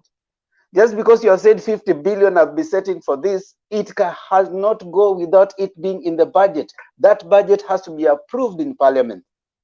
That budget has to be seen if it is actually going to fit. And again, there's revenue allocation authority that says, okay, this revenue is what you have, this is what you're allocating to these areas. You can't just wake up and you say, I'm going to take to Mama Mboga this money. So unless you people want to read and understand, first of all, the structures that are there, the way the national government works with the county government as prescribed in the Constitution, not as you think is going to work. Unless legislation is passed and taken down there, there's no way those things are going to work. We have women enterprise fund. That is the fund that caters for women. There's youth enterprise fund. There are so many funds that are available. Some people may have qualified. Some of them are having that money, doing business and paying back. Some of them, due to whatever they'd been told, they have not refunded the money. We have Pesa kwa Wazee that is also being paid out right now. We have several things that are ongoing. You want to come and push all this out and say, this is bureaucracy. Bureaucracy, my friend, is important because how do you account for the money you're giving? Kenya will be broke in 2 years if you go by what you guys are saying. Because you'll bring 50 billion, give to people without paperwork, without nothing. Money from government for some people, they never return. So within no time, you guys will be telling us we gave the money and nobody gave it to us. In fact, it will be a conduit for some of you to steal from government. Because the same you're saying that you see money has gone and has been stolen. Who tells you that you guys will take it and it will reach people? We better have institutions and structures. Duke, you're a young person. Take your time to read the Constitution. Take your time to understand the Constitution. Don't just believe in rhetoric and then you take it to people and say that, you know, bureaucracy. Those are good things in political podiums, but not for a young person like you who wants to be progressive in a Kenya that you want to come. There's a Constitution. There's no way the president can wake up. Even if Ruto says he's going to put 50 billion wherever, he cannot do it without, first of all, that money going through Parliament. It cannot happen. So forget, there's no two ways about it. It's either you work within the Constitution or you forget Kenya is a constitutional democracy. It has to be legislated. I'm sometimes so much annoyed with young people who start operating like Kenya has suspended the Constitution. Now you're starting to say the president should arrest someone and take to jail. Which kind of reasoning is that for a young person like you? The president cannot just wake up and arrest someone and put to jail. That's anarchy. Duke, you people are young. Forget about Ruto. Forget about Raila. Forget about those others. You need to have constitutionalism in you. You cannot wake up and start saying president should have taken those people and taken them to jail. What is that? In a constitutional democracy, you have a right. And then you comfortably, just talk and say, we have too much democracy, we have too much bureaucracy. He should have arrested this. No, you young people should rise up, give constitution a right. We have national government, county government. They have their roles very clearly stipulated. Nobody should lie to you. There's no way you can take 50 billion and pump. It's a good word to say pump, but you can't just pump. There has to be structures. Let me stop there, because if I continue, I'm going to get so annoyed with you young people. Yes, Harun. No, wait, Duke. Let's have Harun Kidogo. Harun has been waiting here. Yeah, Wait, Mr. Duke, I have a question for you, please. Just mute a little bit. Yeah, thank you, Mr. Duke, for having you as a UDA person on this platform today. Yeah, let me ask you this question. During Mashujaa Day celebration, we were told that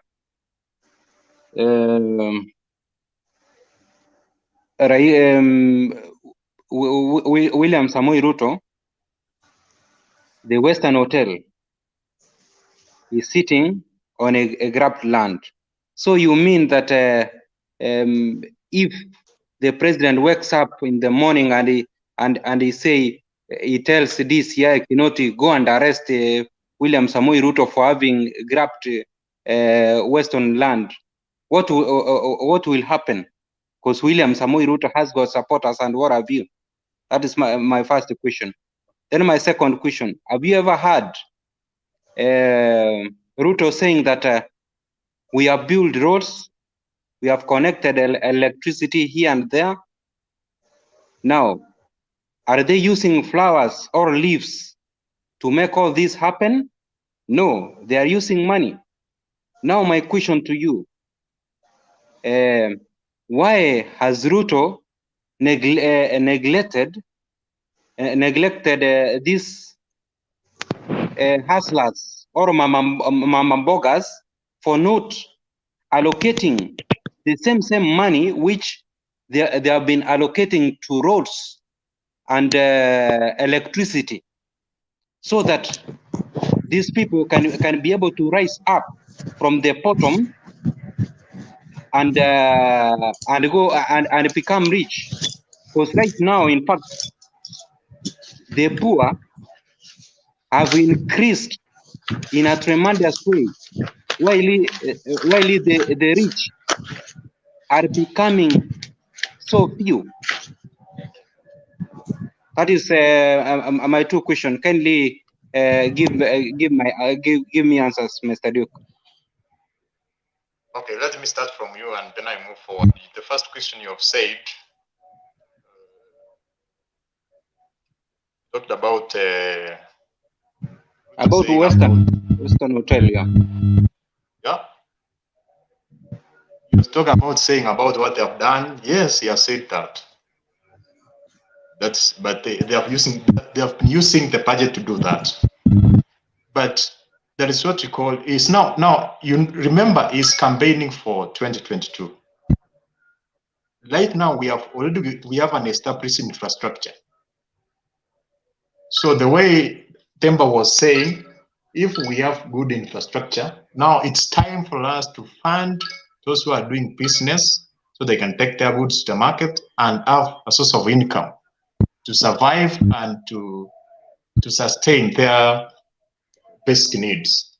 That's what I can answer. Another question, I can't even remember what you asked. Okay, you said you did not use that money to give to people. You know, there was what we call West Fund. Do you know that about West Fund?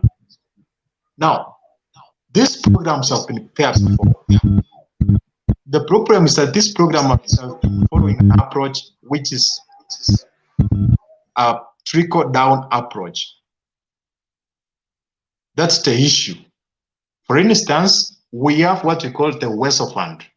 We have what we call the elderly fund. My friend, if you have a grandmother at home, go and try to apply for the elderly fund. Yes, it's qualified, it's above a given age, but go and try to do that. So there is a lot of bureaucracy. So Temper, when I talk about bureaucracy, I have several businesses and I've tried to apply for WESO fund. Have you ever tried to do that? So we have some bureaucracies which are in place whereby it's like discouraging people not to get that funds. So you find that the system, those at the top, have made the system so bad to the extent they discourage people from taking those funds, and then they root everything. That's what's happening in the WESO fund. That's what's happening in the elderly fund. For instance, if, for example, you are an old person, the government asks your records, you should automatically qualify. You don't need to go to chief, you have a national ID and you go to chief, you do everything. And it's like a grant you are given because you are above a given age.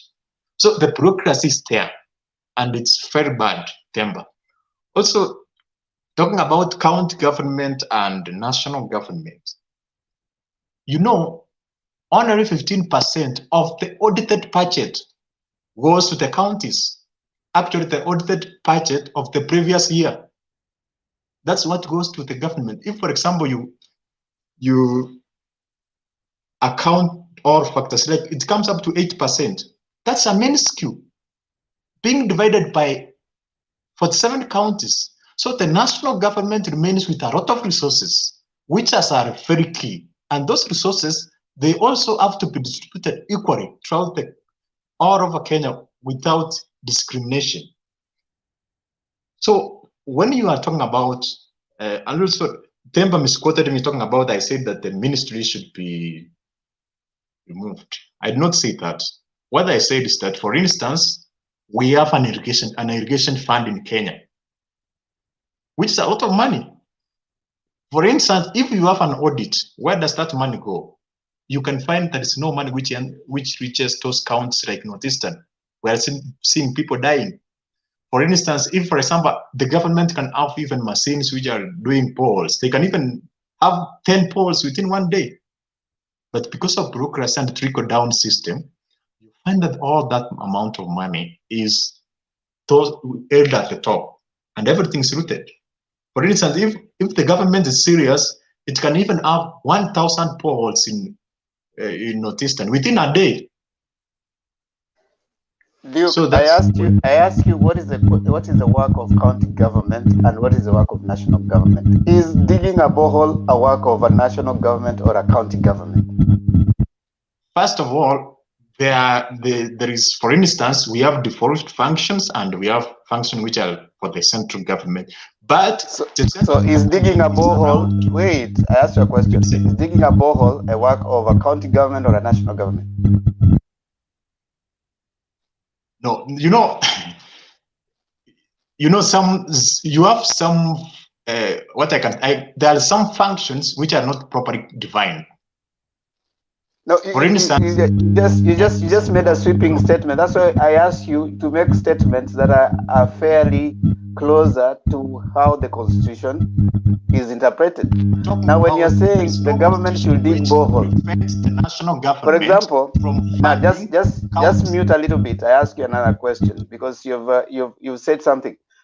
When a county, like for example, county of Kisumu, is probably lacking, say, fire engines.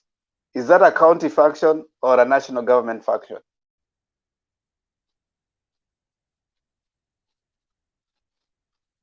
It is a county function. Exactly. So you see, okay, just mute. Duke, before we speak, before we come to say, okay, I appreciate your desire to protect and to project your philosophy and your leaning in a good light. That's okay.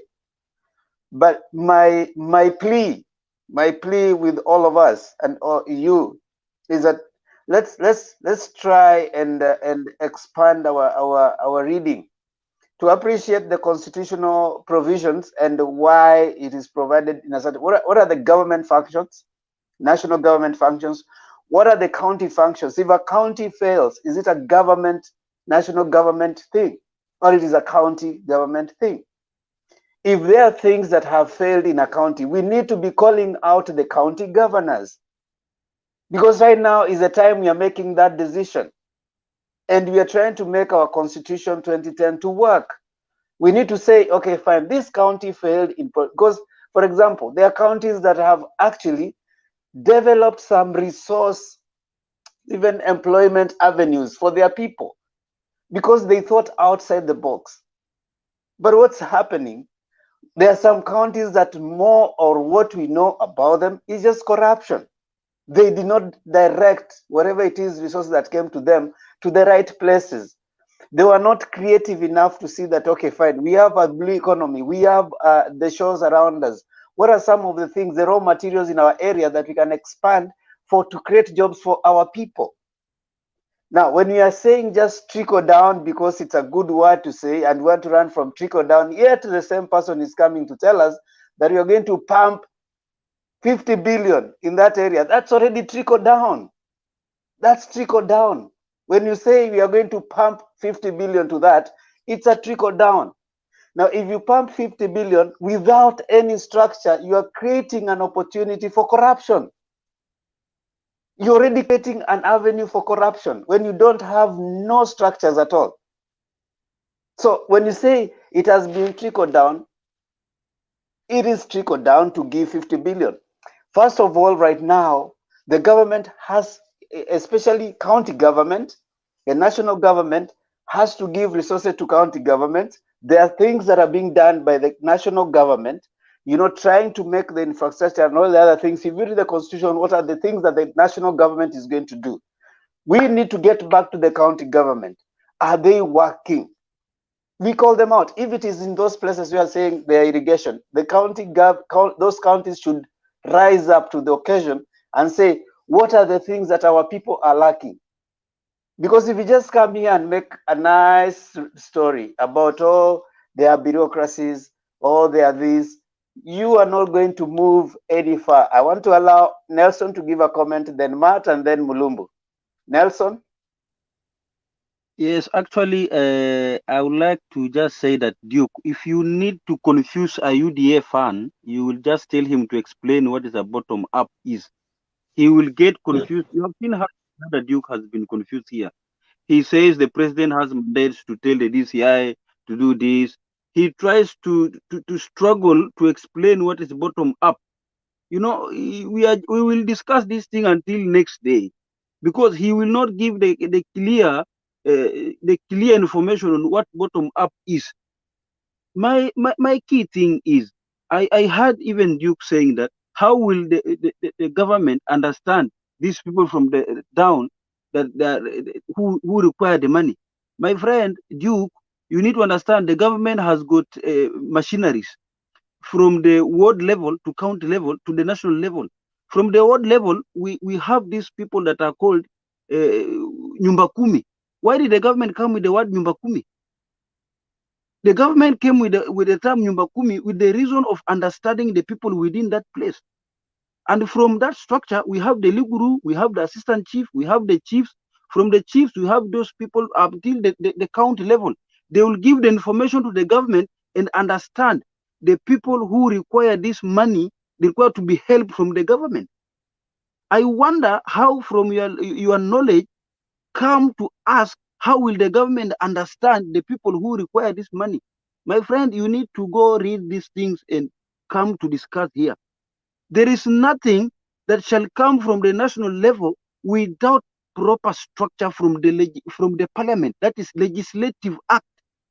There is a legislative act that should be passed from the parliament to from the national level to the grassroots level. First of all, I just want Duke to understand that when he's talking about this bottom up, how are you going to give this money without having peace, justice, and strong institutions? If you are your own side, you are killing strong institutions like the DCIA. How can you kill a strong institution like DCIA, saying that the president has the mandate to direct the DCI, and from that side, you can even hear from Ruto himself. They say from their rallies that the DCI should act independently. I wonder how this young boy, I don't know, Duke, talking that the president should just direct this guy. I don't know from which direction. I hope that question of explaining what bottom up is very difficult. He's getting confused, and he's not going to tell you guys anything here. He will just flamber with you, and there is nothing good you are going to get from this side. There is no way that bottom up is going to work without having a proper partnership between the government and those from the grassroots. You know, we are talking here the responsibility and the consumption and the products from the county level. Each county has got its own things that they require. Like my own county, Busia. You cannot tell me that people from Busia, they require water. Yes, they require water, but there is ample water in Busia. We have stream water. It's everywhere. You cannot come and tell me that the people from Busia, we need to do livestock keeping there.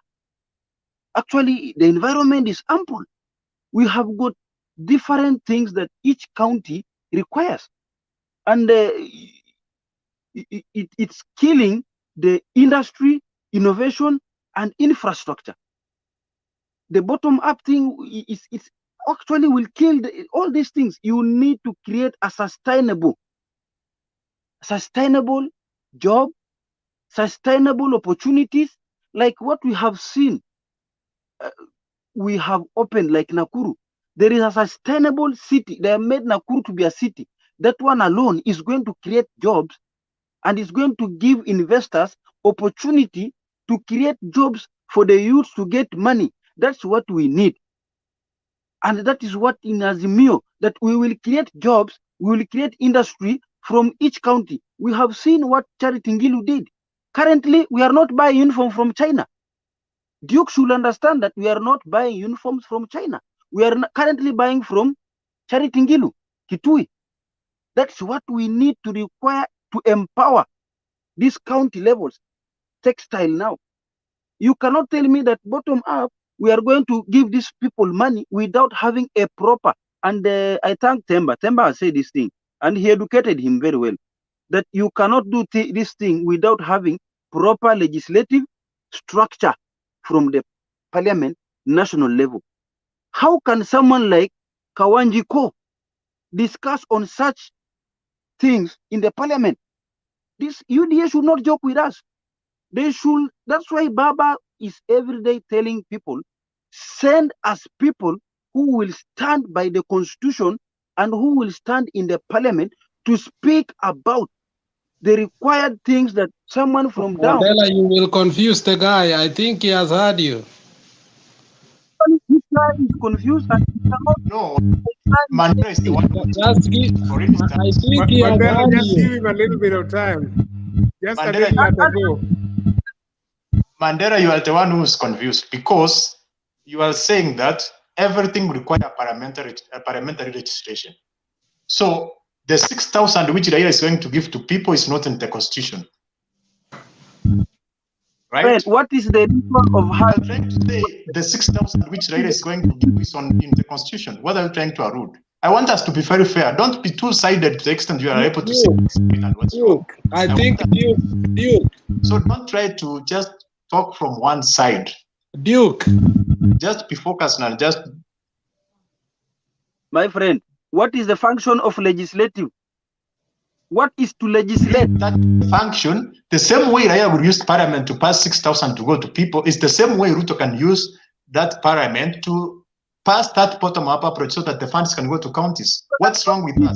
So what is bottom-up approach? You also have the parliament to pass the policies. So all right. Okay. Let's mute. Let's all mute. I think. Hold on, Nelson. I think we have had enough of Duke, because pretty much what I'm picking from all this is that even Duke is still struggling to understand what he's talking about.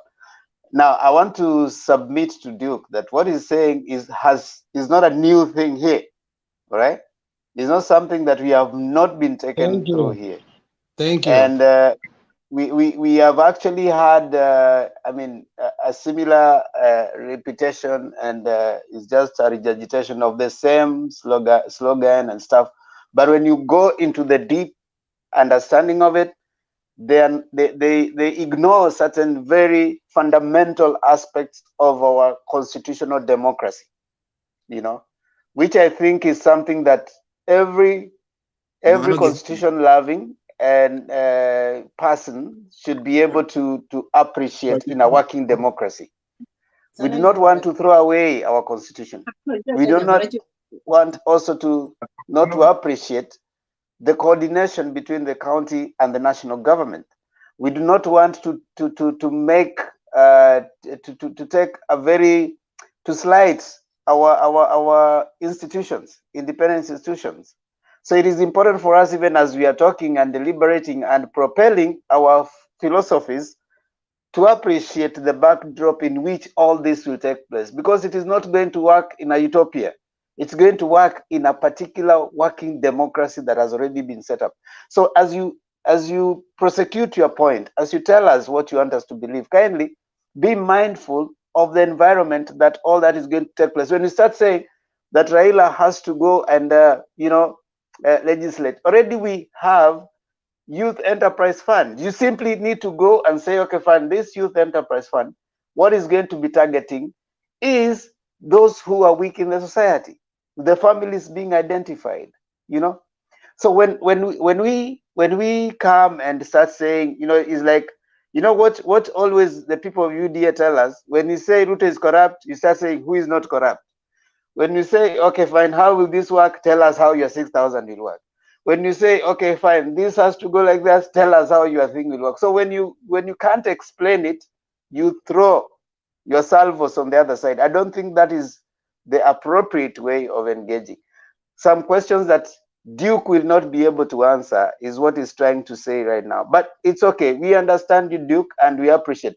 I think we can make some progress by allowing those people who have come also to give their a few, given maybe talking to the debate of today, as also we start now getting into our towards the end.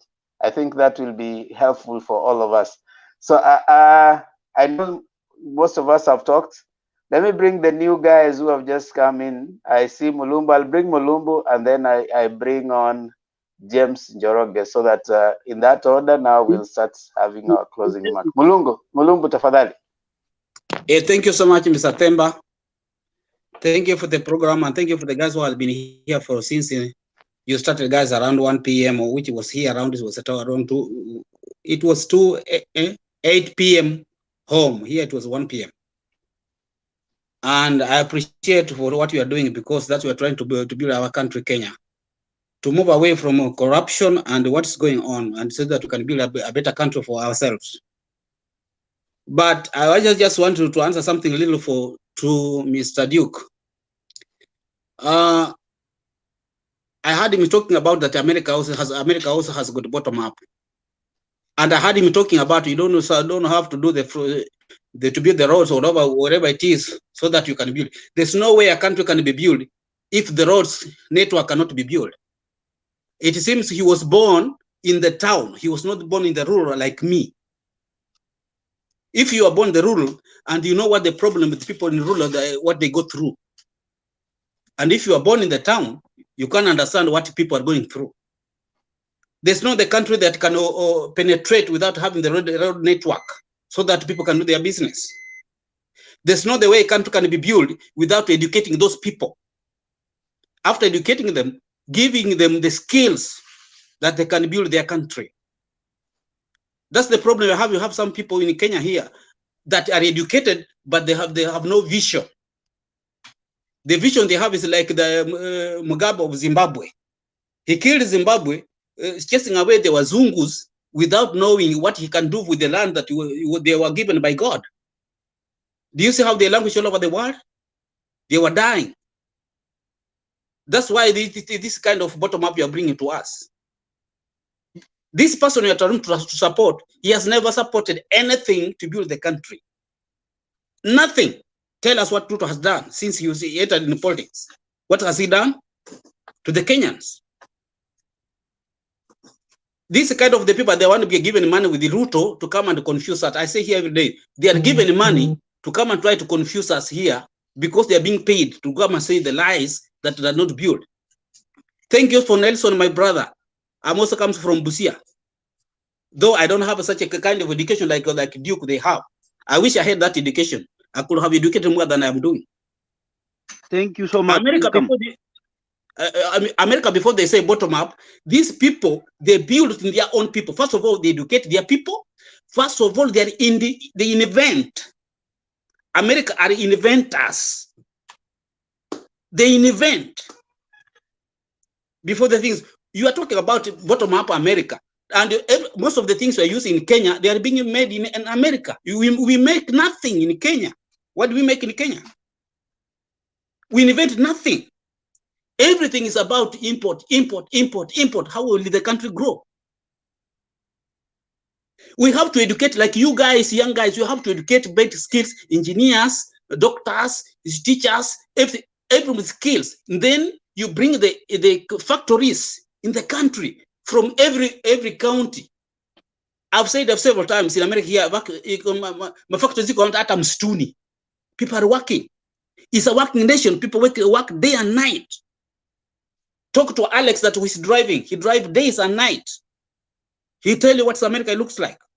So you can't come here tell us that bottom up America, bottom up America. America is not about bottom up. These people, they are well connected. If you want, in fact, if you have a skill, you have invented something, there's people with the money. You go there, you explain to them what you have produced, what you have invented, how it can work. They look at you, they value it. If they say there's something in it, okay, because you are inventing this, we are going to get 50% because we are going to give you money and do the manufacturing. You yourself, you are going to earn 50%. That's how it works. You can't just take money, unapeleka watu bottom down, unaenda kutupa pesa huko kwa vijiji, and there's nothing over there. How they're gonna move? I grew through the matope. Kutoka huko nyumbani kwenda kwa soko is a problem. Hata baisikeli haiendi. Kitambo fike sokoni, everything is done. Then unaniambia kwamba atunaweza acha kujenga maroad, open the country, upatie watu pesa bottom up ndio waendelee. Guys, kama mmepewa pesa na pesa ya Ruto mmelewa, sisi si wajinga vile Paul Ruto anasema. We are not stupid. Hata wale hakusoma, they are not stupid. We are looking at after these things. Thank you guys. I'm going to work. Ningeongea mengi. Thank you. Look forward and think broadly. Thank you. Thank you, thank you, Mulumbu. See you around. Okay, let's have James Joroge.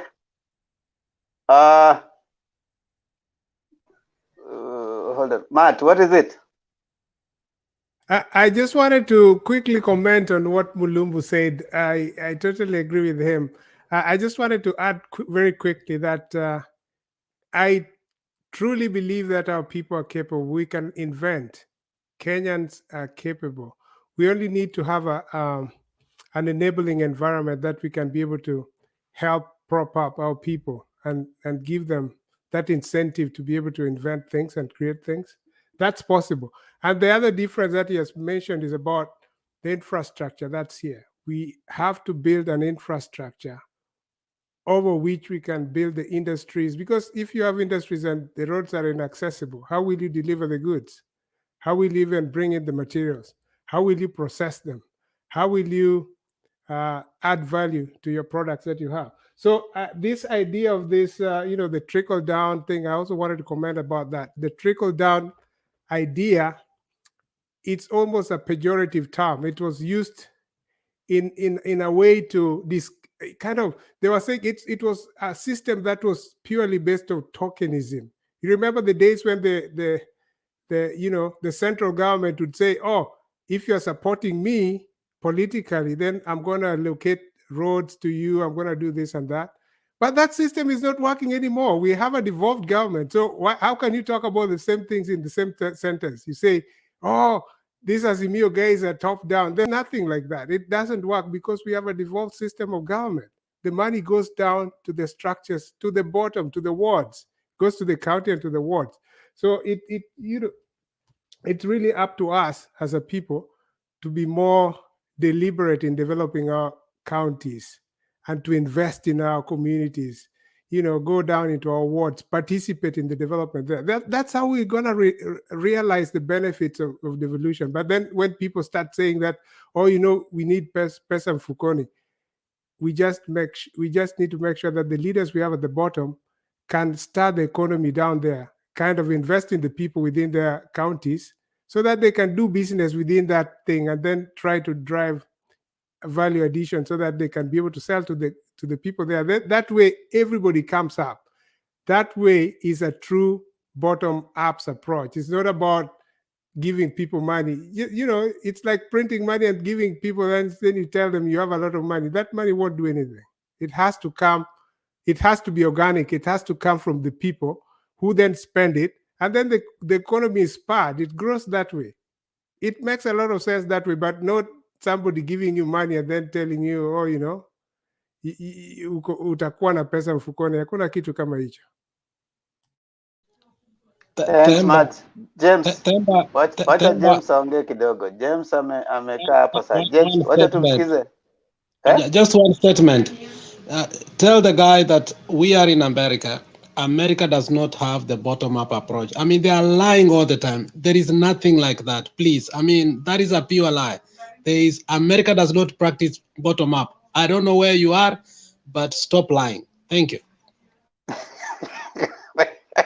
Alex, ilikuwa lazima mgonge hivyo na mawe jamani. Haya. I mean, they have made it a habit of saying that, and it's becoming the truth to them. I don't know where that came from. They have been conditioned by their master. James Njoroge, karibu tukusikie. Habari ya asubuhi. Salama. Mzuri sana mkubwa, karibu. Okay, sasa I think we are just doing the same, repeating the same, but giving it different names. What we should be asking ourselves is, what is our how is our system of the economy? We are a capitalist state. We are people create wealth and they move up the mobility, they raise the scales. So as soon as we understand our system, we are not a socialist state. If we are a socialist state, we could give handouts to people, but we are not. People have to sweat it out, and the best will get a fair share of their sweat. I think I'll just summarize with, we have a vision. In our system, we have we did the Vision 2030 under the Kibaki regime. What does that? It lays the path of our growth. The Kibaki, the Uhuru, they've been doing the enablers. They're doing the roads, the rails, the electricity. That is what we need to get to the next level in our growth path. The next phase of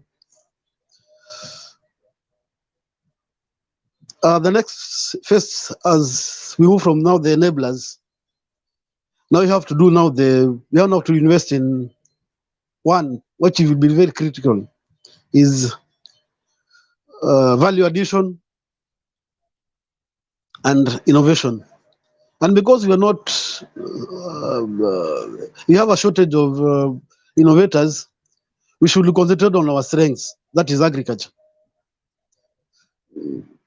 Because if we say that we invest in technology of maybe, let's say electronics like Japan or China, We won't have the advantage, the competitiveness. But we should concentrate on our strengths: the coffee, the tea, mining, and with that we'll be able to create more jobs for our youths. So it's hard. It's so hurting to hear some people say that you don't need the roads, you don't need the airports. Mm. How will the Mama Mboga get his produce from the farms? Mm? From inside Duko Embu to Marikiti in Nairobi without the road. Mm? We need to get off this box. Mm? People are. It seems that brains are taken away when you join the Tanga Mujahideen.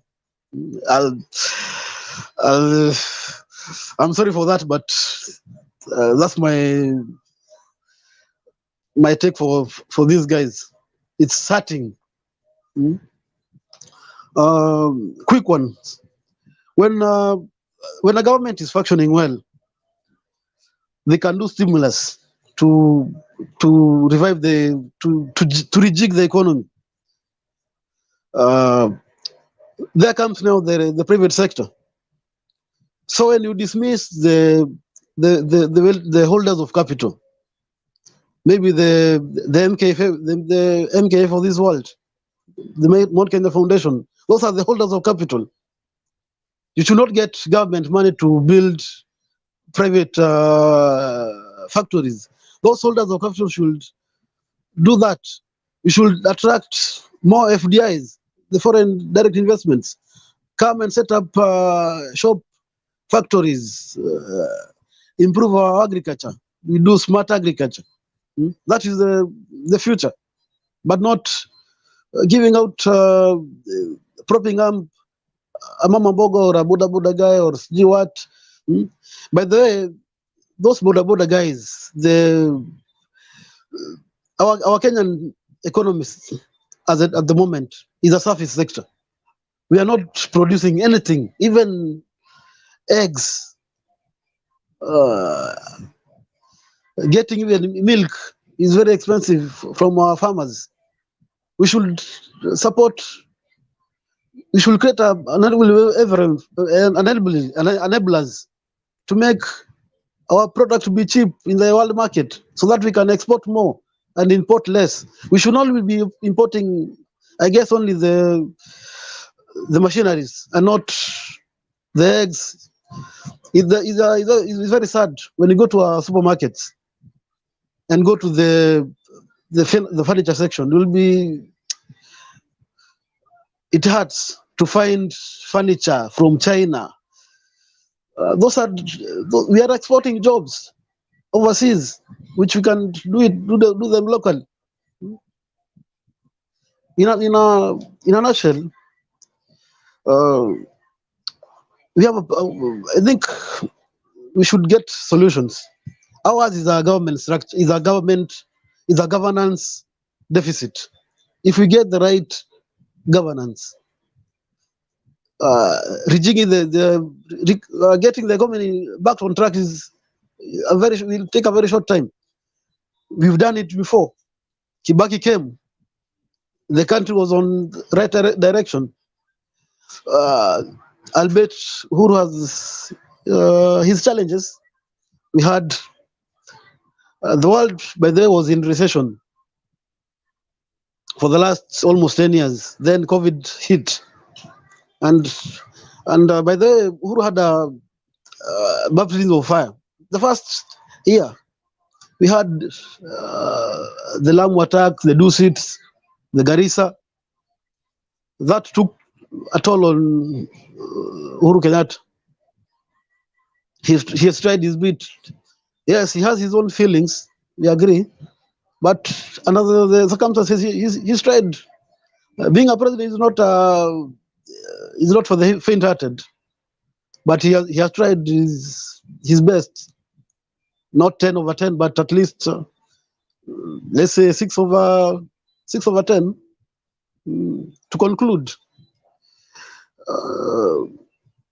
And on a lighter note, how do you disappear a whole dam? You disappear a whole dam and a roll and Kimorel and expect Mama Boga to plant the vegetables. Well, the mama get the water to plant the vegetables. It beats logic. Hmm? The guys, we had a project, Galana Kulalu. It was dead on arrival. Like this, with those few remarks, or I beg to let the others at least.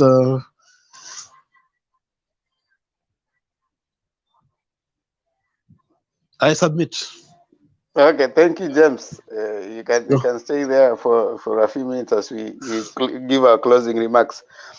Now, I know in about 10 minutes, the people on Facebook will be dropped off because we'll have done the maximum 8 hours that is supposed to be on Facebook.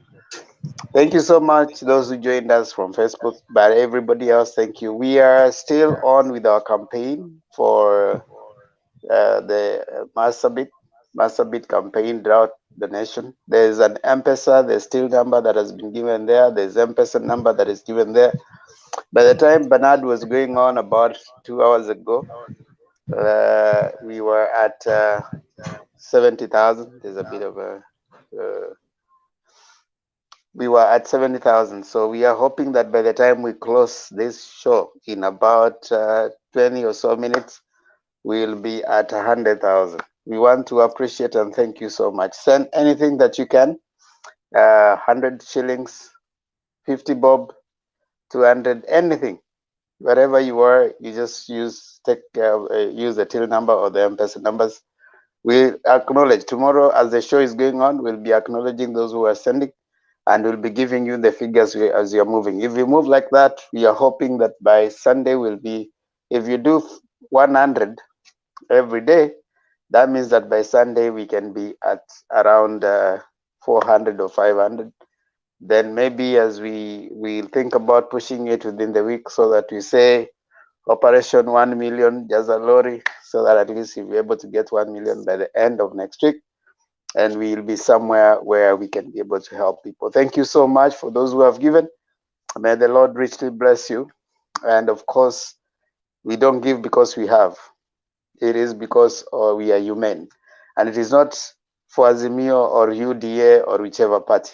It is because of the people, humanity. So humanity comes first, and we are all together in this as Mutembei family. So kindly, if you haven't, the directions are there. The till number is going on the screen. You can be able to see it.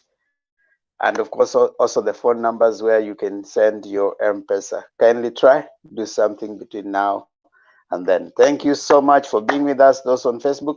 If you drop off, see you again tomorrow as we start on another show. And not tomorrow, today, Kenyan time, that is 8 p.m. But of course, other global time, wherever you are, you'll be able to follow it. You can come in anytime from 8.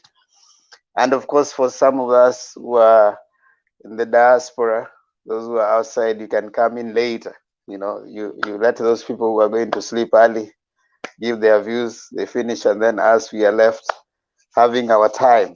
And this is that there's no taking anybody to quarantine. So we really appreciate. So let's, I want to invite Alex for your minutes closing remarks. Alex, tafadhali, as I go up. Alex, you're there? Okay. Alex, as Alex comes, let's go to Alex. Yes, I'm here. Okay, sir, karibu. Is Duke still here? Umetoka quarantine? Oh yeah, nyinyi mnapenda nikikuwa quarantine. Mnasikia vizuri. So I don't know where Duke has gone to. I needed to speak with Duke, but he has gone. And if Duke, you are listening, a country, when you have an economy is rated by many factors. So when you say Kenyan economy, it is its ability to do commerce. And what is commerce? Commerce is trade and aids to trade.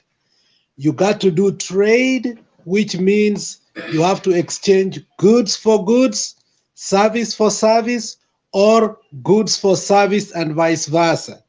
And in order to do that, you need the aids to trade, which are key transportation, there is communication, there is other things like packaging, warehouse, and so on and so forth, which brings even insurance and reinsurance. So in order to do all these key things of trade and aids to trade, you need, key of them is transportation and communication.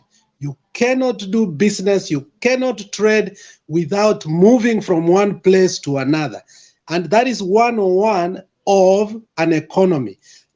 Let it be, hata kama ni through leg delivery, hata kama through border, which is land and sea and air. So for you to start saying that infrastructure is nothing, I think you're missing the whole point. An economy cannot transport its goods and services without an infrastructure.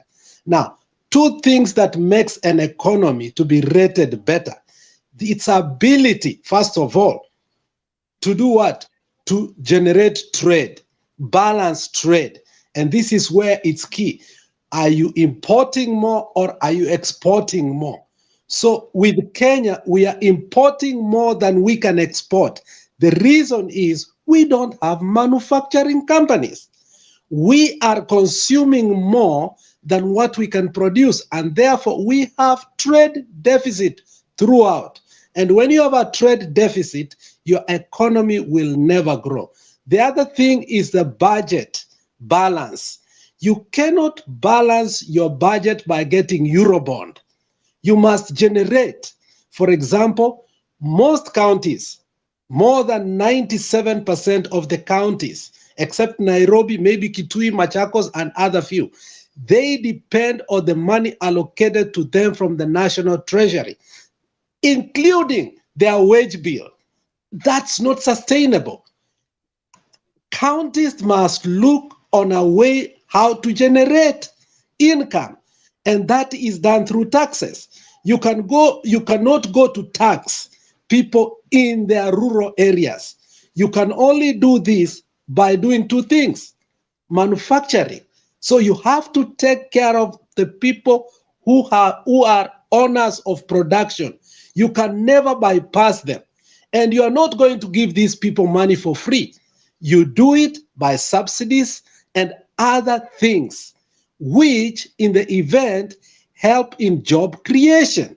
So giving people directly money, you haven't solved the problem of job creation. Jobs are created mostly through manufacturing, and that is the private sector. And once you do that now, that something that is called the GDP will grow. And once the GDP grows, the per capita income, which is the key indicator of an economy. Kenya right now, we have a few people who are employed by the government, but their per capita income is too low. These are people who work 30 days a month, whether they are working or not, but they are employed by the government. However, you put their housing, you put the clothes, and you put their food, they are living from paycheck to paycheck. And that is the key indicator of how can we improve that. So some countries like US, the moment you are chosen a president, the person you get in contact with first and foremost, it's not your security. It's the Minister for Labor on how jobs will be maintained or created.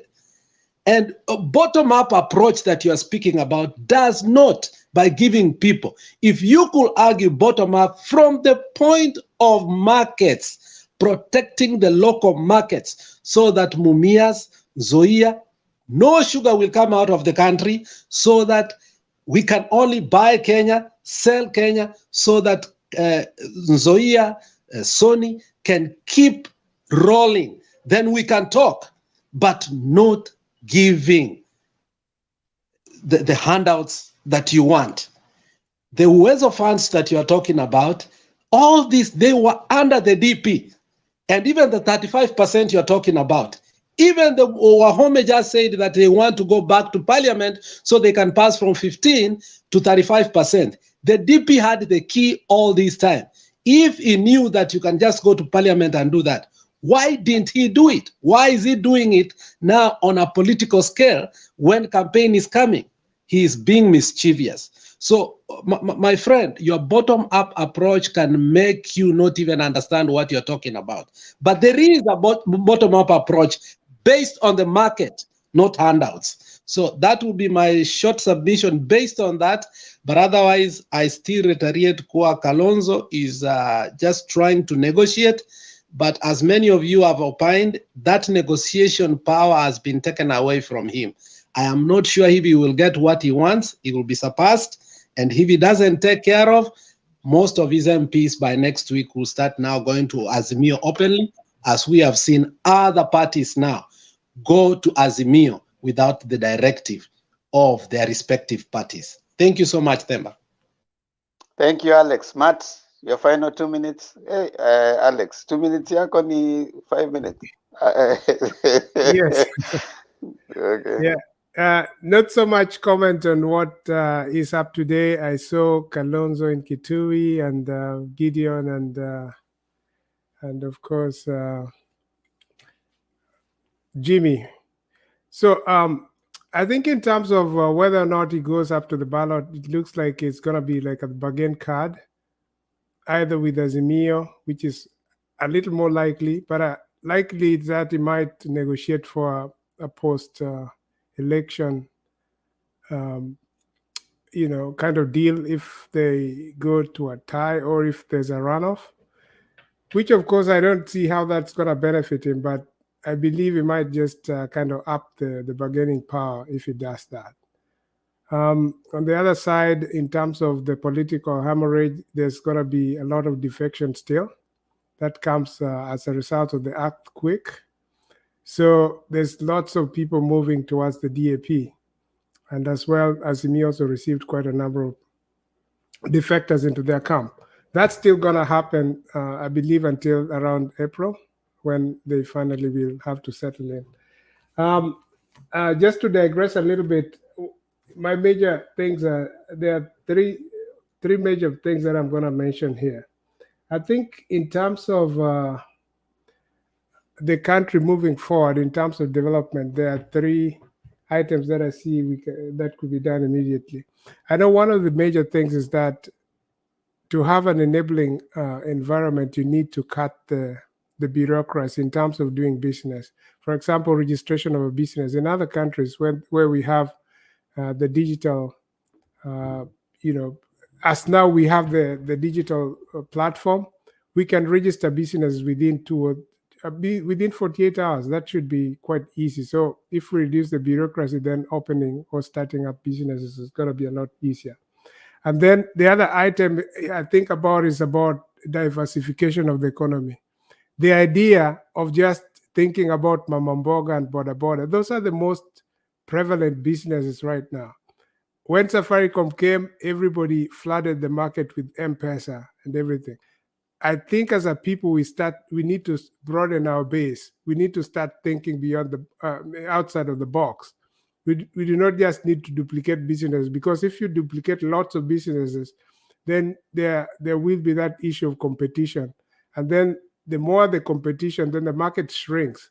But if you have diversified businesses, you have different portfolios, then you open up avenues for, you can sell, Mama Mboga can sell food to an engineer or somebody else can. So that way you kind of make the economy grow in terms of broadening the base. You're not just doing one kind of business.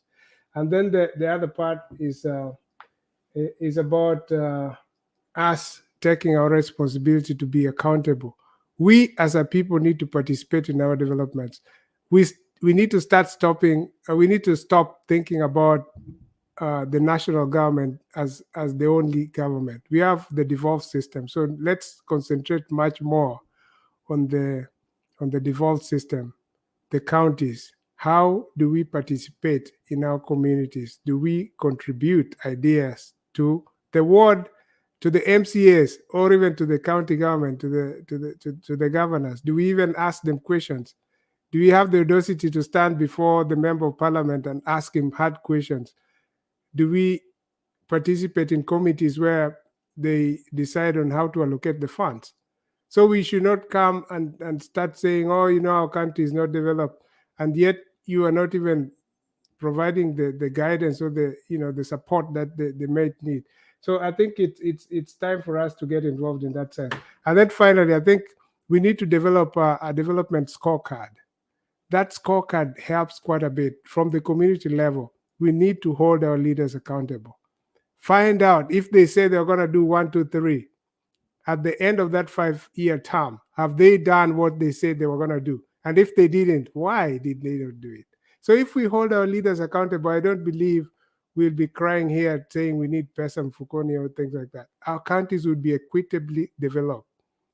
I know right now the allocation is a little bit less, but once that thing is enacted and it becomes a reality that it's increased from 15%, there's going to be a lot of focus into priorities for development rather than just having the wage bill, which is quite high at the moment. So we need to kind of reprioritize, have priorities that are important in terms of development focus rather than this idea of sloganeering and politicking. I believe politics is good because politics shapes life, but I believe much more important is for us to focus into development. Are we electing leaders who are mediocre, people who are not going to do anything for us? Or are we electing people who are credible and people who are development conscious? We need to ask ourselves that before we have somebody tell us things that they're just talking, just rhetoric, mere rhetoric. They're just talking, but they're not going to deliver anything. I think that's my submission for today. Thank you, Matt. Harun, karibu. Yeah, thank you so much, Mr.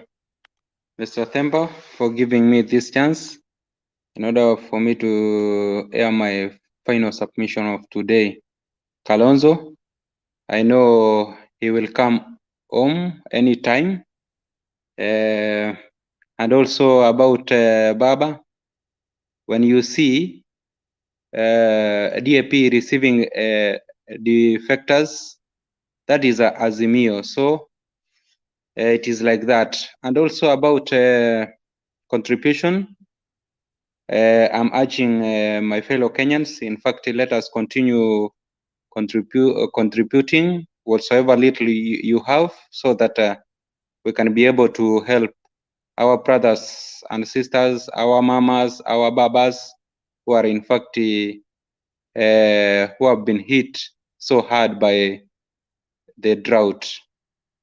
Yeah, now in fact they always say that if you want to predict the future, you must create it. And also you cannot fight corruption. That is you dear people. If you cannot be able to make your bottom-up approach a reality if you cannot stop corruption. But for Baba, he can be able to give us the 6K to families which are vulnerable, because he has told us that he is going to put measures to ensure that the corruption monster is really minimized to the level that we'll be able to get services through the taxes we always pay. And then lastly, my urge to Baba is that kindly, when he takes over presidency, in order to address this issue of drought, let us not every now and then continue depending about rainfall. What he's supposed to do is supposed to ensure that, in fact, these drought-stricken areas, that is, if it is Baringo, if it is northeastern, let him build large dams and also boreholes, so that in fact our people can be able to get water, and even animals water for drinking, for their survival. So I finish by saying, Azimio, gather all, scatter none, hashtag inawezekana. Back to you, Mr. Themba. Thank you, sir. James, dakika mbili ndio nilete Nelson.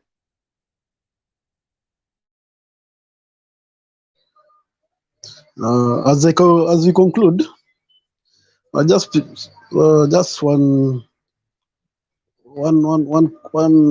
concern. The 6,000 shillings is in the is not the amount, but the concept is in the constitution. I think maybe tomorrow I'll get the correct chapter and share it out tomorrow. But it is because our constitution is a social democrat, where is a social capitalism. That's the key word. So you create wealth, people get rich, but you need to protect the vulnerables. And by the way, in our the 6,000 shillings, or what Baba is proposing, the figures didn't come from the blues. Go check Kenya National Bureau of Statistics. We have 2 million who are below even the mamambogas. They cannot get food on their table. They have nothing. And assuming a family has around 6 members, so you have the program will be catering for almost the 2 million families. If you compute maybe times 6 or times 3, that is almost 8. 2 times 4, 8 million. Assuming a household has four people. Therefore, these figures are not coming from the blues. And to cap it up, there is this chairman of the presidential team, the Laikipia governor, Nderet Muredi. He was in one of the shows, and he explained in a very simple term, in a very simple way, how the Azimio government will get the 6,000 shillings. For every 100 shillings that Kenya Bank, under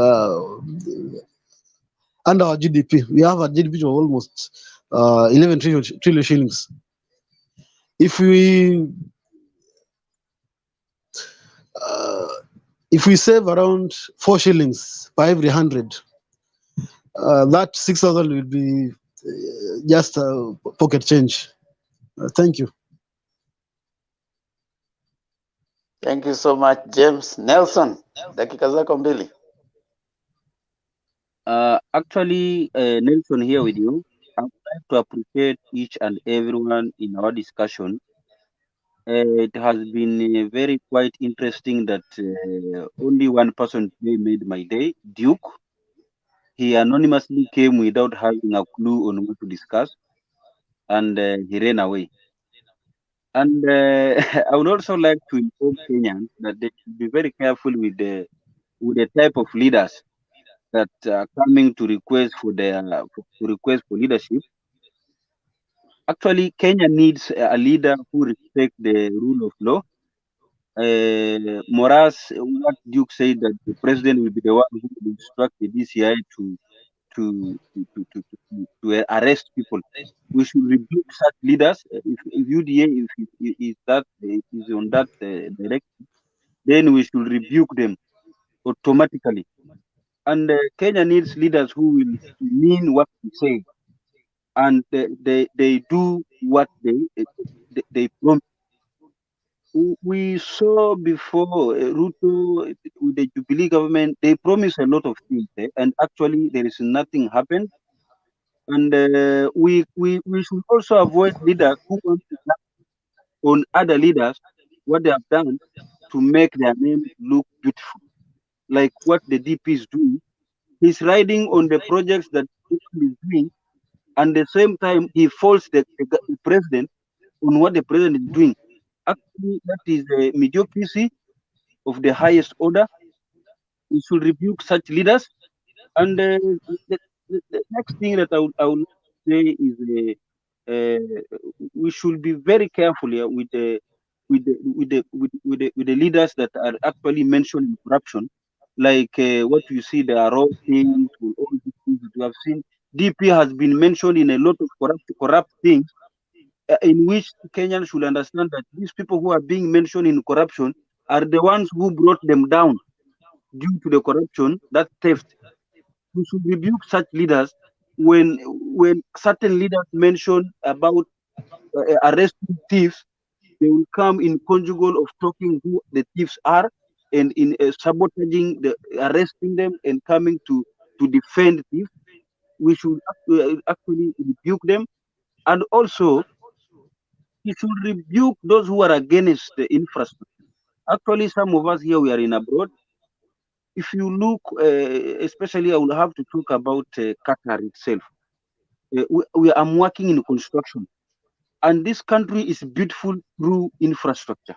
When you look on infrastructure only, it's very beautiful, and from exposure of infrastructure, we can see this country is far better than anything. And last, I will say, kindly please inform a friend and tell a friend to inform and tell a friend to go and register to be a voter. It is only your voter will send the UDF fraternity.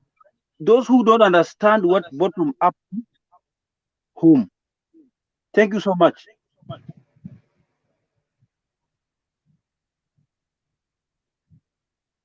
My submission is done. Thank you, Nelson. Duke, you're back. You're 2 minutes, please, as you finalize. Okay, first of all, somebody mentioned me. That's why I came back. So I wanted to respond to his statements. No. We are just closing. We are closing. Yes, I will give that as soon as I give closing mark. First of all, what I want to say is this. Within the 2 minutes. Okay. Okay, I've just started to count. It's true that the economy of any nation depends on the infrastructure. But the key component of any country to move forward is having a good environment where individuals can start business. Because when individuals start business, therefore, they create employment opportunities. And we think that they are able to produce goods and services within the boundaries of the country. That's how the GDP increases, their export increases, and the balance of trades comes in because exports increase. The key component for any business to succeed is what we call about purchasing capability of individuals. If you set up business to produce goods and services and people don't buy, the business stops there. So anywhere where there is good markets, where we have people have the ability to buy, that's what we call the purchasing capability. And the purchasing capability is based on the income which people get. Therefore, you have to empower those at the bottom. So when you empower them, they are able to be economically, they have what you call consumer confidence. And when they consume, the prices of goods and services rises, and more investors are attracted and the economy grows. So if an individual at the top has all the millions and he has his own industries and it prevents foreign companies from investing, that means that the government alone cannot provide employment for all Kenyans. That's why the first world country, you find that 80% of employment opportunities are in the private sector. But here in Kenya, we have what we call state capture. There are some individuals who own big companies. They prevent foreign investors to come to give them competition. So they dominate the Kenyan economy. So the Kenyan economy cannot move forward. So we have to empower the majority so that Kenya can move forward. That's my submission. Thank you. Sela melala.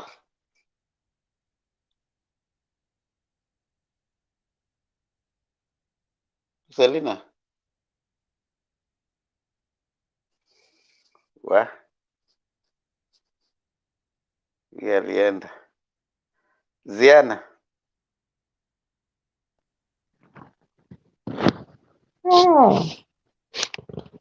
Mi ninalia tu. Nani aliweka hii watu bottom up? Sasa nataka irudi juu. Asante sana Temba. Na wenzangu Nelson. Karibu Nashukuru sana. Nashukuru sana kupewa nafasi tena ya kuzungumza. Mimi kile ninachoweza kusema ni kwamba nchi yetu Kenya sasa hivi watu wanaenda kwa kuanza kutafuta kura. Unapata ya kwamba mbunge wako, MCA, senator na hata governor hujawahi muona tangu achaguliwe kwa mlango yako. Lakini sasa hivi hata ukitaka kuwekea kuni kwenye moto, anaweza kuja akakuwekea kuni na kusukuma hiyo kuni kwenye moto na aanze kukaa na wewe hapo. Ukipata msiba sasa hivi yuko na wewe hapo. Lakini ukishamchagua ni baada ya miaka 5 ndio utamuona tena. Kwa hivyo mimi naomba Wakenya, wakati huu watu wanaenda kwenye uchaguzi, chagua yule mtu unaweza muona wakati wowote akakusaidia. Ofisi yake iwazi kwa kila mmoja. Unaweza bisha wakati wowote na ukaingia. Sio ati wakati wa mkutano wa kutafuta kura sasa hivi tu, lakini hata baada ya kura unaweza ingia kwake na akakusaidia. Na hata hii CDF, sijui inaitwa CDF huko Kenya, inafaidi wao wenyewe. Unapata mbunge wako badala anapeana kulingana na watu wa kwao. Ningependa waangalie vile wanaweza saidia masikini yule yuko chini. Sio ati unaenda kusaidia mtu ambaye anafanya kazi na tena unampatia mtoto wake kwenda nayo shule. Hii hautakuwa unasaidia Kenya.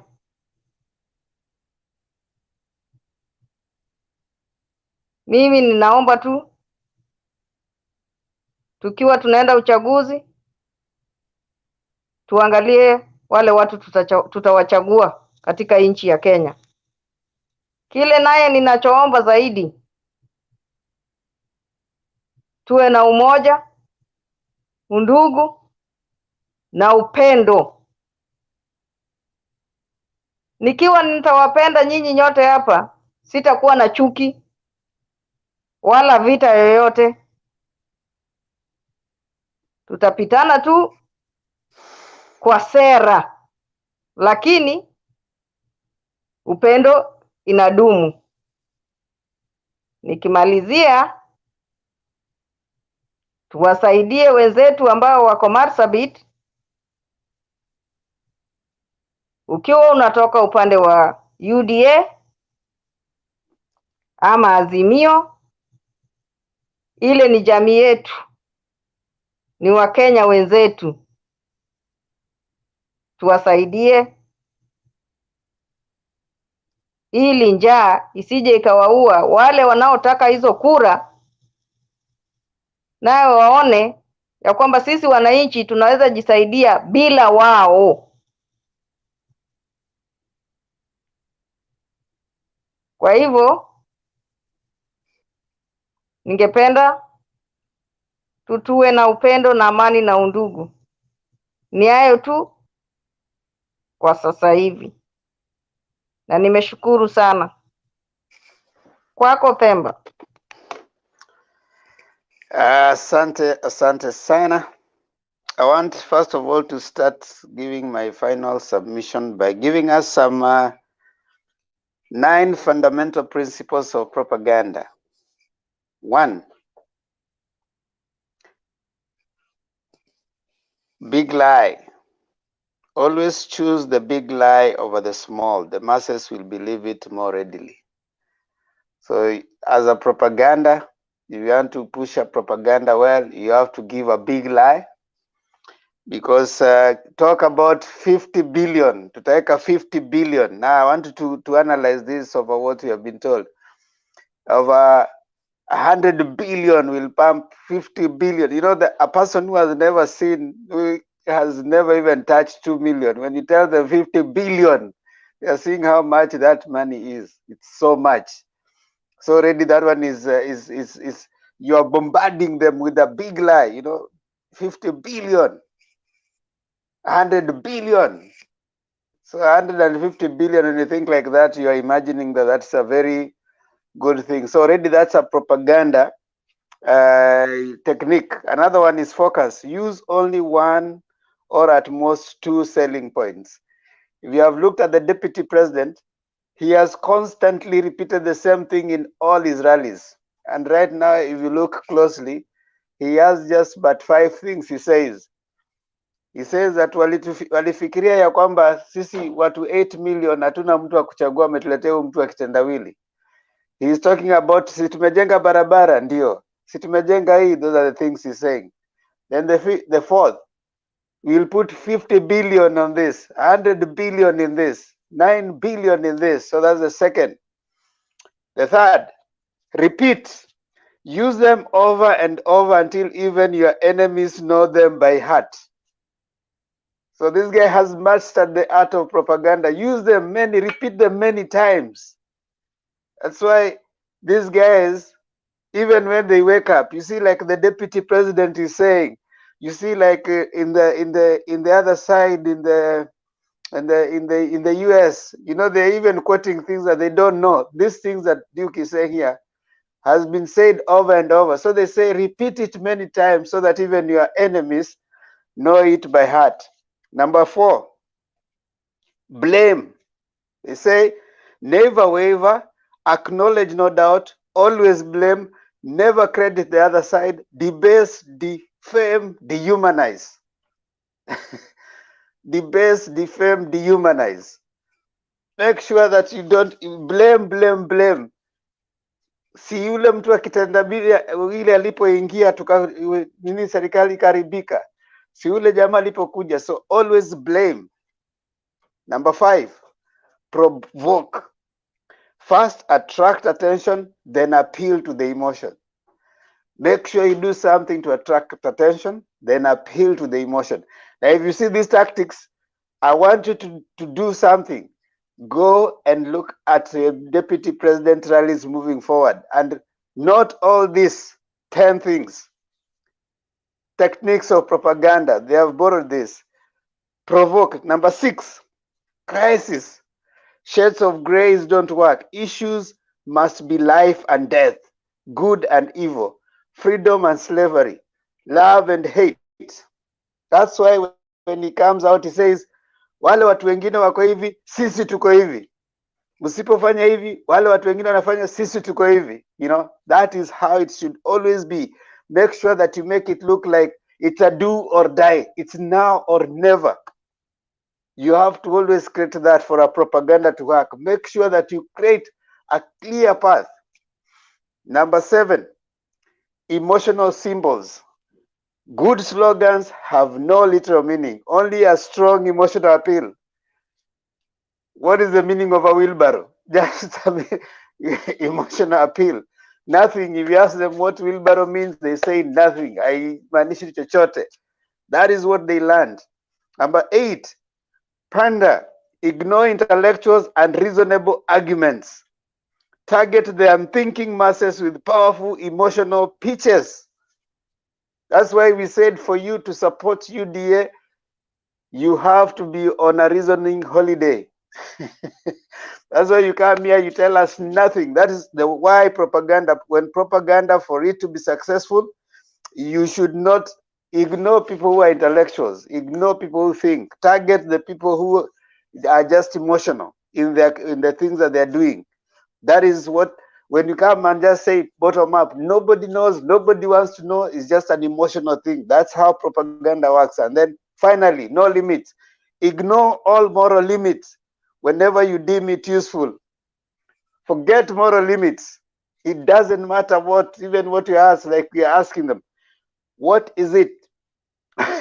what is the ideological philosophy between UDA and NSC? They don't care. You talk about corruption and the people you're having are corrupt, they don't care. They talk about the age of Raila and some of the people that are being picked. I hear Gachagua wants to be picked as one of the deputy presidents. They are co-principals now. Latest is as the principals in the Kenya Kwanza Alliance. Principal, co-principal. We have the deputy president. You have Gachagua. You have Alice Wahome. You have Mudavadi. You have Duale. You have Wetangula. You have Nanok. Where are the mamambogas? Where are the boda guys as co-principals? So you tell these people that you guys are going to come and help me rule. We are going to be mamambogas. It is going to be the serikali ya mamamboga. Your mamamboga is Mudavadi and Wetangula. Now you have it. All you have is propaganda. Ladies and gentlemen, reason, reason, reason. Don't be emotional. Kenya is a constitutional democracy. And a constitutional democracy works within the constitution as prescribed. There's nobody who will come and do anything that is outside the constitution. We have a national government and county governments. There's things that county governments will do and things that the national government will do. For a president to make anything work, they have to have the representation. The parliament has to pass the legislation. And of course, county governments always operate in tandem with the national government. So do not be cheated. There's no abracadabra moment in Kenya. Kenya is not under crisis. The constitution is working and we have a country to protect. Nobody is coming like saying that if they don't rule, Kenya is going to end. No.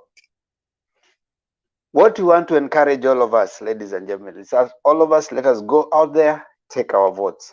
It is you and I to make that decision by registering as a voter. Ours is a representative democracy where you go and vote the leaders that you want. We want to urge you that as much as possible, think about the leaders at the MCA, MP, and the governors. If you can have those ones right, then you are sure that your counties, your constituencies, and even your wards are going to be at least developmentally enhanced after this year's election. Go make the decision. We are here to try and help you interrogate the leadership and the governance processes in the country. We hope that you're getting informed in one way or another. Do not ignore the information. Try and learn. Try and learn. You need only 4 things to come here. 1 is a working gadget, either a computer or a phone. 2, connection, connectivity, bundles or Wi-Fi, whatever. 3, something to share, an idea that you want us to talk about. And 4, of course, a willingness to learn. Have an open mind and readiness, of course, to engage with each other. We respect and we love Kenya, and we are people who love each other. Respect your neighbor, Love your neighbor, because that is the most important person. We don't have to hate each other because of the political competition. Politics will come and go, Kenya will remain. Leaders will come and go, Kenya will remain. Let us learn to love each other. Wacha tuelimishane. Let us make each other appreciate that Kenya is one. We love each other as Kenyans. I want to acknowledge those who have come in on the comment section. Margaret Achola, thank you so much. Penya Gaka, you decided today you're not showing up.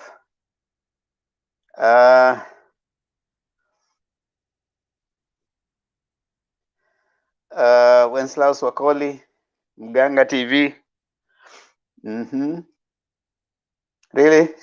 Wenslaus Wakoli, do you have to be that? Some people. Okay. We love you all the same. You know, you are a Kenyan, and Kenya is our country. Zabondi you. Asante Evans Marube, asante. Patrick Mwakimu, asante. Jumba L. Hirari, asante. Top Bias, Juma. You came on and you disappeared, but thank you all the same. Dominic Laser, thank you. Chuchui, asante. Hilary Odhiambo.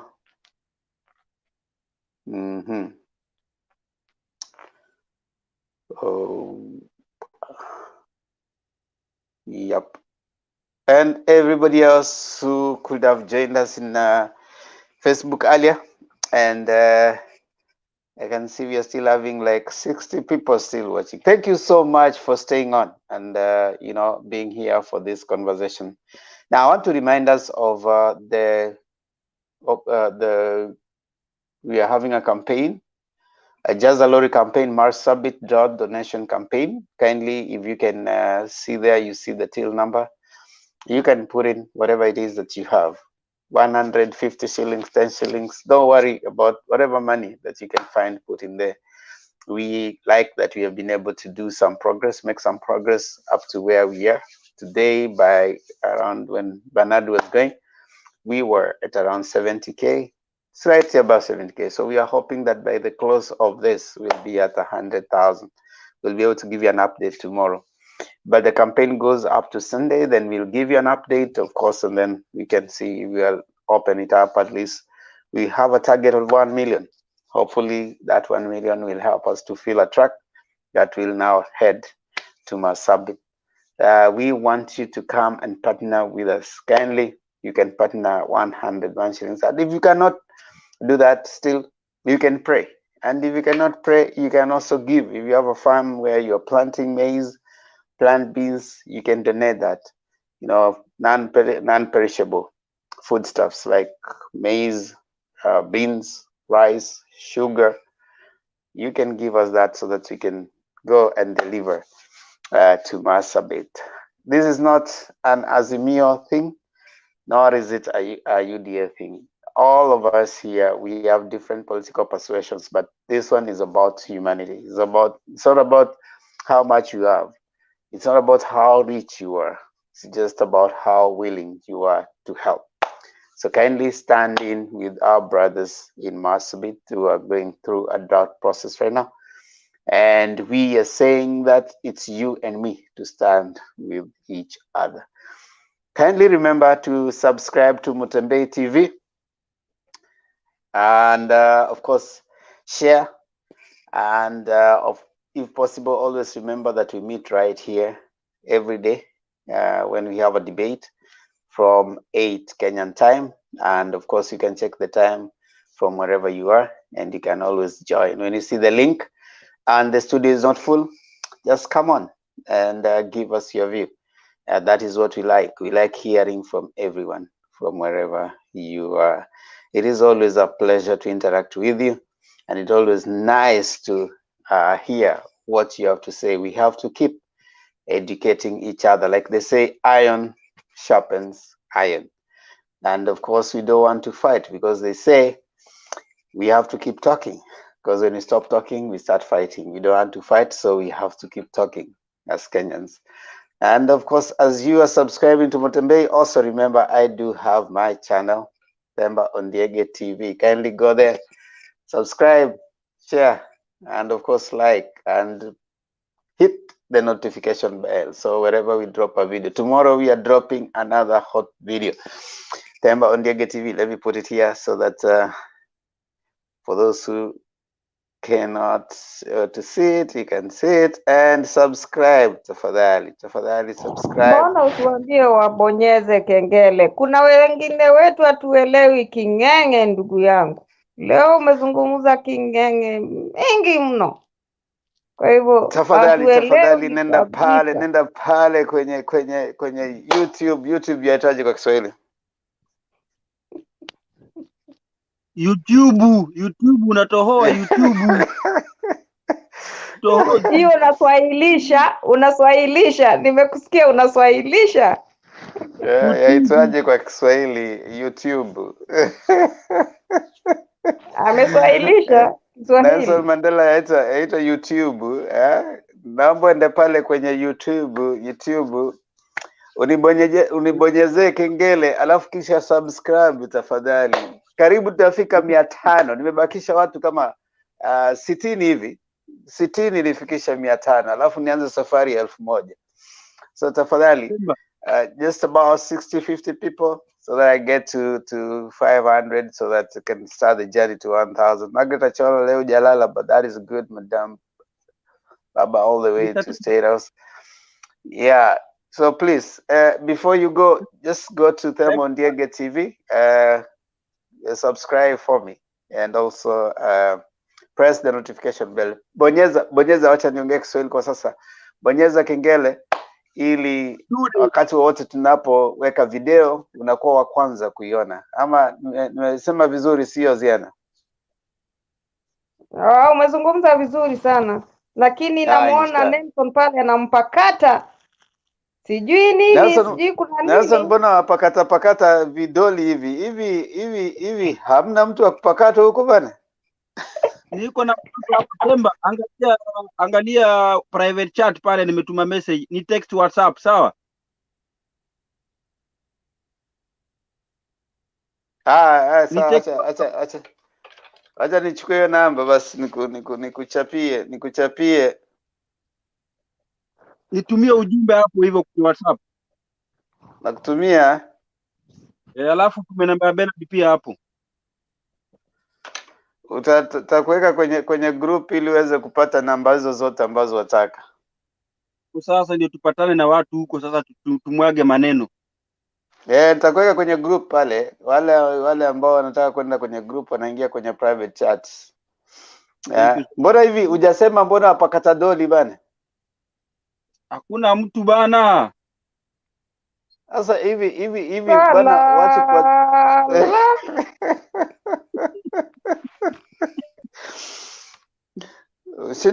umeshindwa kupata watu huko bana?